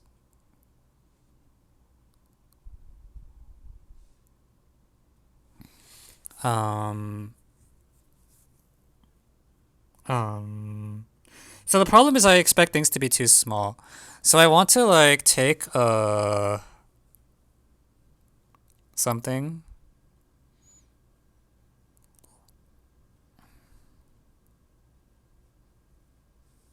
What do I do?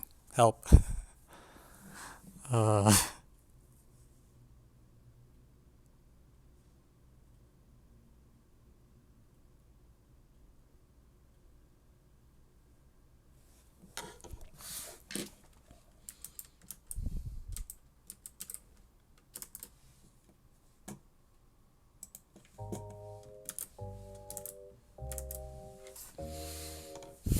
This is the bad picture.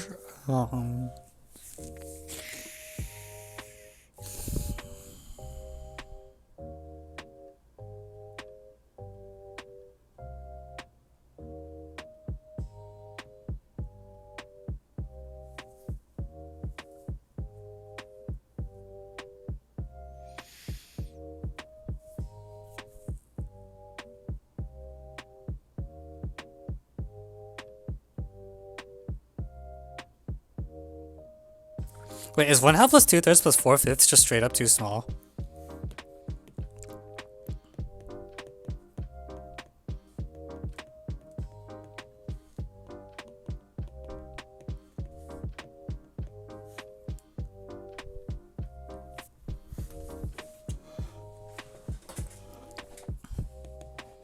So what is this sum equal to? 8/15ths plus 1/2. So like 30, no it's not. No it's not, that's big enough. No it's not, wait. 22/15ths, 44/30ths, 58/30ths. No, what? 22/15ths, 44/30ths, so 59/30.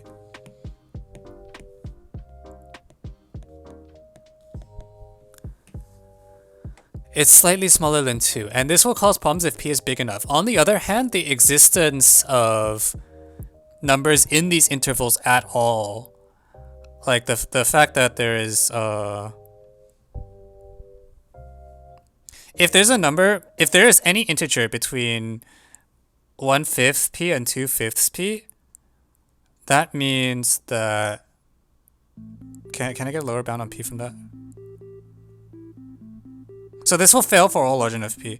I'm wondering if there exists any P at all where you can actually find numbers in these intervals.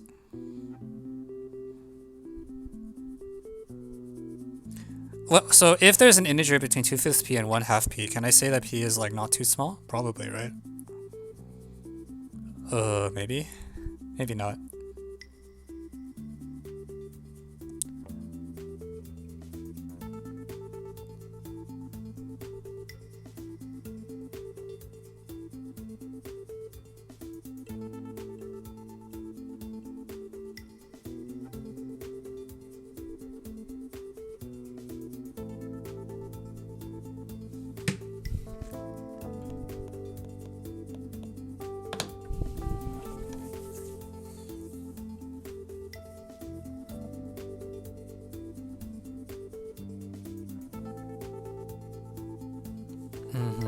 Yeah, I was just thinking like if the I wanted to keep proving that D was to the right of like 3/4, 4/5, 5/6, etc.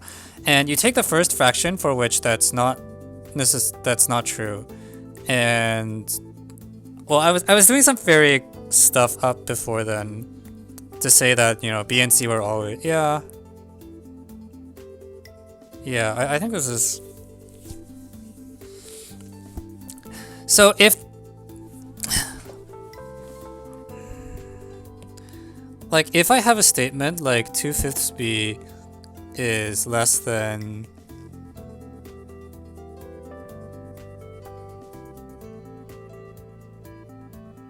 B is less than P over 2, like where B is an integer, and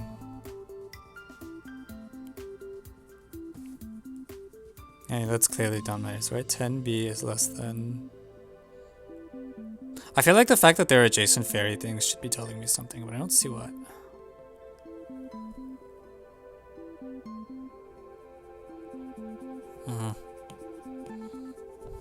I just think it's interesting that like a particular R thing will falsify it for a large enough P.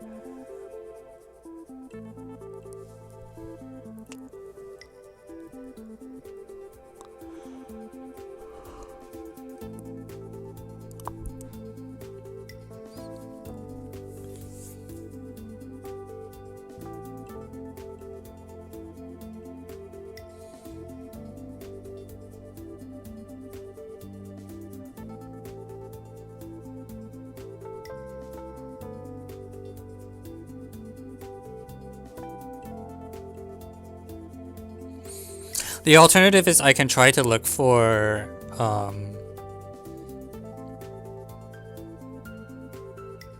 a different value of R to falsify it, like, although R equals 6 will work fine because there's no, will it work fine?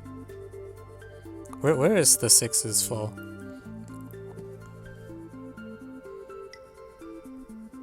Here, 3, 5, 5, 6 is here, 3, 5. Oh, 6 is actually too small. If I drew that picture, then when I look at the 6's, the one right after it, 4, 6 is 2/3. That's over here. 4, 3, 2. Okay, so maybe I should just look at R plus 1 or something. Okay, well, it doesn't matter. Like 4, 3, 2 will falsify this. If I just look at this picture, can't happen because of just R equals 6. The next one won't be large enough.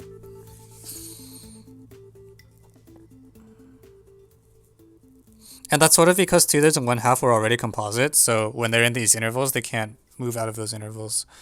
I almost wonder if I should be, in that case, do I even need to look at R equals 5?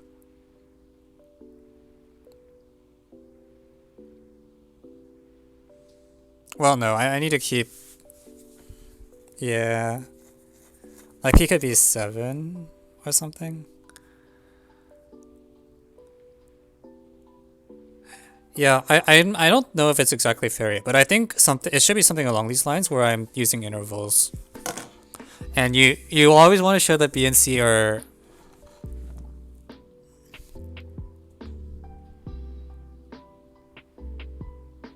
okay, I want to draw a bigger example. I think I understand this example. Here, if R equals 5 breaks, then I look at R equals 6. So let's draw a larger example with 0 over 1, 1 over 1, and we're looking for BCD.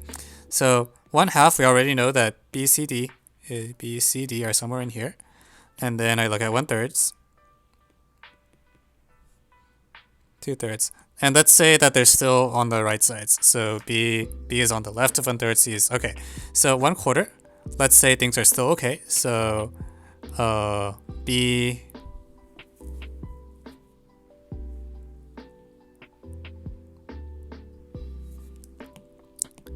we could have like BB here, and then CB as shown. So 1 C D, and that will be okay because we get 3, 5, 6. And then the next thing that will check against B and C is 7 by fairy theory. Like the next fraction that appears is 2/7. So we want to say that D should be to the right of the 2/7 mark. Everything else before that is moot. 6/7 mark. And if not, and something is wrong, for something to go wrong, that means B and C both round up, but D doesn't round up. So it's like 2/7.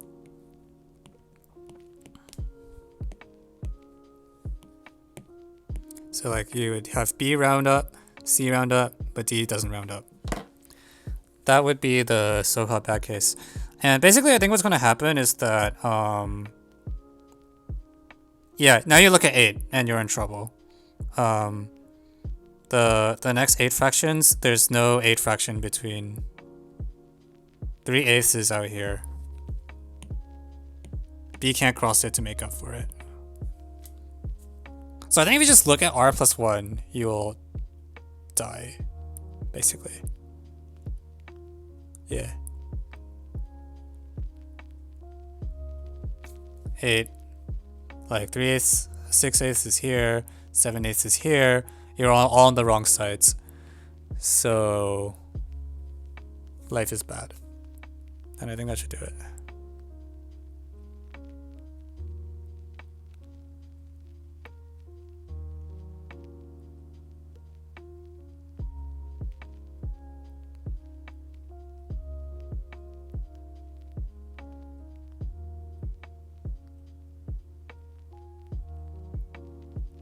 Yeah, the first time B and C both round up, you look at the next fraction.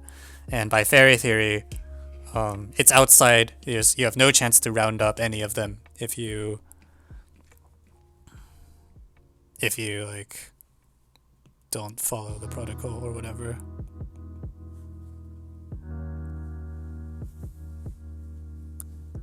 We are still on this problem? I think we just finished though. I think this should work. It's going to be annoying as heck to write up because I'm extensively using properties of fairy fractions. But this should work. I'm like very confident this should work. Yeah, I think the claim is that I claim by induction that for every R, like one of B and C rounds up and then D always rounds up. And the proof is that if not, like if they, for example, if not, then you look at the first fraction for which it fails. Like for example, this 2/7, this 5/7, this 6/7. Then the next value of R will cause a contradiction because earlier decisions you made to get to like this 1/3 blocks you from getting to the 3/8 is the TLDR.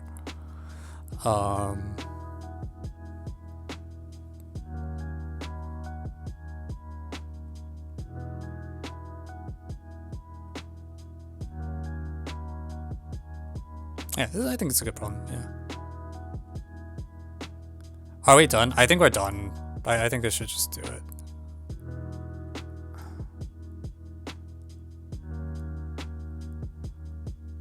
I wonder what other people did? I don't know. I'm curious to see the official solution as well, actually. But I think this fairy thing will... It's just the idea that you, like, as you give values of R, like, you keep narrowing into intervals. And then because you have some leeway for what B and C are, like, they can, you know, they kind of jump in either both, one goes left, the other goes right, or the one goes right, the other goes left. But you can't have B and C both go right, and basically you draw a diagram and see why can't they both go right. And the reason is then R plus 1 will cause a problem. Like you see here. How did you learn about fairy sequences? I just kind of heard of them like 3 or 4 times and then eventually looked up things. I only know like about 2 properties of fairy sequences, which is that... Okay, let me explain what fairy sequences kind of are. Basically, we're going to start with 0 over 1. There's not very much to learn, I'll put it that way. So what we're going to do is you draw the fractions, right? The reason I was reminded of them is because that's basically what this problem was about. It's like... you know, you had these things that you wanted to see how they rounded, so...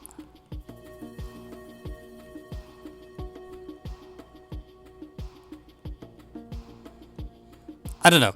Like, because of the way the floors in the problem were set up, it really felt to me like a fairy situation.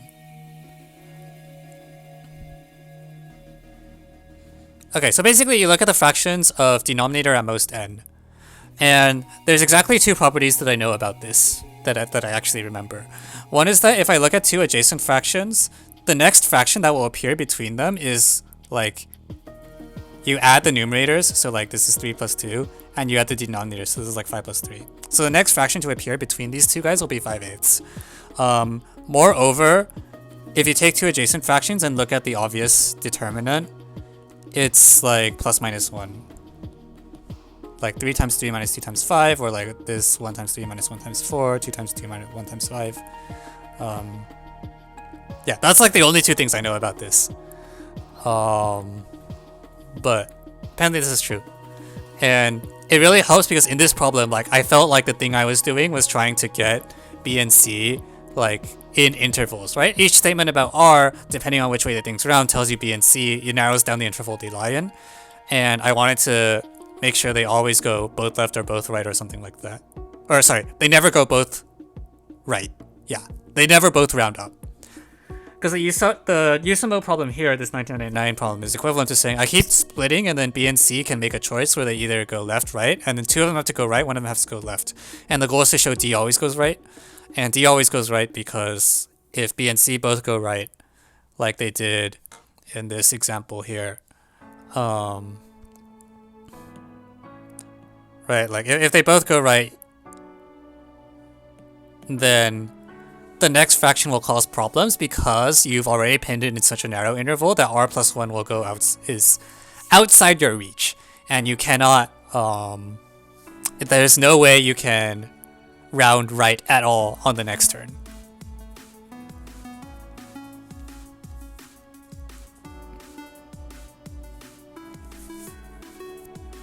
The end. Okay.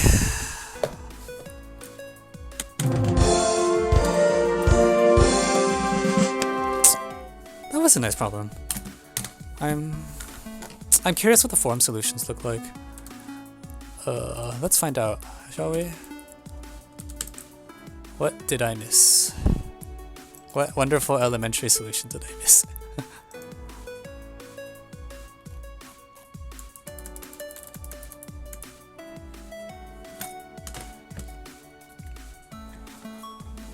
Yeah, but I feel like it was a situation where we got footholds pretty early, and instead of me doing garbage with floors or like trying to, I don't know what I was doing, but what else did I try to do? Not very much. I think we followed the leads, and then like at no point did the leads let us down or something. Like the things that felt like they were giving us information, the baby steps all seemed like they helped. Oh my god, they took a complex route? Are you kidding? What the heck is this? Nope, no. No. Okay, this looks like what we did.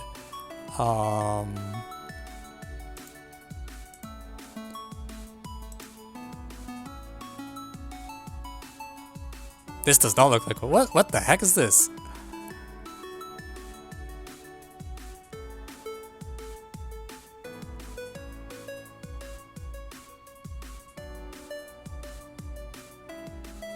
First okay. Yeah, they started the same steps we did. Why are they using Lagrange in what the? Why are people using polynomials? Okay, I gotta check that out later. Well,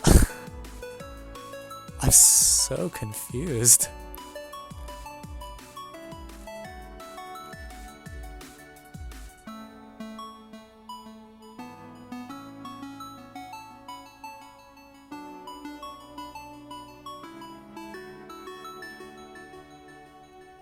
It's congruent to 2.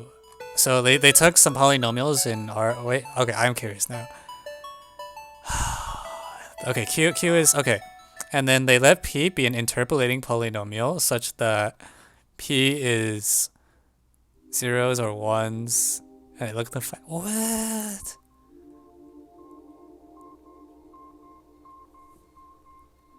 What is this? It's a polynomial, that's fine. And it's always...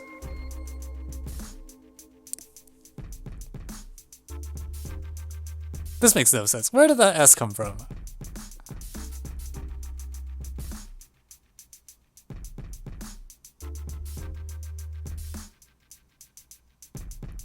mean, it solves the problem, but also what the heck?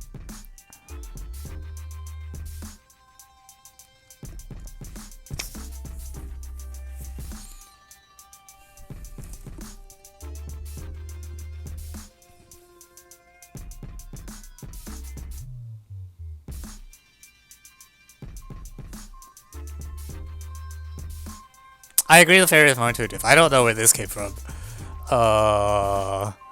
They computed the degree of P. This is they compute P degree of P, doesn't matter. I just like I see that a polynomial exists, but why would you use a polynomial?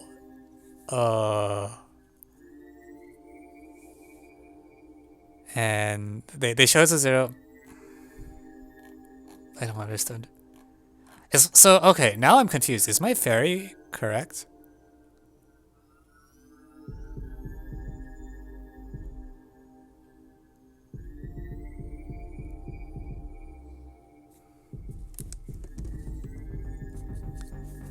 Now I really am worried about the fairy, because if my approach works, I am astonished no one else has it. So that just means sometime I have to sit down and write it up and see what's up. Hey Voyages, welcome to the stream. Alright, well we did that. Cool. How likely do you think it is we can eat the IMO problem? Like there's an IMO 1 suggested. Maybe I can try to quickly solve it and then adjourn? I hope it's easy. Where is it?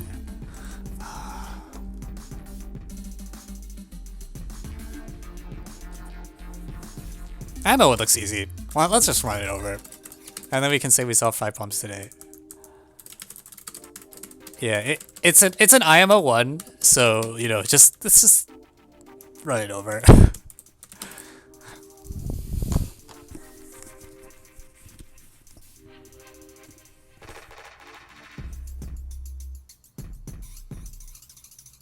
Okay, so I mean, it's not real. It's hardly an FE. I think it's like it looks like.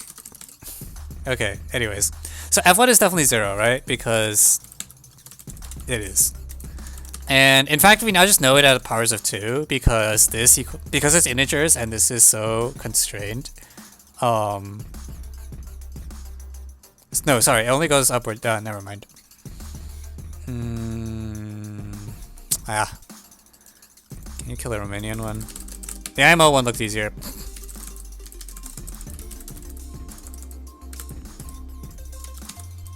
So F3 is greater than 0. I assume that's given so that we can continue the induction in some way. Or not induction, but F1 plus F2 plus something in 0, 1. So because it's positive, F3 is 1. Whoop-de-doo. Alright, so we know F2 equals 0. And then so F99 is like something's arbitrary. Yeah, so in particular f of n plus 1 is like f of n or f of n plus 1. That's always true. And then there's like a bunch more constraints. But basically we just want to see when are there gaps? Like when does it stay the same, when does it increase? So for example, f of 4 could just be... No, f of 4 has to be 1, right? It can't be 2. Maybe at the powers of 2 it's just sort of fixed.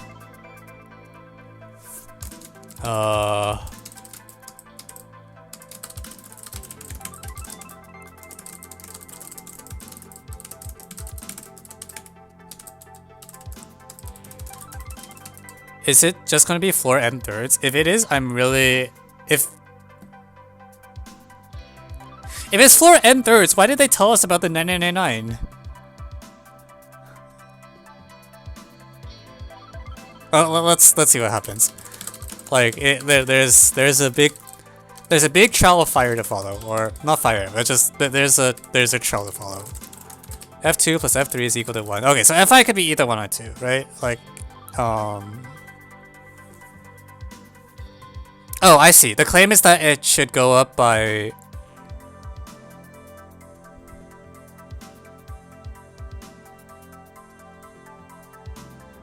Okay. The claim is that it should go up by at most 1 every 3. Or something like that.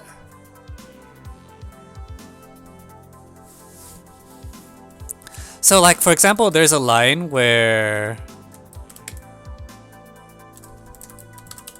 Okay, so...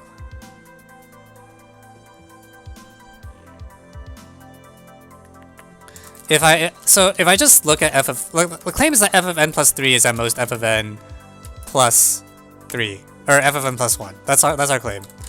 And the reason is that f of n plus 3 is literally equal to either f of n plus f of 3 or f of n plus 1. Is it claim? How do you get f of 1 equals 0? Because what I do is I plug in 2 minus 2f1 is either 0 or 1. So f of n plus 3, do I want greater than or less than or equal here? Am I worried it goes too fast or too slow? Let's just, actually it doesn't matter. I'm just gonna write one of them and see what happens. And if it's false, then I will just flip it. f of n plus 3 is literally equal to either f of n plus f of 3, which is 1, or f of n plus 2. Wait. What? You don't even need the other values. What the heck? Okay, okay.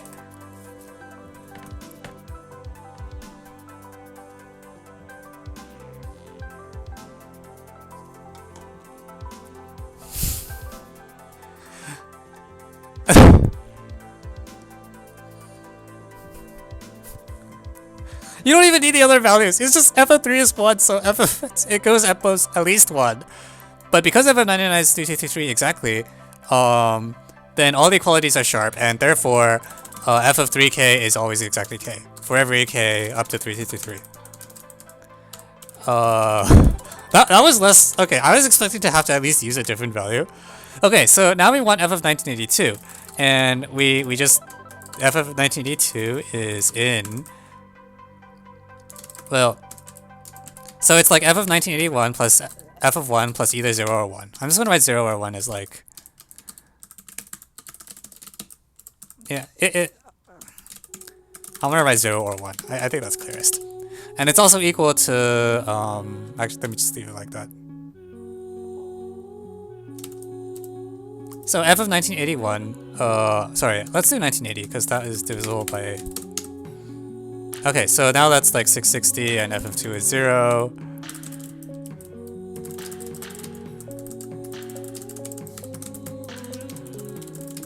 Okay, I have it down to 2 values. Can I get it down? Also, f of 1983 is supposed to be equal to... 1984, let's do... Yeah, 1983. It's supposed to be f of 1982 plus f of 1.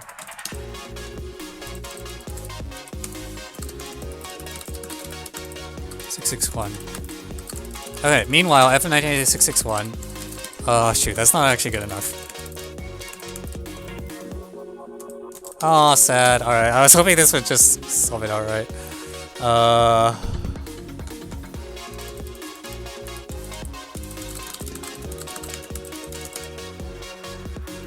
Yeah, I agree equality to be sharp, but in this argument, I only used, like, multiples of 3, right? I guess I could try to do... Yeah, I agree equality has to be sharp, but I only moved up in multiples of 3. So, like... The f of 3k here is because... This is already because equality is sharp. And basically, I want to get the ones that are not divisible by 3. Which, I don't know. It feels like I should just be able to, like, run it over, but I'm not seeing it. F of 4 is 1, though, right? F of 1 is 0. Dang it.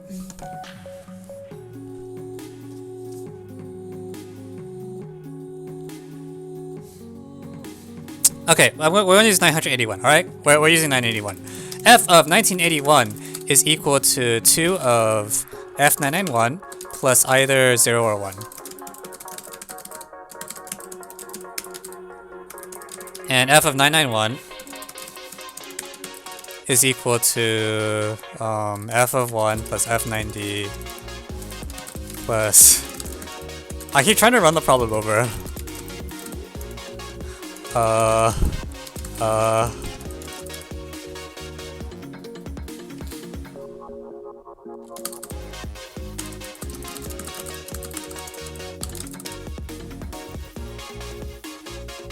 oh man, that's still not good enough. No, no.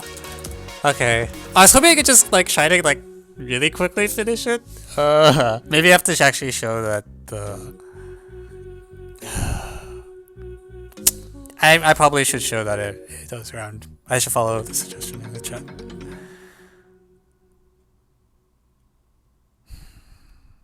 So I should just do this, right? Well, except with 4 replaced by larger numbers. Okay, fine, fine. So let's be a little more mild-mannered. So claim f of 3k plus 1 is equal to k, and f of... Now that I have it on the multiple of 3, we're just going to do it directly. And k. And the proof is f of 3k plus 1 is f of 3k plus f of 1.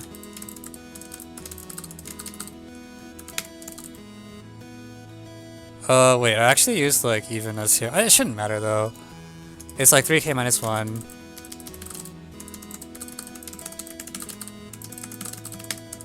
So this should do it, and similarly for the others. Like there's no...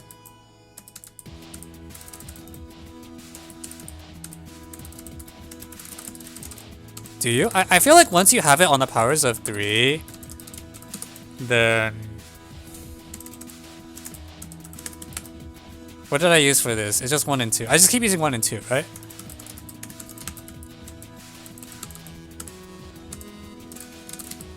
So this is k plus... This is k minus 1. This is k. And these are both 0. So we're fine here. So this gives you k. And then this is k. This is k. These are both... Wait, this doesn't do anything. How did we get this one?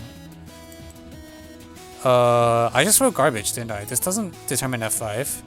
What am I talking about?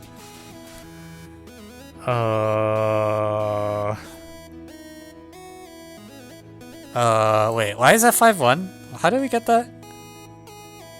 I'm just being dumb. That's not what's supposed to happen. That's not good because my induction relies on it.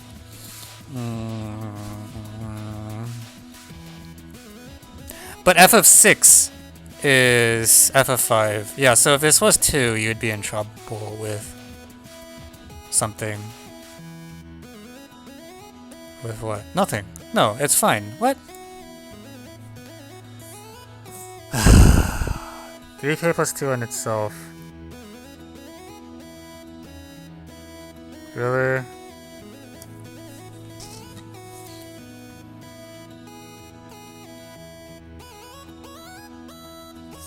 But that's what I was trying to do, and I feel like... So, do I need to... Okay, fine. I see. So you want me to use 6k plus 4... No, but the problem is I used induction here. Like, I can't circle it that... I can't loop it that much. Right? Like, 6k plus 4, I'm not promised anything. Oh, actually, maybe it's good enough. No, no. No, the problem is that, like... This line is not good enough to complete the induction, right?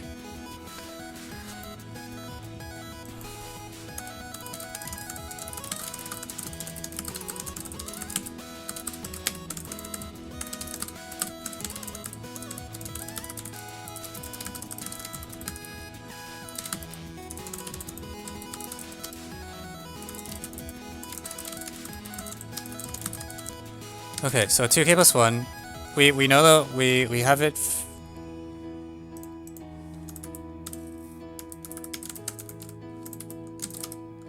6k plus 3 is known, and then it's 3k plus 1, 3k plus 2.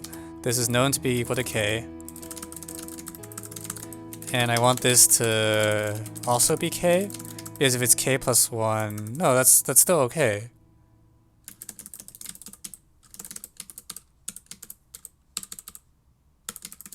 That still doesn't pin down the...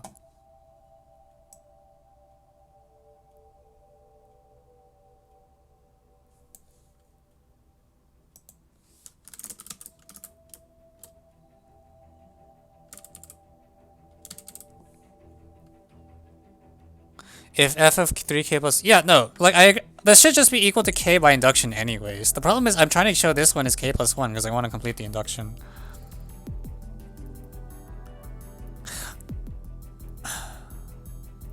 Like, why can't this just be k? Or k plus 1?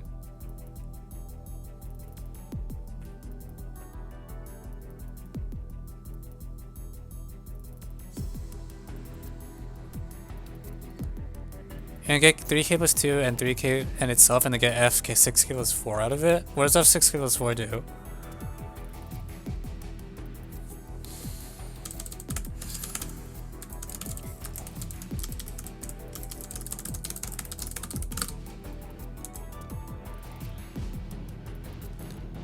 Which we know, but no, that's circular, right? Like, I don't know 6k plus 4 yet.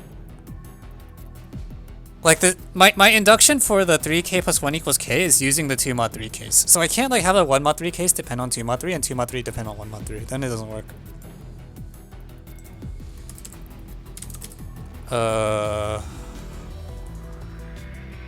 show 1 mod 3. Then use that with 2 mod 3.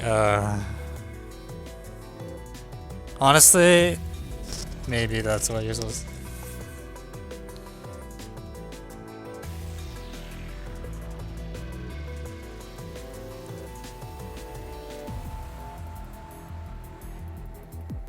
I'm really annoyed we can't get f5. Like, why can't we get f of 5? We should know f of 5. F of 5 really should not be 2. Because f of 10 will be too large, right? I see, okay. Maybe we can still use the inequality where I say like f of 3k plus 2 plus f of 3k plus 2. f5 is 1. I mean, I agree it's correct. Well, I don't see why it's 1 and not 2. I guess is what I'm trying to say.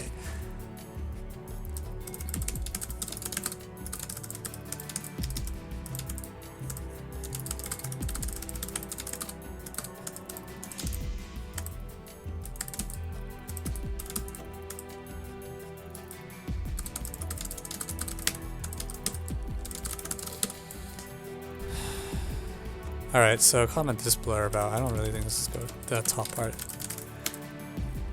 Yeah, I'm not sure how to convince myself f5 is 1. Like, because this is 1 and this is 1, I don't think you get a conclusion, right? Here, maybe I'll get a conclusion. F of 6k plus 3 plus 0 or 1. And so this is equal to 2k plus 1.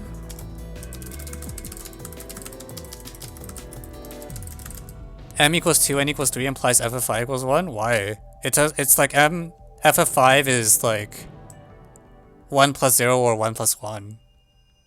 Like...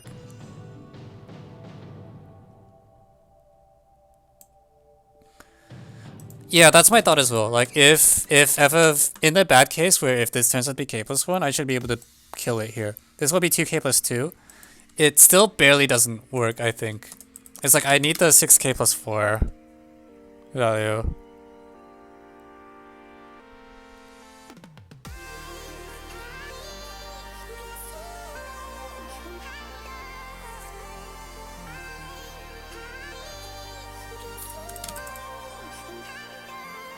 Maybe I really should be going from above. Why not do all the 1 mod 3 first? Can I do that? Do I look like f of 3k plus... Okay.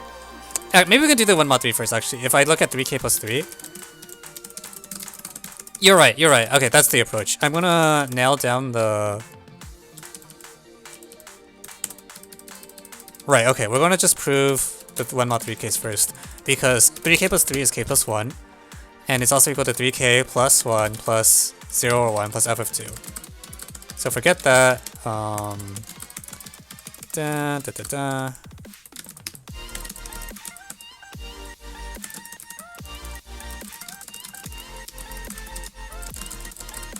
Alright, so this should be good enough, right? This is 0, this is 0, so this better be... No, what? God, freak... The heck? Why is it? Oh.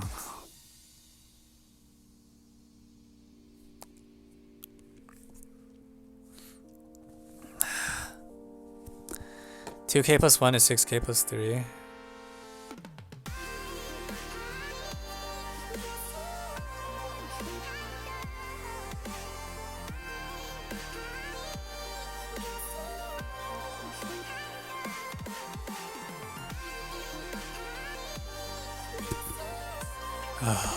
Why do I need so many steps? 2K plus 1 is F 6K plus 3. It's 3K plus 1 plus F of 3K plus 2.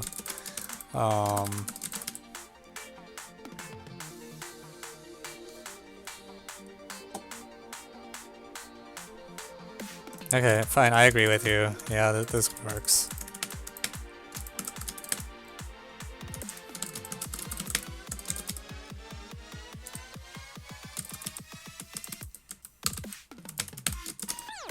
Okay, so they're both...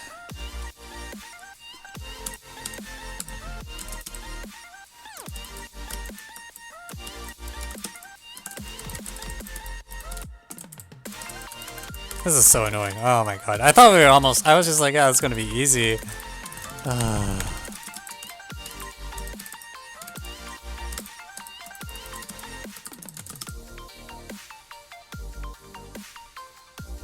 Okay, right. So f of 3k plus 2 is at least f of 3k plus 1, but at most k plus 1. So this is either k or k plus 1. It's either k or k plus 1, but this one's the bigger one.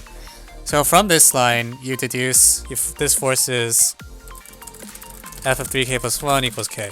And now to get the rest of the case, now that we have that, I can pin down f of 3k plus 2. Because now this is known exactly as... Well, f of 3k plus 2, I can pin with... 6k plus 3 is easiest, yeah. This will give you the upper bound where... The heck? How did I do that?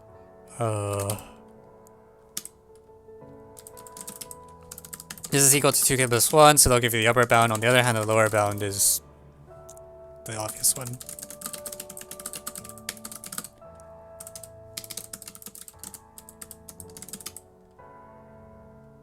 Wait, no, that's not good enough. There's still the what? 6k plus 3. You need 6k plus 4. You're correct. You are right. 6k plus 4. 3k plus 2. Okay, so now because I have a factor of 2, that should be enough to kill the error. Oh, that was annoying. Yeah, this works. Alright, we're fine.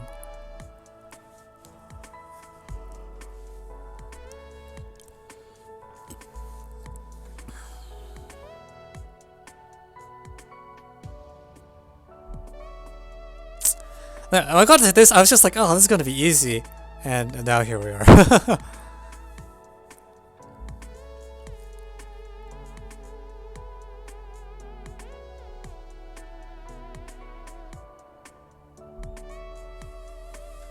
Hmm, 5/9/1982. Oh, that's actually probably cleaner. I see. I get it. Okay. If f of 1981 is too big, then you take out enough copies of 1981. Yeah, it's enough to take out 4 copies of 1981, right? Like if you amplify the error by a factor of 4, then your lower bound's not. Is it that clean? Did I just miss that? So now f of 1999 is like at least 4 of f 1981. Or even just 3 times 1981, right? Plus f of 594, 4065. Yeah. Okay. This is actually cleaner. You don't even need to do the induction. 3333 f999. Here's the 1981 you're trying to control. Here's a random term that's also divisible by 3. So this is known. This is known.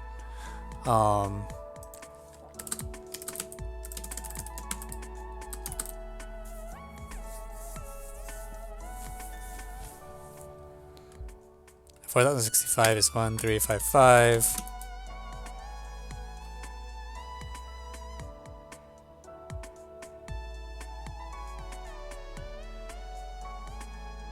I feel like I managed to divide wrong. This is 4056. Stop it. 1352. There we go. And also f of. Okay, so I don't need all this garbage with the 3k plus 1. Oh, is the problem 1982? Sorry, that's my bad. For some reason I thought the problem was 1981. This is 1982 IMO, isn't it?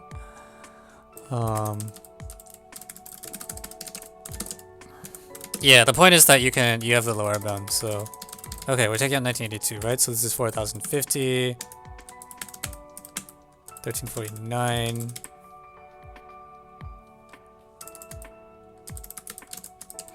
And then on the other hand, the lower bound is f in 1982, where equality, you know, because we're sort of just abusing the fact that equality holds. Like we know the equality is gonna hold, so like just run it over. 6, 6, 1. Or 660.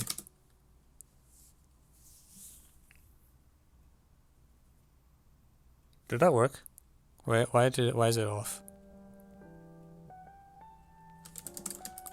Maybe because this is not how you divide. 1350?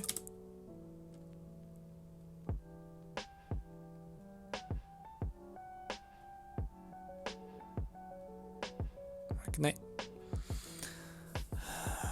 The correct value is 16. Oh, maybe it's not this short. Oh crap! I'm so annoyed.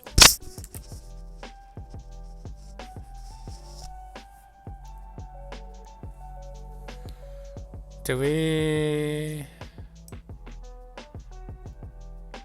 Dang it! Okay, whatever. Yeah, that's not tight enough. Okay, sorry. For some reason, I thought we could get it in one shot, but the problem is that we used enough ones that it added up, and then it made us sad. So never mind. We should just do the long thing, right? Did I subtract wrong? Probably. I'm tired. Okay.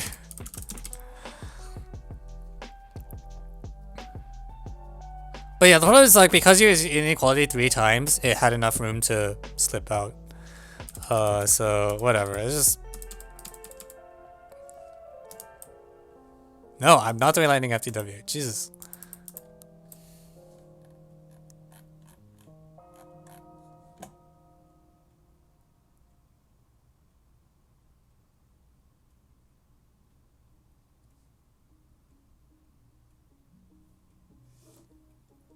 It's 4053 and then it works.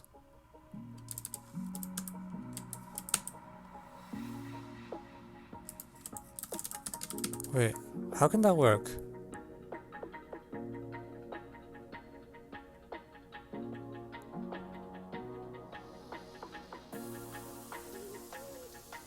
Yeah, that's not tight enough, right?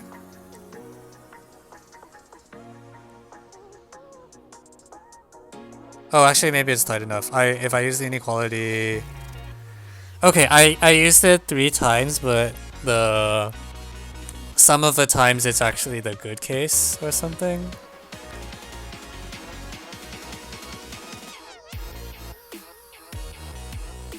Okay, good enough. Whatever. At least we did it. Jesus. How long did this take me? How long did I spend on this thing? Oh my god.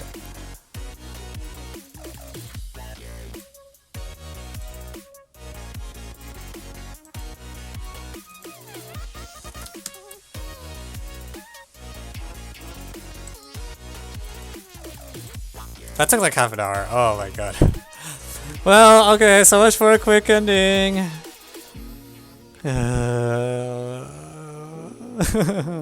At least we got it short. I really was not looking forward to writing up that long induction we did. So I'm glad that this thing works too. Oh god. That's not supposed to take me half an hour. Oh my god. Why have you done so much math today? I don't know, I just got problems. There were like 10 requests at the start of the stream. I was just like, ah! And then I was like, okay, we did half of them. That's an achievement. Okay, the end. We're adjourning. We're adjourning. I should play some games. I'm sorry, it's 1 AM here. Games are for the days where everything goes well and I solve like 3 problems in 2 hours. And then I'm like, yeah, it's already morning in France.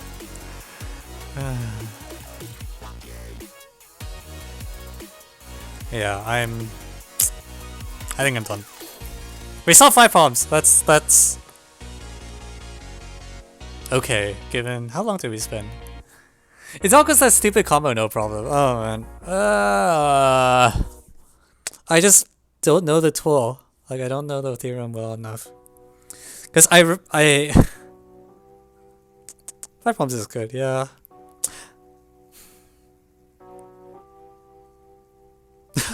I mean, it's fine. Like I probably should do that problem at some point in my life. I'm just so surprised that I already knew I wasn't used to using combo null, but it was way worse than I thought. Like, not only did I not know how to use it, I like actively threw out polynomials that would have worked, claiming that they wouldn't work. And that's just like, yeah, you don't use it enough. Like, do some practice, or don't use the theorem. Yeah, like if you're gonna use a tool on a Math Olympiad, you should know the tool. Please. Let's see Jadon's problem next time. Yeah, sounds like it. I hope I can solve it. Refunds should be given to the 5 problems that we didn't get to today already.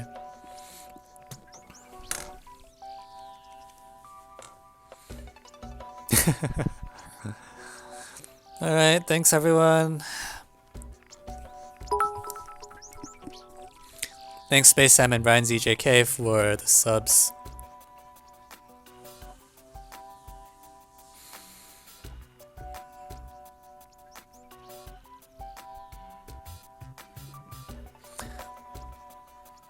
Why did it? I don't like. I just followed the votes, right? Also, it looked easy.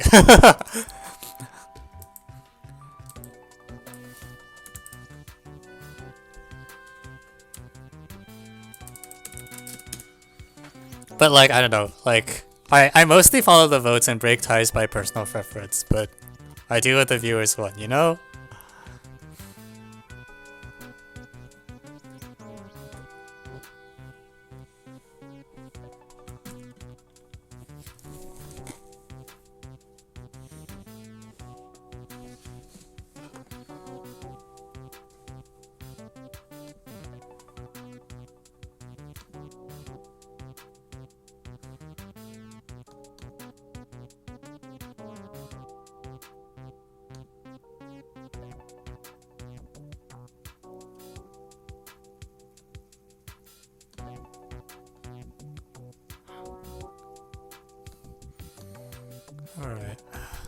Alright. Okay, see you all. Hope you had fun. Next time.